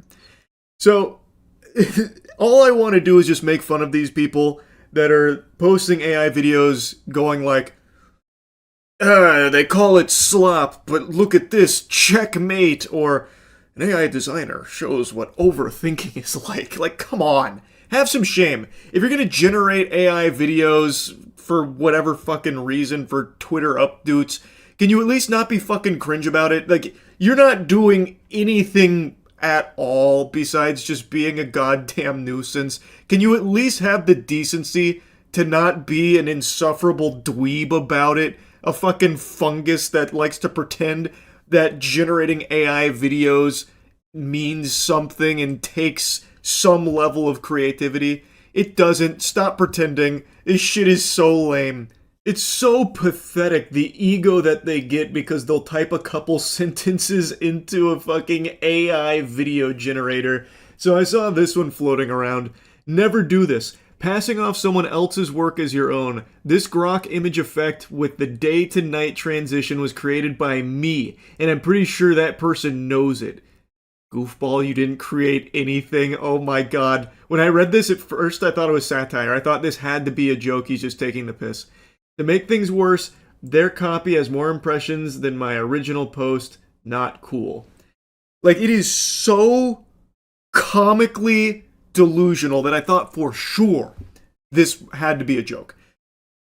This guy just generates AI videos and now has the gall to say that someone else stole his prompts and is like trying to publicly shame them for it, claiming that he created the day to night transition that he typed into Grok. Like, that's his fucking trademark right there. He's patented those words there. So when he saw someone else with a day-night transition on an anime AI video, he fucking had a conniption. And it seems genuine because in the comments, he is fighting with people about why he's in the right and that this person is like scum, a criminal basically stealing his prompt. Like here, someone even commented, I'm a big fan of yours and have been for a while. I normally agree with pretty much everything you say, but I'm a little confused with this. What exactly was stolen? The actual artwork is different. The transition animation is different. Is it just this idea with Grok specifically? Imagine trying to make a stink out of ideas you spit to Grok for day to night transitions. But the clown is right here. You don't even have to imagine what kind of pathetic loser that might look like. They're right there. The idea or the trick, call it what you will, is everything. And using an anime style is not even bothering to hide the theft. And then he just folds. The guy who initially was like, I'm a little confused. It doesn't make sense. He's like, oh, okay, yeah, okay, I hear you. I kind of see your angle in that it's an imitation of a recent post of yours, but the idea exists. I've done it with other models multiple times. So he's admitting to the theft as well. Yeah, I can't believe he's just openly admitting to a crime. Lock him up, officer. Throw that man in the slammer. He stole Oscar's prompt. It's actually almost poetry. Just the inability to recognize how absurd something like this is coming from someone using AI videos and then making a fuss about stolen work. That's very interesting, isn't it? Fascinating. It's almost perfect. Here, for the nose. Give it to me, kid.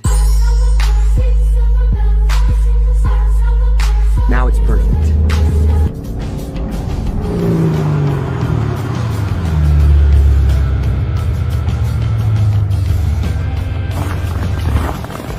Sorry to interrupt your party. Have you seen my dog?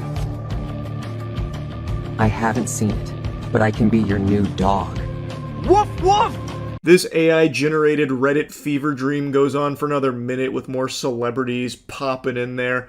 But what makes this so embarrassing and makes me want to spit is that Goofball had the audacity to put this in there, directed by their name, AI generated by their name. Holy fuck, you despicable fungus. You didn't direct anything. You typed sentences into Grok. That's like me calling myself a chef if I go to Subway and tell them what I want on my sandwich. It's just so lame, and that's par for the course because these twerps that are obsessed with generating AI videos for just the dumbest garbage ever are just fucking losers. Like, they are just actual losers. Fedora-tipping dweebs. Like, these dorks. Like, can you at least just do it quietly? I'm begging you, just shut your pie hole. Like, the whole internet is already infested with this shit. It's inescapable, and it's only getting worse, like YouTube specifically. So much AI-generated slop trash is already plaguing the platform. Can you at least just not make noise when you generate shit like this? Everyone knows, including you, how quick and how easy this is. It's not a talent, it's not creative, it's not some kind of laborious undertaking to generate an AI-generated video with Deadpool talking to Keanu Reeves.